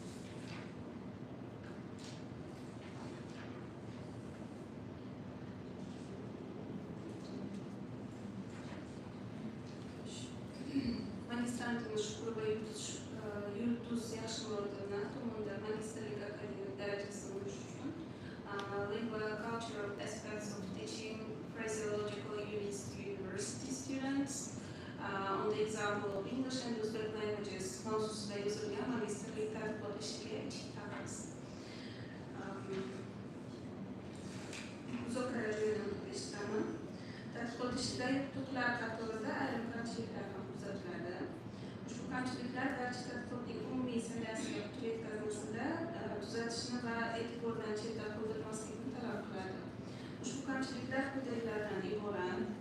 Ishning ayrim sahifalarida ishoraviy va imloviy xatolar kuzatiladi. Ushbu turdagi xatoliklar va kamchiliklar tuzatildi. Ishda ba'zi texnik kamchiliklar ko'zga tashlanadi. Yuqorida keltirilgan kamchiliklarga qaramasdan mazkur tadqiqot ishi o'ziga xos qator ijobiy jihatlarga ham ega. Tadqiqotchi mavzuni yoritishda ancha mehnat qilganligi yaqqol namoyon bo'lgan. U mavzuga aloqador qator ilmiy manbalarni yaxshilab o'rganib, o'zigacha bildirilgan fikr va mulohazalarni umumlashtirishga harakat qilgan. Osiyo Xalqaro universiteti ijtimoiy fanlar va texnika fakulteti 700 va 800 xorijiy til va adabiyot ingliz tili mutaxassisligi ikkinchi bosqich magistranti Shukur va Yurtuz Yaxshimurodovni o'z mutaxassisligi bo'yicha Lingua cultural aspects of teaching phraseological units to university students on the example of English and Uzbek languages mavzusidagi magistr akademik darajasini olish uchun yozilgan dissertatsiyasi mustaqil ravishda olib borilgan. Yakunlangan ilmiy ish bo'lib, filologiya fanlari bo'yicha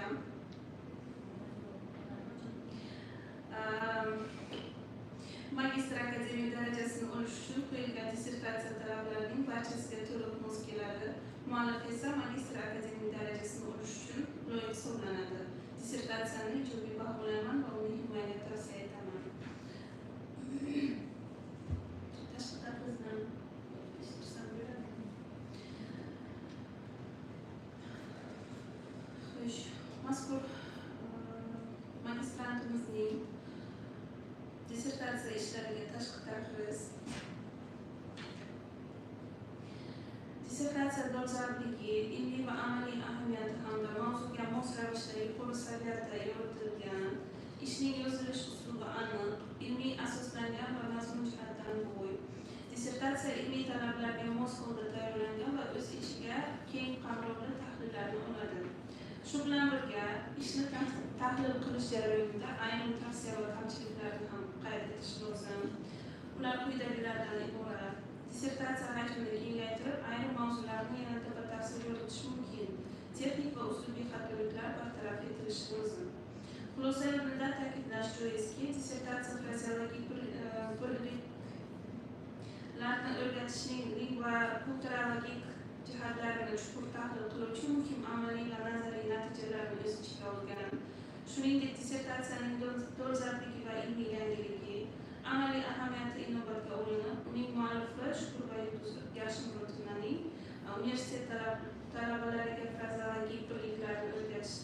lingva kulturologik jihatdan ingliz va o'zbek tillari misolida mavzusidagi xorijiy til va adabiyoti mutaxassisligi dissertatsiyasini magistrlik ilmiy darajasini olishga loyiq deb hisoblayman. Dissertatsiya ishini ijobiy baholayman va himoyaga tavsiya etaman. Buxoro davlat tibbiyot instituti o'zbek tili va adabiyoti rus va ingliz tili kafedrasi mudiri, PhD tahsilini davlat.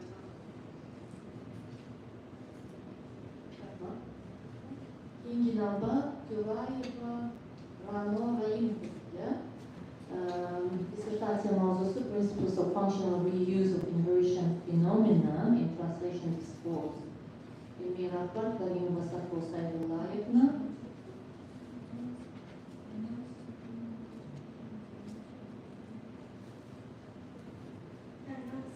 Qudratullayeva Nasiba To'lebovna bormi?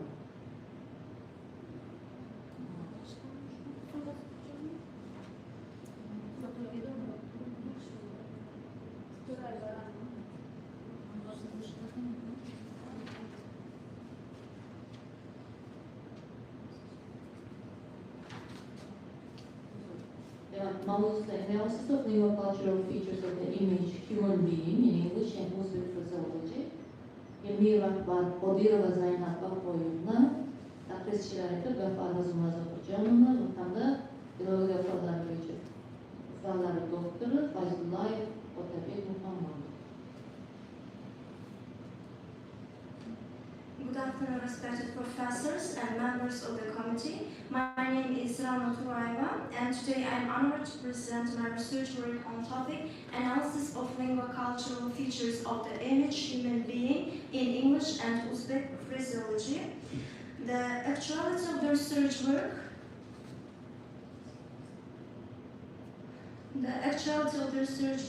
I chose this topic because language is more than just a communication tool, but it is a mirror of a culture. This research is topical because it contributes to the fields of linguistics, cultural studies, and translation, indeed understanding how human images are portrayed in phraseology. Phraseology units can improve cross-cultural understanding, facilitate more accurate translation, and enrich teaching of foreign languages. Therefore, the chosen theme is not only theoretically significant, but also practically valuable in today's multicultural and multilingual world.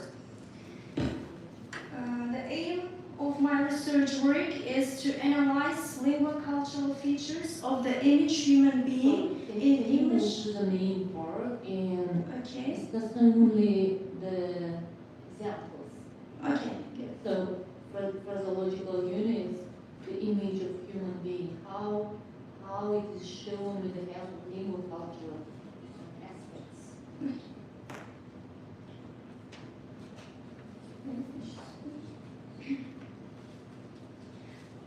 Okay, here chapter 3, analysis of description of the image human being in English and Uzbek phraseology. This is a core part of my research work. It analyzes how image of human being is expressed through phraseological units. And the phraseological units that describe image of human being can be classified according to some groups, according to personality and character. For example, a man of his word, or a wolf in sheep's clothing, or according to intelligence or lack of intelligence, like sharp as a tack. Or according to strengths or weakness, we can say the phraseology like tough cookie or coach potato.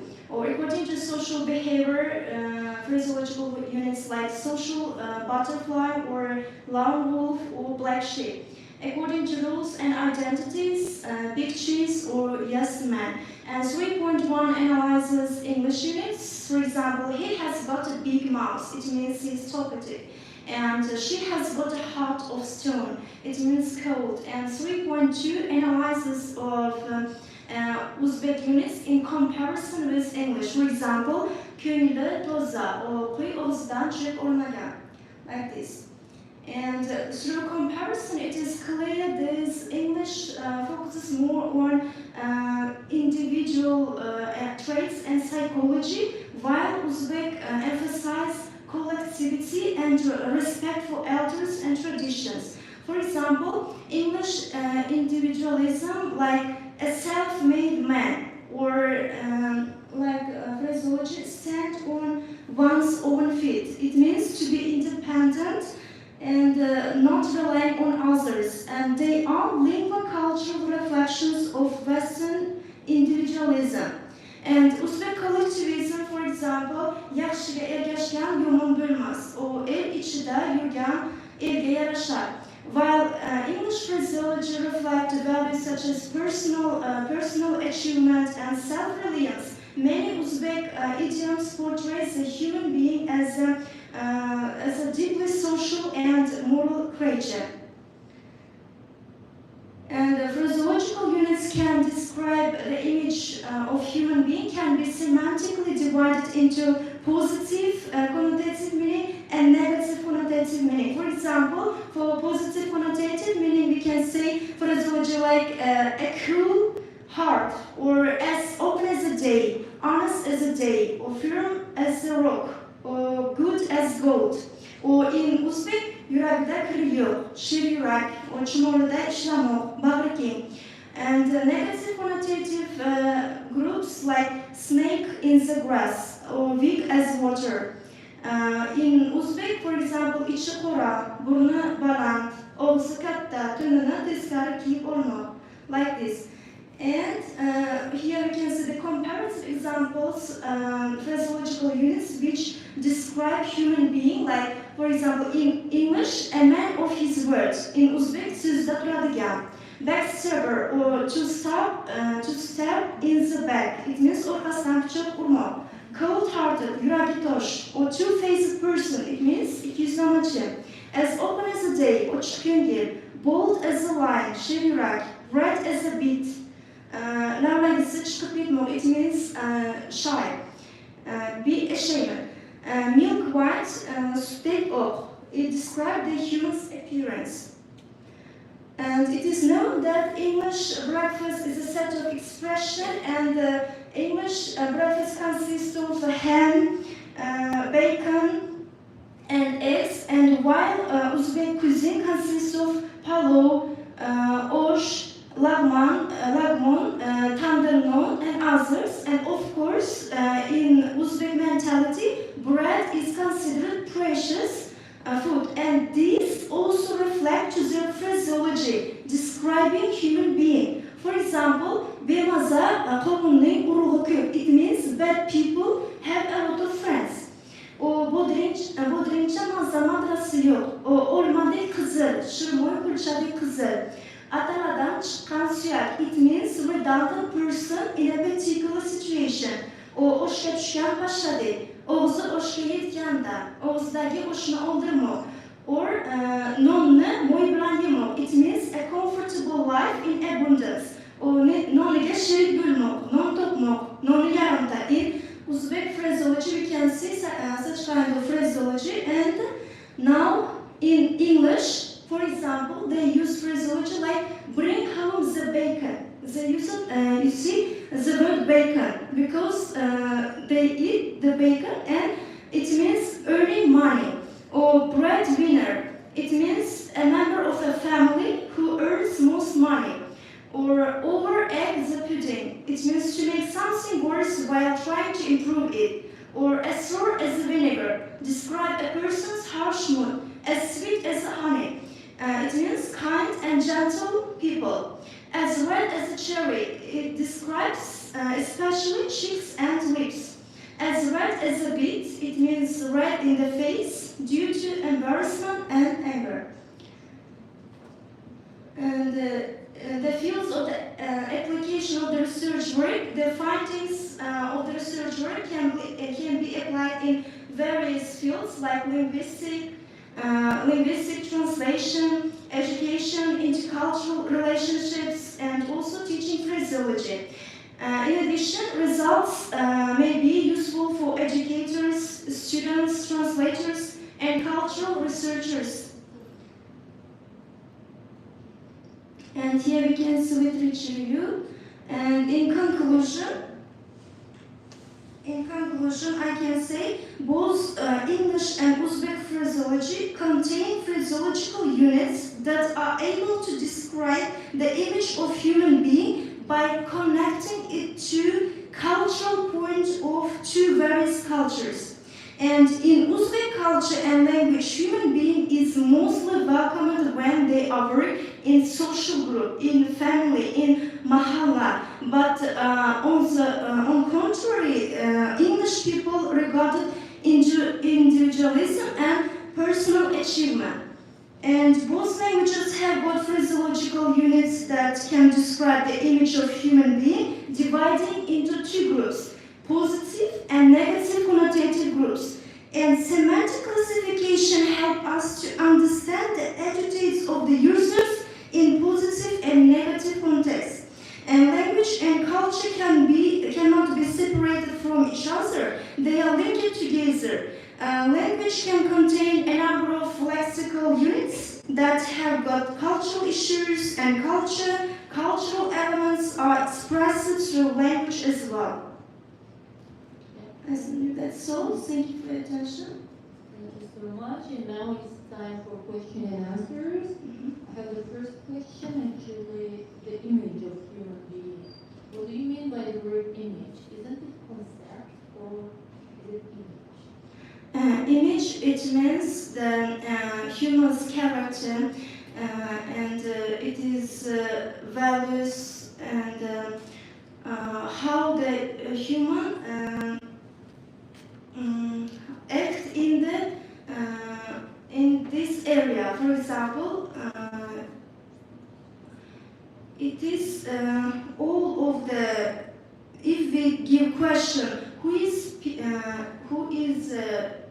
human, who is a person, all the answers will be describe the image of the people.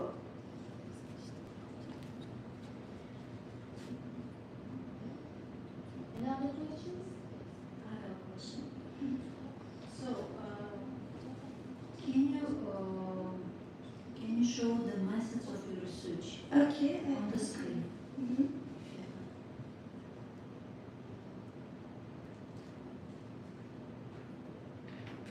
Yeah. The method of the research work, I used lingua cultural analysis. Stop, please. So speak about the stylistic analysis. In which part of your dissertation have you done stylistic analysis, and what is the main significance of stylistic analysis in comparing Uzbek and English physiological units? Okay. Stylistic analysis used to analyze the expressive function of idioms that describe human traits. For example, cool as a cucumber. I used this phrase in my research work to show how this idiom gives a stylistic sense of calmness and self-control. In this sentence, we can see he remained cool as a cucumber during the interview. These idioms adds emotional color and stylistic strength to the description. I used this sentence and also this physiological word here. Do you intertwine the emotional impact or influence of the physiological unit on the reader with the analysis of the phrase itself? Yes. Do you consider it? Usually when we speak about stylistic analysis, we speak about the stylistic layers or stylistic overtone. So is it bookish, neutral, or colloquial?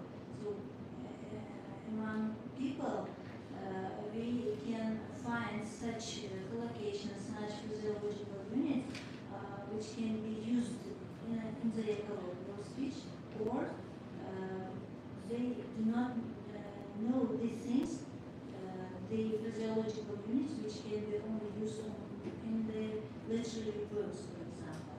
So cool as a cucumber. Usually, do we use this in our real life, in our daily life? Yes, of course. Is it neutral? Is it colloquial? Or is it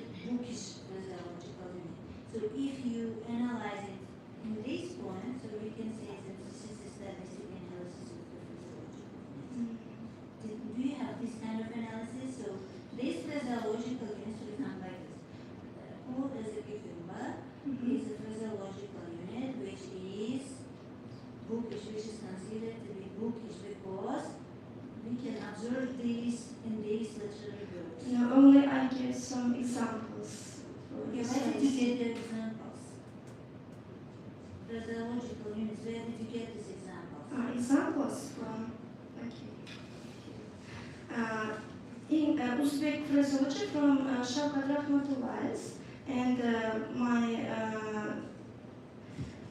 teacher Tursunov Mirza Mahmudovich books, and also I have the list of some.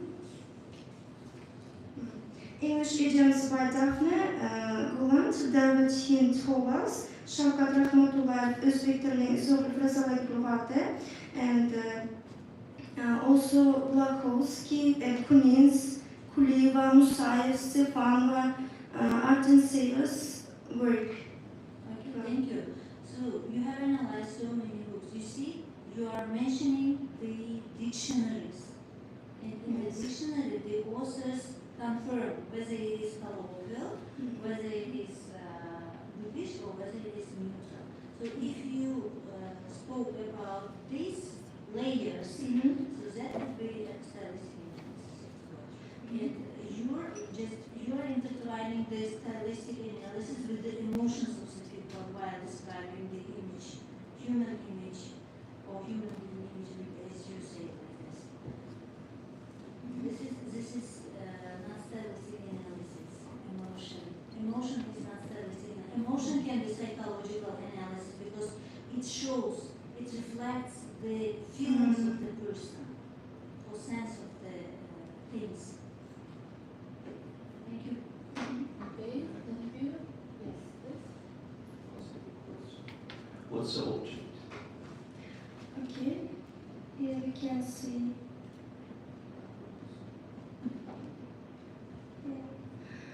The object of the research work, phraseological units describing the image human being in English and Uzbek languages. Object. No.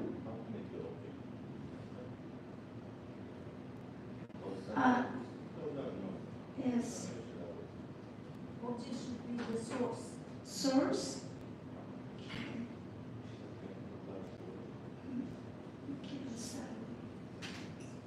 Okay, if you don't have any questions, now we'll move to the reviewing part. Reviewers Zafarov, Zunadov, and Vice Thank you for your attention, for your questions.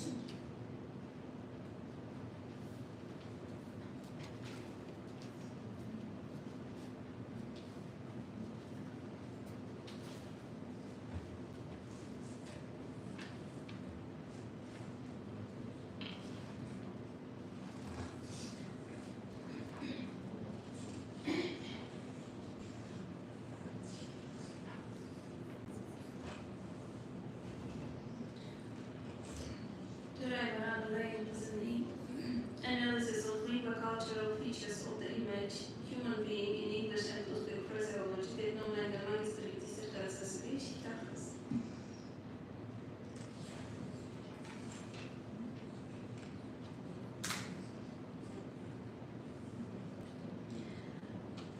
Tadqiqotda hali ayrim mulohazalarki yana chuqurlashtirilishni taqozo etadigan o'rinlar borligini inkor etib bo'lmaydi, lekin magistrlik dissertatsiya hozirgi holatida asosan yakunlangan mustaqil ijodiy ish sifatida ilmiy doiralarda baholanishi mumkin.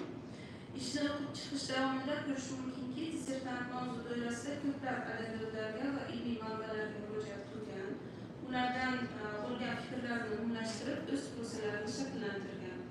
Dissertatsiya muallifining nazariy fikrlarni lo'nda va ixcham shaklda umumlashtirish hamda ularga ilmiy munosabat bildirish texnikasi e'tiborga molik.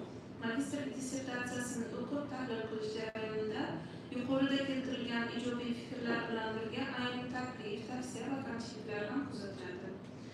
Birinchidan, xulosalar hajmini biroz ko'paytirish zarur. Ikkinchidan, dissertatsiyada kuzatilishi kerak bo'lgan g'aliz jumlalar, kerak bo'lmagan g'aliz jumlalar, takrorlar, imloviy, ishoraviy, texnik kamchiliklar tuzatilishi kerak. Xulosa qilib aytganda, mazkur magistrlik dissertatsiyasi ilmiy ishlar oldiga qo'yilgan talablarga javob beradi. Turay Varan qizining magistr akademik darajasini olishga loyiq deb hisoblab, uning Analysis of Lingua Cultural Features of the Image Human Being in English and Uzbek Phraseology mavzusidagi dissertatsiyasini yakunlangan ish sifatida rasmiy himoyaga tavsiya etish mumkin. Va farqi. Tashqi tadris.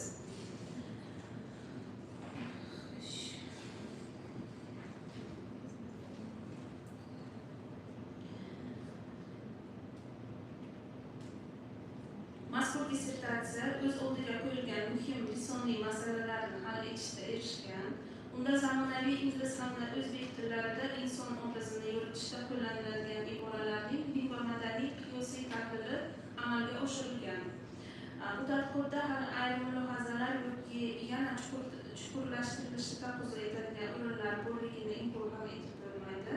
Lekin magistrlik dissertatsiya hozirgi holatida asosan yakunlangan mustaqil ijodiy ish sifatida ilmiy doiralarda baholanishi mumkin. Dissertatsiya muallifining nazariy fikrlari lo'nda va ixcham shaklda umumlashtirish hamda ularga ilmiy munosabat bildirish texnikasi e'tiborga molik. Magistrlik dissertatsiyasini o'qib tahlil qilish jarayonida yuqorida keltirilgan ijobiy fikrlar bilan birga ayrim taklif, tavsiya va kamchiliklar bor. Erishilgan natija va xulosalarni yoritishda turli jadval va diagrammalardan foydalanilsa, ishning ahamiyati yanada oshadi. Ikkinchidan, dissertatsiyada tuzatilishi kerak bo'lgan g'alati jumlalar, texnik kamchiliklar tuzatilishi shart.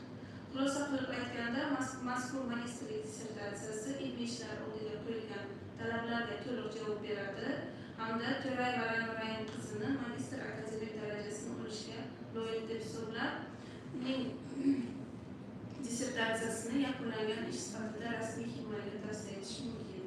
Buxoro davlat universiteti professori, filologiya fanlari doktori D.S. Fayzulloyev. Demak, keyingi navbat Yo'ldosh va Iroda Farqatovnaga dissertatsiya mavzusi Comparative Analysis of the Motif of Orphanhood in English and Uzbek Folk Tales. Ilmiy rahbar Xayrullayeva Kamola Ravshanovna va taqlidchilar Xayrullayeva Nodira Ne'matullayevna hamda Saidova Muqayyim Nurillayevalar qamat o'yinida asosiy. Good afternoon, dear professors, teachers, and master students. My today dissertation topic is comparative analysis of the motif of orphanhood in English and Uzbek folk tales. And my scientific supervisor is PhD Associate Professor Xayrullayeva Kamola Ravshanovna. And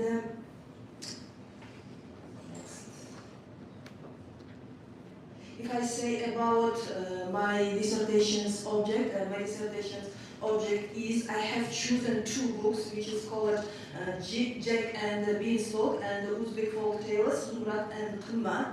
And I focused my main attention on the third chapter.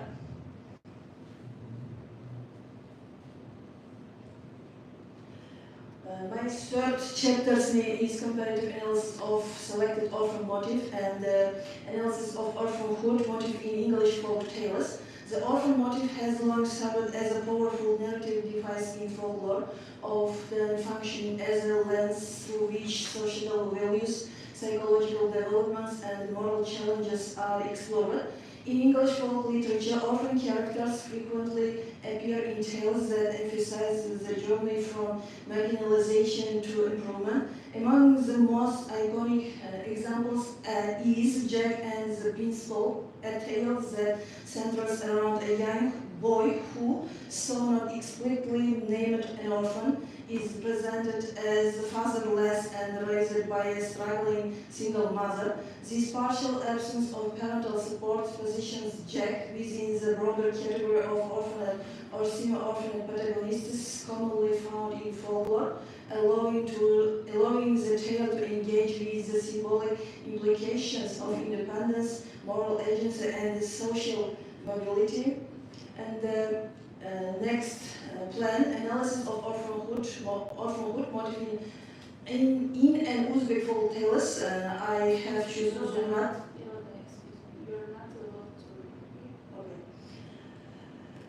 I have chosen Uzbek folk tale Zumrat and Qimmat. The Uzbek folk tale Zumrat and Qimmat offers a culturally rich example of the orphanhood motif, revealing how traditional narratives encode moral, psychological, and social meanings through the experience of orphan protagonists.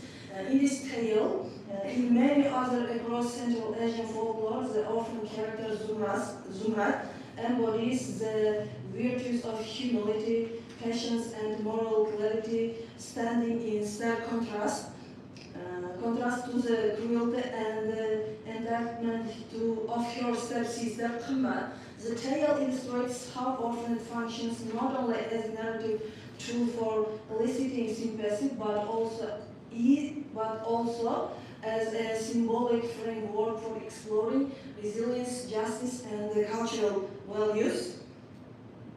And the third plan, cross-cultural comparison of orphanhood representations. The motif of orphanhood in folk tales serve as less through which different cultures encode values, test characters, structures, lessons. In Jack and the Beanstalk, Jack is portrayed as a fatherless and economically vulnerable, symbolizing individual struggle in the face of social oppression. In contrast, Zumrat and Qimmat presents partial orphanage in a family setting where Zumrat has lost her biological mother, and Qimmat, her father. This nuance allows for emotional exploration within a blended family dynamic, and there is some comparative examples in my dissertation third chapter. In both tales, the loss of a parent becomes a narrative catalyst for personal growth. Jack's ascent into the giant's realm signifies psychological individuation, and while Zumrat's banishment into the forest symbolizes a moral and social trial central to Uzbek storytelling. For example, Qizing beodob uni o'rmonga borib almashtirib kel. If you translate into English, take your daughter to the forest and leave her behind. Supported characters reflect cultural values around femininity and wisdom. Jack is guided by an older fairy or the giant's wife, representing evolving eminent figures, whereas Zumrat receives help from a wise, motherly figures who rewards has through tests. And I also have given example, Uzbek. If I say Uzbek, aqlli va dono ona unga yordam beradi va adolatni tiklaydi. The clever and wise mother helps her and restores justice. Western folk traditions often depict stepmothers as villains, as in Cinderella. This trope is mirrored in early versions of Jack and Beanstalk, where Jack's mother is portrayed as emotional our being. In Zumrat and Qimmat, the stepmother is openly antagonist towards Zumrat, demanding her removal. However, modern retelling introduces nuance, suggesting recognition.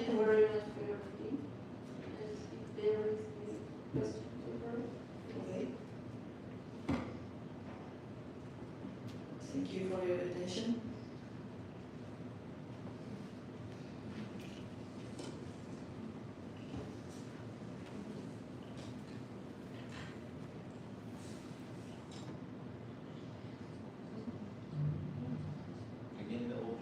Tales and Uzbek folk tales, Zumrat and Qimmat.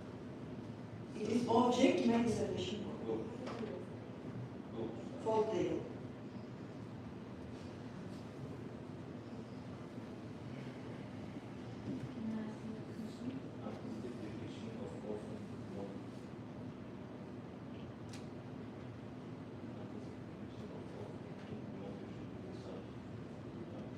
Yes. subject, but Jack and Beanstalk and the Zulat and Kumar object. Okay, I have a question to you.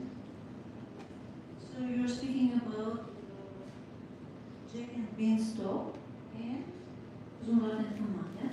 Yes.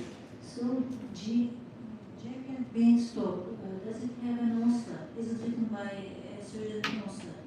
No, it is folk-tailored. It is created by public. It is folk-tale. Okay. Why do you compare Jack and Beanstalk with Zulat and Kumar?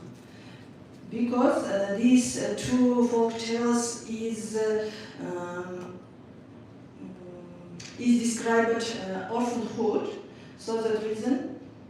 Why not to compare Cinderella with Zulat and Kumar? Because they have the same motives, they have Yes. the same orphanhood. Yes, Cinderella is also orphan. Why not to compare these two? Why are you comparing Jack and the Beanstalk with Zulat and Kumar? Usually, from the point of the comparative literature, so we have three ways of comparing the works. The first one is according to the motive, the second is according to the genre, and the third one is according to the period. So Jack and the Beanstalk, Zulat and Kumar, they do not have the same motive. Why do you compare them? So which of these three you are doing here? Jack and Beanstalk. Jack is fatherless orphan, and Zumrat is motherless orphan, and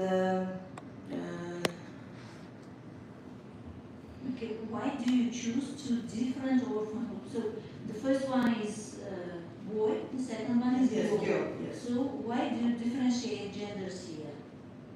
Why do you differentiate genders? Why not to take the same gender, the same motive, for example?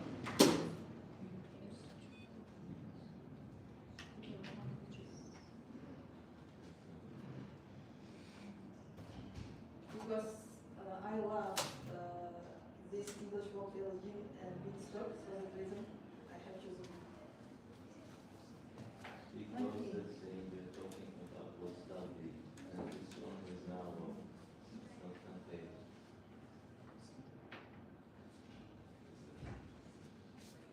Can you talk about psychological implications of the orphan characters? Psychological characters? Because you have dedicated the second part of your dissertation to the psychological implications of orphan characters. Can you say anything about the psychological implications?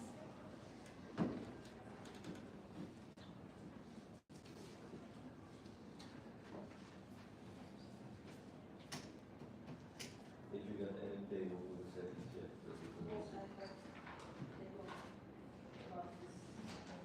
She wants to ask about like how does the orphan being orphan reflect on their minds or their psychology? Motive for orphanhood is a powerful tool for exploring both psychological and social themes.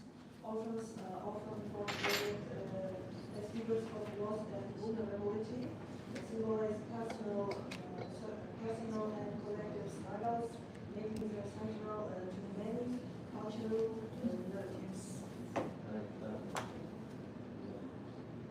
What is vulnerability itself?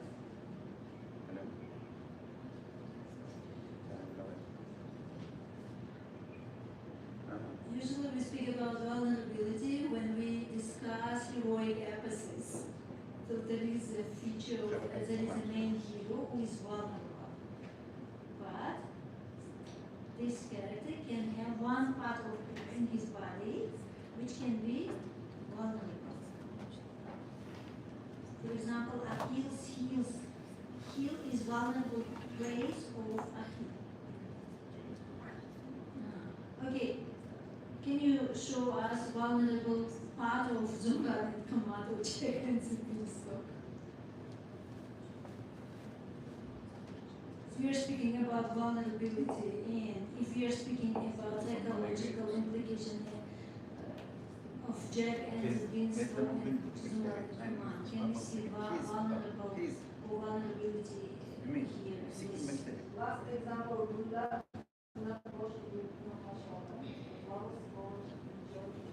is it vulnerability?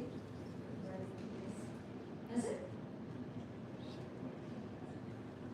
Thank you. Okay. If you don't have any questions, I will move to the reviewing board. Viewers, Paraguay, Northern Iran, is a home site in Japan.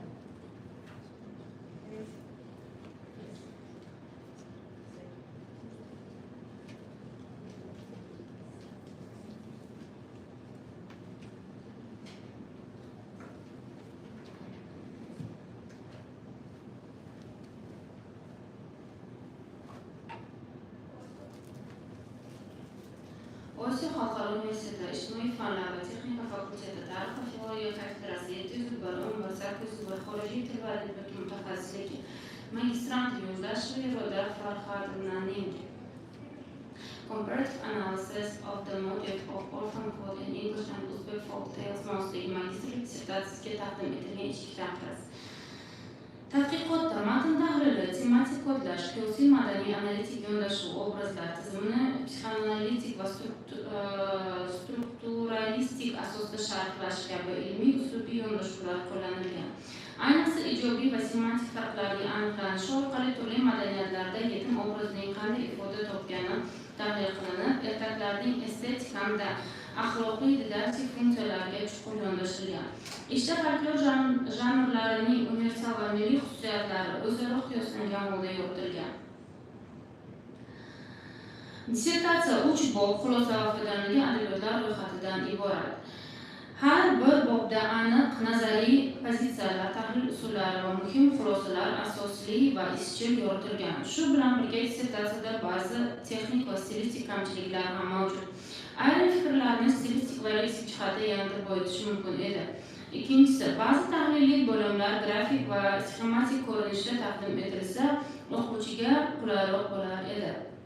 Jadvallarda va qiyosiy tahlillar ilova qismida yanada batafsilroq yoritilishi maqsadga muvofiq bo'lar edi.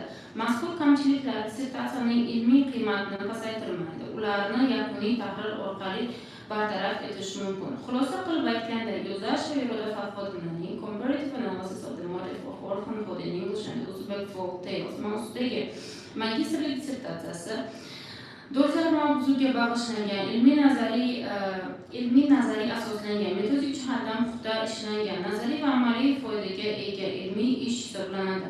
Dissertatsiya barcha belgilangan ilmiy uslubiy mezonlarga to'liq javob beradi va himoyaga tavsiya etiladi. Taqrizchi, filologiya fanlari bo'yicha falsafa doktori, PhD Xayrullayeva Nodra, Osiyo Xalqaro Universiteti Tarix va filologiya kafedrasi dotsenti. Ruxsat bersangiz, tashqi taqrizni ham o'qib eshittirsam. Tashqi taqriz yo'ldosh va Iroda Farhadinaning magistrlik ishi, ya'ni ilmiy tadqiqot ishida bir nechta metodlardan qo'llanilgan. Qiyosiy tipologik usul asosiy metod bo'lib, ikki xalq adabiyotidagi bosh qahramonlarning o'xshash va farqli jihatlarini ochib berishga xizmat qilgan. Qiyosiy tarixiy yondashuv orqali muallifning ijtimoiy madaniy sharoitlari tahlil qilinib, romanlar yozilgan davr kontekstida qahramonlarning rivojlanishiga ta'sir etuvchi omillar aniqlangan. Struktural analitik usul yordamida asarlarning syujet qurilishi va obrazlarning shakllanishi o'rganilgan. Albatta, yuqorida ta'kidlanganlarning barchasi ishning o'ziga xos xususiyatlarini namoyon etadi, ammo ish bilan tanishish jarayonida paydo bo'lgan ayrim mulohazali fikrlar, tavsiyalar quyidagilar. Ba'zi joylarda til va uslubda kichik xatoliklar kuzatilgan, jumladan grammatik va uslubiy jihatdan matnning bir xil holatda bo'lishini ta'minlash uchun yanada batafsil tahlil talab etiladi. Ayrim qismlarda jumlalar murakkab tuzilgan bo'lib, mazmunni tushunishga qiyinlashtirilgan. Takroriy fikrlarni oldini olish va texnik hamda grammatik xatolarni bartaraf etish lozim. Dissertatsiyada ba'zi joylarda imlo va uslubiy jihatdan tahlil talab qilinadigan jumlalar mavjud. Jumladan adabiyotlar ro'yxatini rasmiylashtirishda ham texnik xatoliklarni tuzatish lozim. Umuman olganda bu kamchiliklar dissertatsiyaning umumiy sifatiga katta ta'sir qilmaydi, lekin ularni tuzatish natijalarining ishonchliligini va ilmiy ahamiyatini yanada oshiradi. Mazkur dissertatsiya xorijiy til o'qitish metodikasi bo'yicha ilmiy va amaliy jihatdan muhim ahamiyatga ega bo'lib, uning natijalari adabiyotshunoslik va pedagogika sohasida tadqiqot olib borayotgan olimlar hamda amaliyotchi o'qituvchilar uchun faoliyatli bo'lishi mumkin.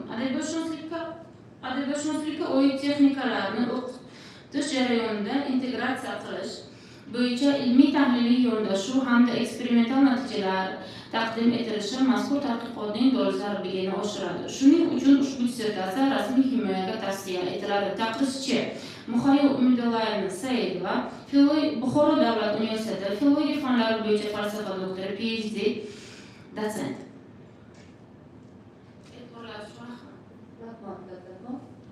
Buning oxirgi dissertatsiya chiqishida Hayitova Dilso'ra Tohirovna, The Role of American Stories in Teaching English, ilmiy rahbar Talabalarining Himoyasi Ravshanova, taqrizchilar esa Abdullayeva Nabiya Idrisovna hamda Saidova Muqayyum.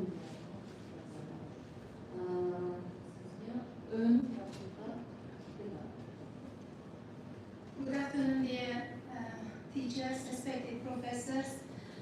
My name is Hayitova Dilso'ra Tohirovna. My scientific supervisor is Hayullayeva Ravshanova.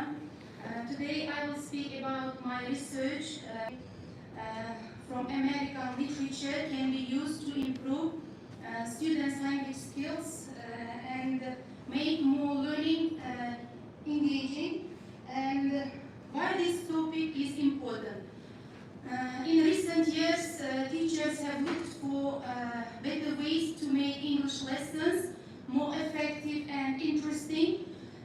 One such way is through storytelling. American stories, including fairy tales, legends, myths, and modern fiction, are full of useful vocabulary, natural sentence structures, and cultural references. These features make them great tools for English learners. Stories do more than just entertain. They help students understand language in real-life contexts, and they also allow learners to explore different values and cultures, helping them grow both linguistically and personally. And the object of the research work is various innovative methods used in teaching English and their importance. And the subject of the research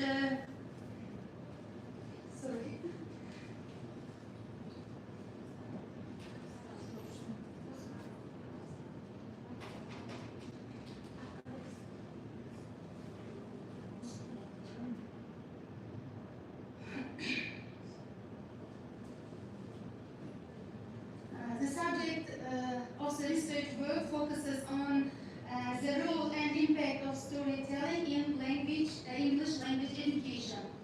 And main purpose of the research is to determine the role of story genre in the main part. The main part? Okay. So, what's the role of American stories in teaching English?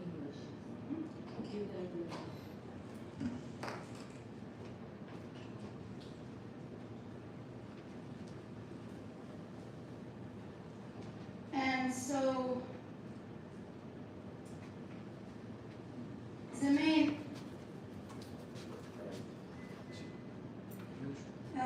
I would like to discuss the methodological contribution of stories to the students' language learning process. And storytelling is not just an activity, it is an educational method. And that creates an engaging, relaxing, and interactive learning atmosphere. When used effectively, storytelling makes the classroom environment more inviting and enhances the overall learning experience. To begin with, one of the most important aspects of storytelling in the classroom is creating a calm and informal atmosphere.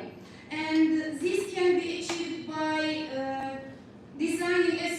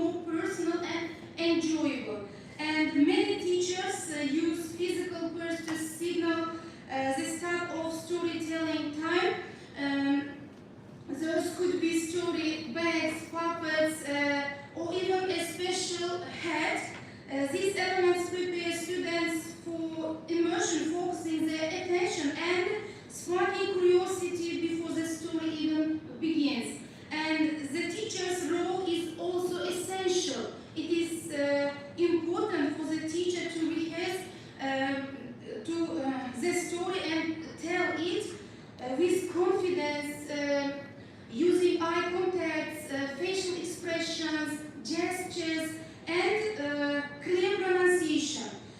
For students unfamiliar with storytelling, additional techniques such as visuals, slow and clear speech, and frequent explanations are necessary. Moreover, storytelling should be linked to task-based learning.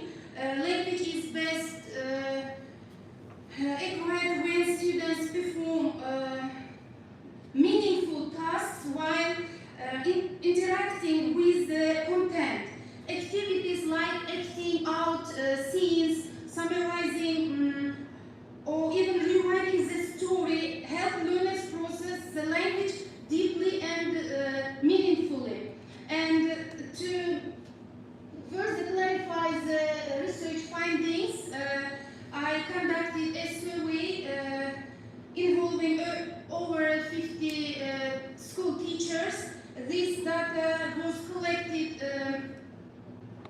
was collected between November 2024 and June 2025.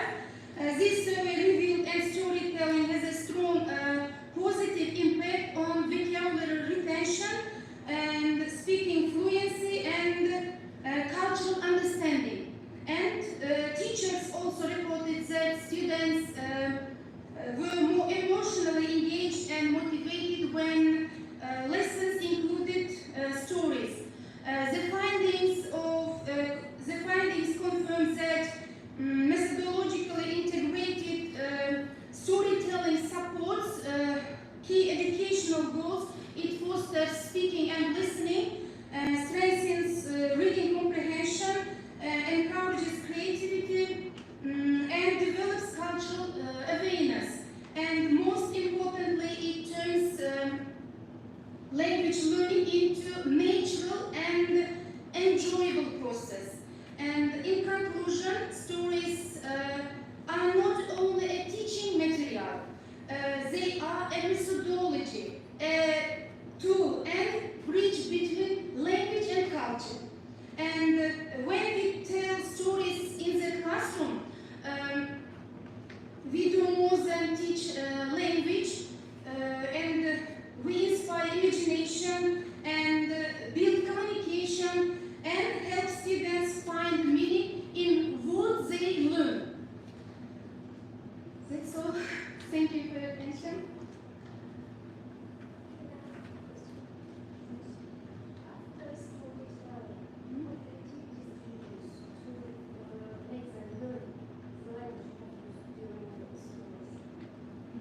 In my research work or in my experience?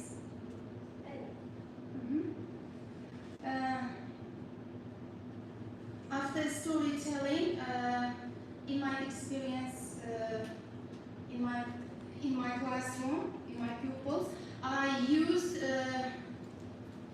role-playing activity with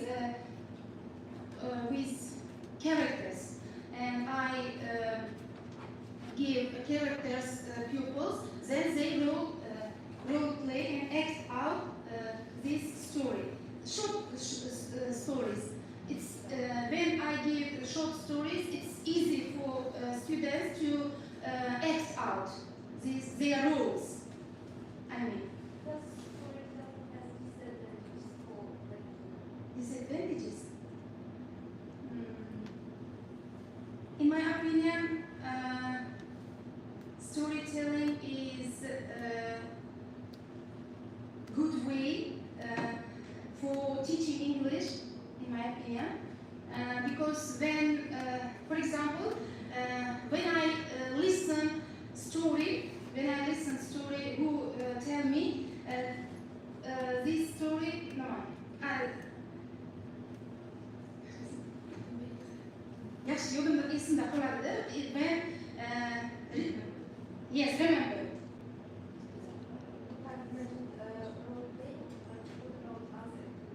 As activities, maybe jigsaw activities. You may use jigsaw activities before beginning. You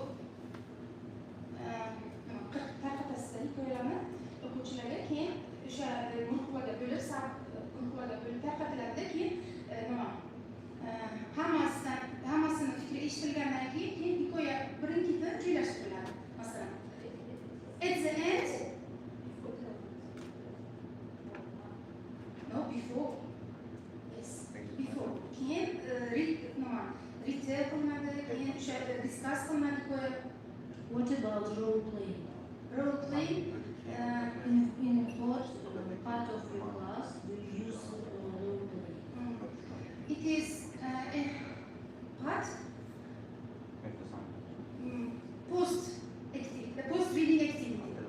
So you use it as a post reading. So it is role playing post reading activity. O'qigandan keyin o'quvchilarga beraman rollarni. Keyin ular ba'zan o'ylamasam ham qilib beraman, yodlab keladi. Keyin bu darsda nima act out qilib beradi. For consolidation? Yes. Do you use this activity for Yes. consolidation of reading part? Reading activity? Is it consolidation? Yes, it's consolidation. Thank you. Do you have any questions? No questions?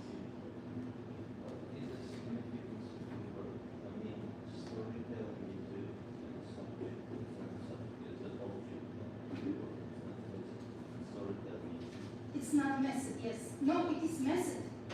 Storytelling is method, not genre. Yes? But I haven't heard any name of the stories and how it impacts on the students and the results of your research, your own research, not the ones which have been done for you. So in your 3.3, 3.2, I see the examples with citations. It means someone else did it for you. You can cite it. What you do. In fact, the subject of the research is the role of and impact of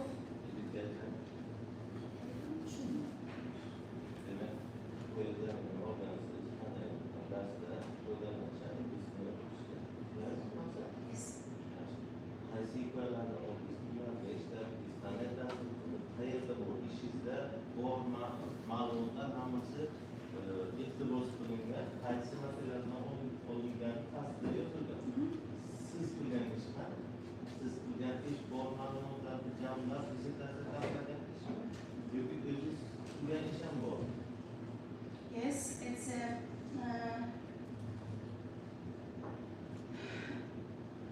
methodological description of the.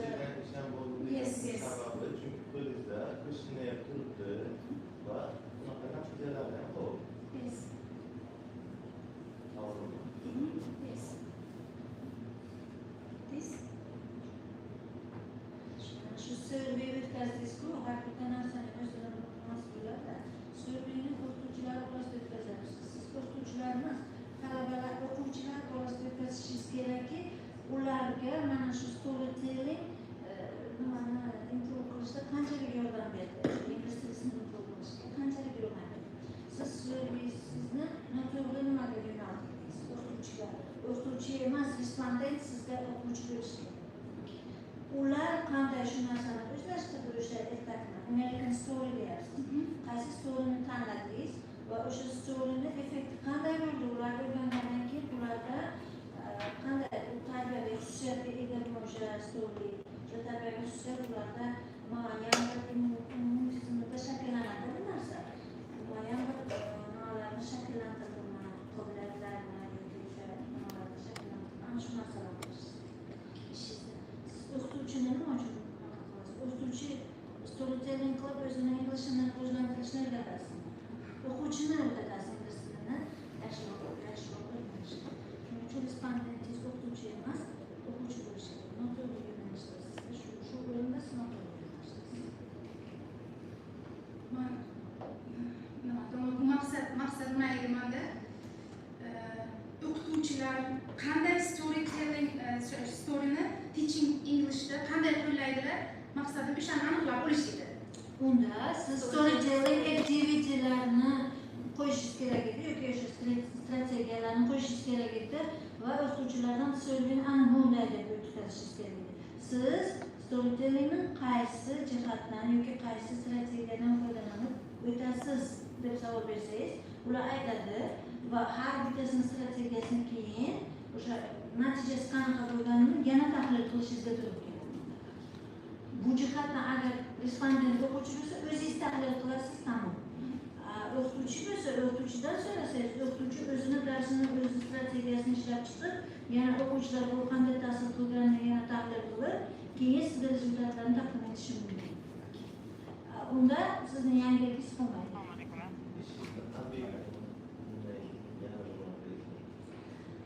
The object of the research is various innovative methods. Yangi metodlarni qo'llash.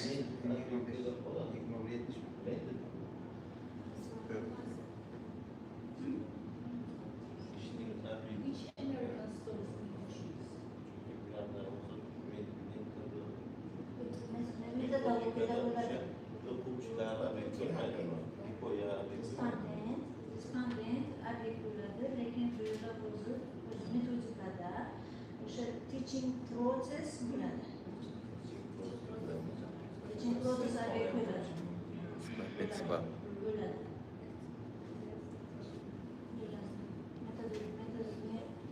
Metodika pedagogika so'zligida bajariladigan ishlarda respondent talaba nima o'sha dars jarayonini bo'lishi mumkin yoki kurikulum bo'lishi mumkin.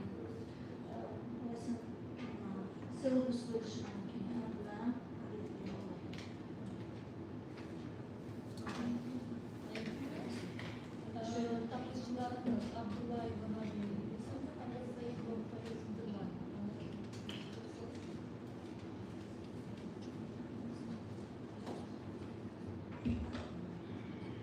Osiyo Xalqaro Universiteti Ijtimoiy fanlar va texnika fakulteti Tarix va filologiyasi kafedrasi 701-801 xorijiy til va adabiyot mutaxassisligi magistranti Ayet va Dissertatsiyaning ingliz tilini o'rgatishda Amerika yuqorilarining o'rni nomli magistrlik dissertatsiyasiga berilgan ichki taqriz.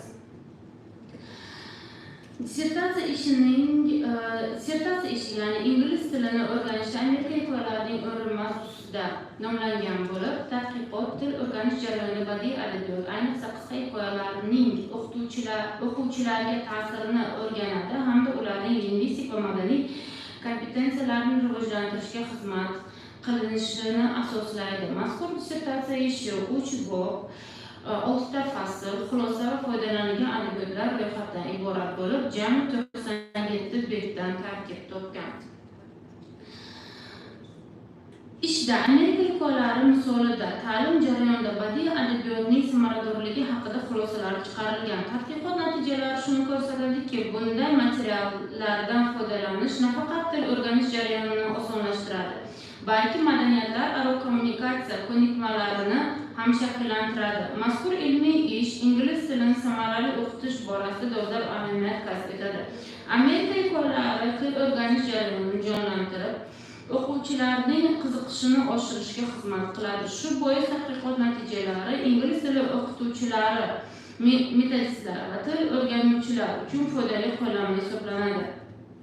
Hayit va Dissertatsiya ingliz tili o'qitishda Amerika yuqorilarining o'rni mavzusidagi dissertatsiyasi ishini yakunlangan ish sifatida rasmiy himoyaga tavsiya etish mumkin.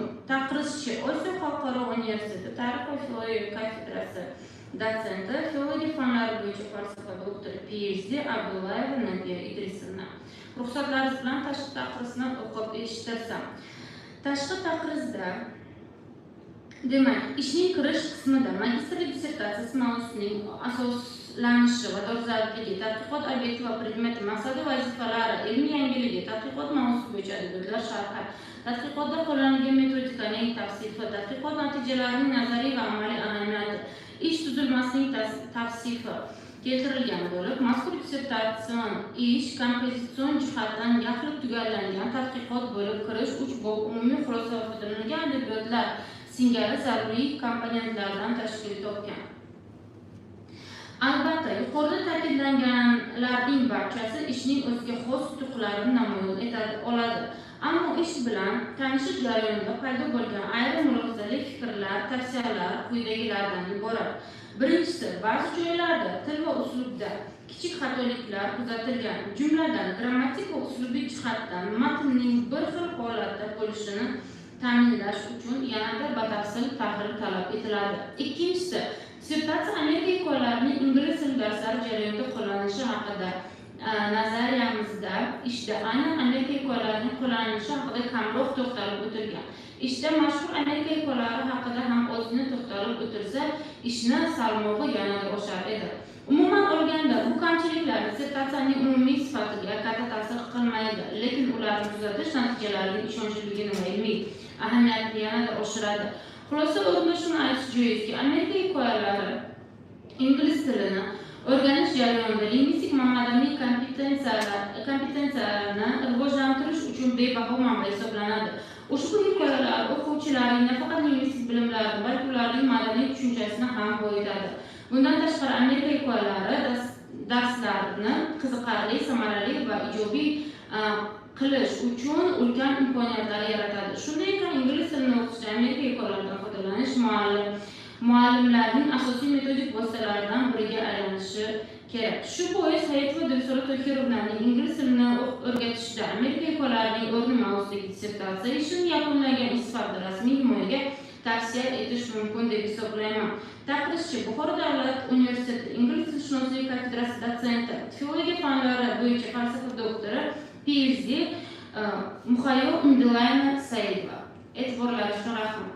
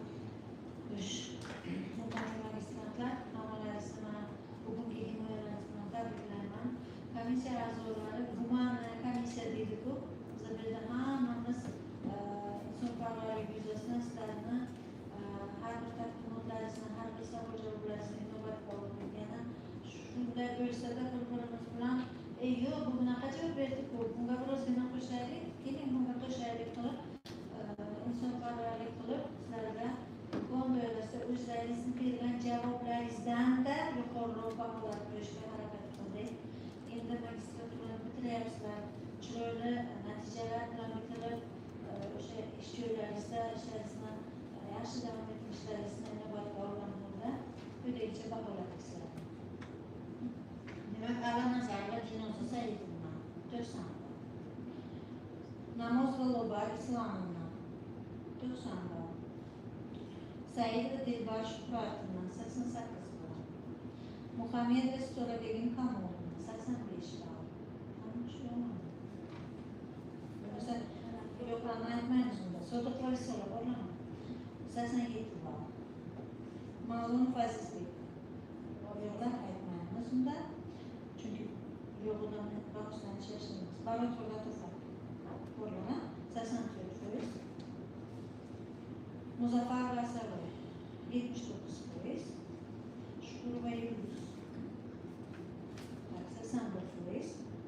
To'rayeva Rahmon 90%. Yo'ldash va Yo'lda 74%. Hayitli Bekso'ron 79%. Endi bu sizlarni hozirgi mana bu yerda chiqishlaringiz, qilgan prezentatsiyalar, savol-javoblaringizni ustiga yana bizlar qo'shib baholarini qo'yganmiz. Mana 3 ga javob bersangizlar 4, 4 ga javob bersangizlar 5 qilib imkon doirasida sizlarni shuncha 2 yillik o'qituvlaringizni inobatga oldik, qilgan mehnatlaringizni inobatga oldikda mana shu baholarni qo'ydik. Agar kimda kim norozi bo'lsa, komissiya shu yerda bo'lgan vaqtda fikrlaringizni bildirishlaringiz mumkin. E'tirozlar komissiya ana shu ishdan chiqib ketgandan keyin yoki ishini yakunlatib chiqib ketgandan keyin qabul qilinmaydi, qabul qilinmaydi bilasizlar. Agar biror bir fikrlaringiz, mulohazalaringiz bo'lsa, marhamat eshitamiz. E'tirozlar bormi? Yo'q. Fikr mulohazalar yo'qmi? Bormi? Marhamat.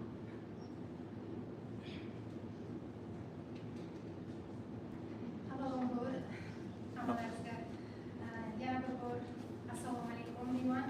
Men hozir juda ham hayajondaman. Men bu o'zimni fikrimni bildirish uchun Bahodirlarga qarab murojaat qildim-da, nima qildim? Allohga beadad shukr, Alloh bizani shukurga yetkazdi. Biz bu kunga osonlikka erishmadik, haqiqatan ham ko'p nimalardan o'tdik biz. Chunki biz Turkiston Innovatsiyalar universitetiga qabul qilingan edik. Ma'lum bir sabablarga ko'ra u yerdan bu yerga ko'chirildik. Ancha ham moddiy, ham ma'naviy jihatdan biz ruhan ezildik desam mubolag'a bo'lmaydi. Haqiqatan ham biz bu yerda o'qish jarayonida ko'p narsalarni o'rgandik. Qiyinchiliklarni ham boshimizdan kechirdik, lekin pishdik. Men ko'p narsani qattiq mehnat zamirida, shu mehnat qilish zamirida ko'p narsani bilib oldik. Men bu uchun albatta mana shu yerda ishlayotgan mana birinchi ilmiy rahbarim Zaniga Robidonaga katta o'z minnatdorchiligimni bildiraman. Mana shu yerda o'tirgan Zavq kafedramiz Zumray Zohirjonovnaga, keyin Matluba Axronovnaga, mana shu yerda komissiya Ochikov Ulug'bek domlaga ustozimizni barakalla. Katta rahmat, bizani kelib shu dastlabki himoyada kamchiliklarimizni aytib, bizga tanqidiy yondashib, bizga ko'p narsalarni ayttirib, biz o'sha tanqidni mevasi shirin bo'ladi. Endi bu azaldan bizning xalqimizda bor naqd. Shuning uchun men hammalarga, shu yerdagi jamoatdagi hammalarga, dekanimizga, Zufar Oxunjonovga va rektorga o'z minnatdorchiligimizni bildiraman. Hamma kursdoshlarimiz nomidan katta rahmat. Ana shu ko'zlarning nurini ayamasdan bizning ishlarimizni necha bor tekshirib, qayta bizga qaytarib, o'shani asl o'rniga keltirgan joyda katta mehnat. Albatta, domla shu uchun hammalarga o'z minnatdorchiligimni bildirishni o'zimga joiz deb bildim. Katta rahmat. Men juda ham xursandman. Men hayotda hozir qaynonam ham o'zi ham kelin ham kuyov qilganman. Masalan, shu yoshimda edi, harakat qildim o'qib magistrlik diplomini olishga. Men o'ylayman, Xudo xolasa men yaqinda o'sha olamiz. Juda ham xursandman. Hayajondaman. Katta rahmat. Magistrlar desak bo'ladi endi sizlarni, chunki himoya qildingizlar, hammalaringiz chiroyli natijalarga erishdingizlar. Bu oxirgi bosqich edi. Yangi hayotlaringizni yangi pog'onasi boshlangani bilan tabriklayman. Magistraturani yakuni va hayotlaringizdagi yangi pog'onaning boshlanishi bu. Hammalaringizni tabriklayman. Muvaffaqiyatli bo'lsin. Ishlaringizda omon bo'lsin. E'tiborlaringiz uchun rahmat. Shu bilan bugungi magistrlik